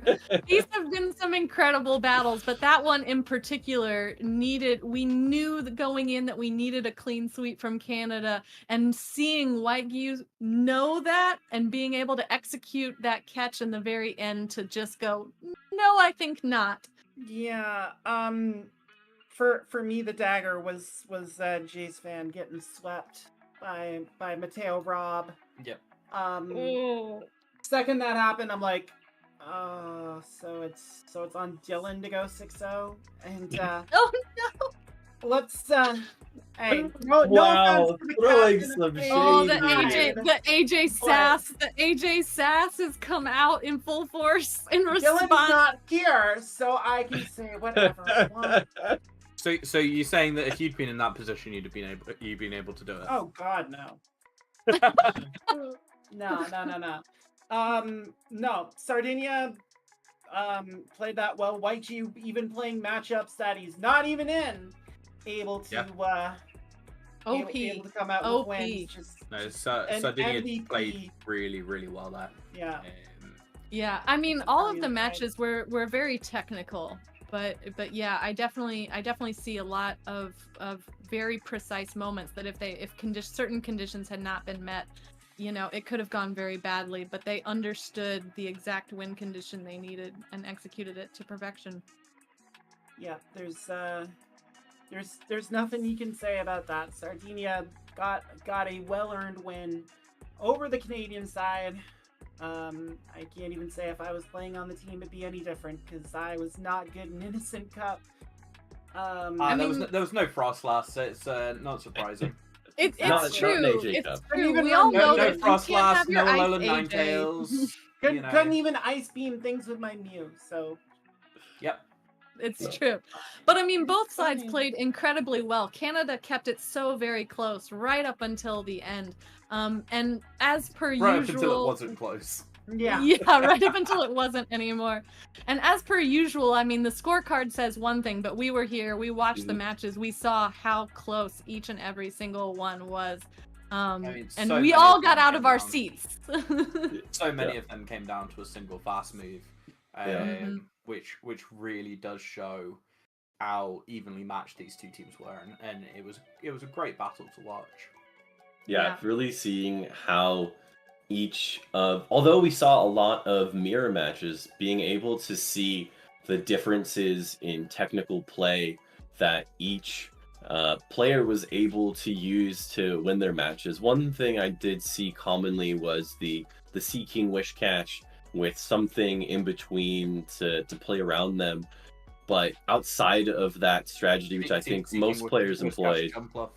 yeah, but outside of that, we did see a lot of unique strategies. We were able to see Gligar and Gliscor really shine. We were able to see Hypno make some great appearances, and even seeing Jay's Fan be able to bully Mattel out of playing the charm strategy that works so effectively game one, to be able to adapt and overcome it in game two, and then game three actually go back to his game one strategy, feeling confident that he had gotten Mattel to drop the double charm strat. So seeing the way that these players adapt not just to the individual situations, but then are able to game their opponents into making the lineup calls and matchups the way they want. Like, everything that we're seeing these trainers do is so masterful in not just their energy management, their health management, and their switches and catches, but even being able to change and line their opponents or prime their opponents to be able to play the way that they want them to be able to get victory. Just Yeah. absolutely amazing. I'm not sure I could say that any better, Telegraph Train, so I'm not going to try. Anyway, Exactly. we've reached the end point in this stream. Just a reminder, this was not the last Gymbreakers matchup for this wave. The final of the Master League. It is a rematch of the one from 2 months ago. We will be seeing Italy and Brazil go at it yet again. Oh man. On this battlefield after a very tight battle in Polka Dot that went a Brazilian's way. Italy will be looking to bounce back there and try and match what Sardinia was able to do and come away with a trophy. You'll be able to see that stream tomorrow at 5 p.m. Greenwich Mean Time on my PvP Academia. You may not see me for once. Just funnily enough, the last 4 times that Italy and Brazil have played, Brazil won 27-21, then Italy won 26-22. They played in a group stage where they tied and had to go to a tiebreaker, and it was 3-0 to Brazil. And the time before that was Brazil won 26-22, so they're always really close, down to the wire, really intense matches. And we're talking about the world ranked number 1 and number 2 teams. These are the best of the best at the moment. They are untouchable. They are all time absolutely smashing it. So it's going to be an amazing. So if I didn't have a heart attack today, I'm definitely going to have one tomorrow, is what you're saying. Be glad that you're two best watching it, teams. not shoutcasting it, because you'll actually be able to watch it and just take it in. As, Which is gonna And be a I really can good just one. pass out, right? as we've seen in this Gymbreakers cycle, with some of the more dominant powers falling by the wayside, with Spain kind of dropping off, France just cratering. USA. Well, You know, the USA multiple- not in this. California. multiple champions, and they're just not not here anymore. Yeah, You know, they there used to be a actually time. they came in third in the group stage. All finished on 2-1, but Germany also got a 2-1, and then I believe Italy was the one in their group. Yeah. It was either Italy or Brazil, but all three of them finished at 2-1, and the USA just didn't have the point differential. Yeah, I mean, to USA's actually get dropped through. down to third. Obviously, it's been a bit of time coming. But you consider that they were 5-6 times in a row world champions. They were just unbeatable.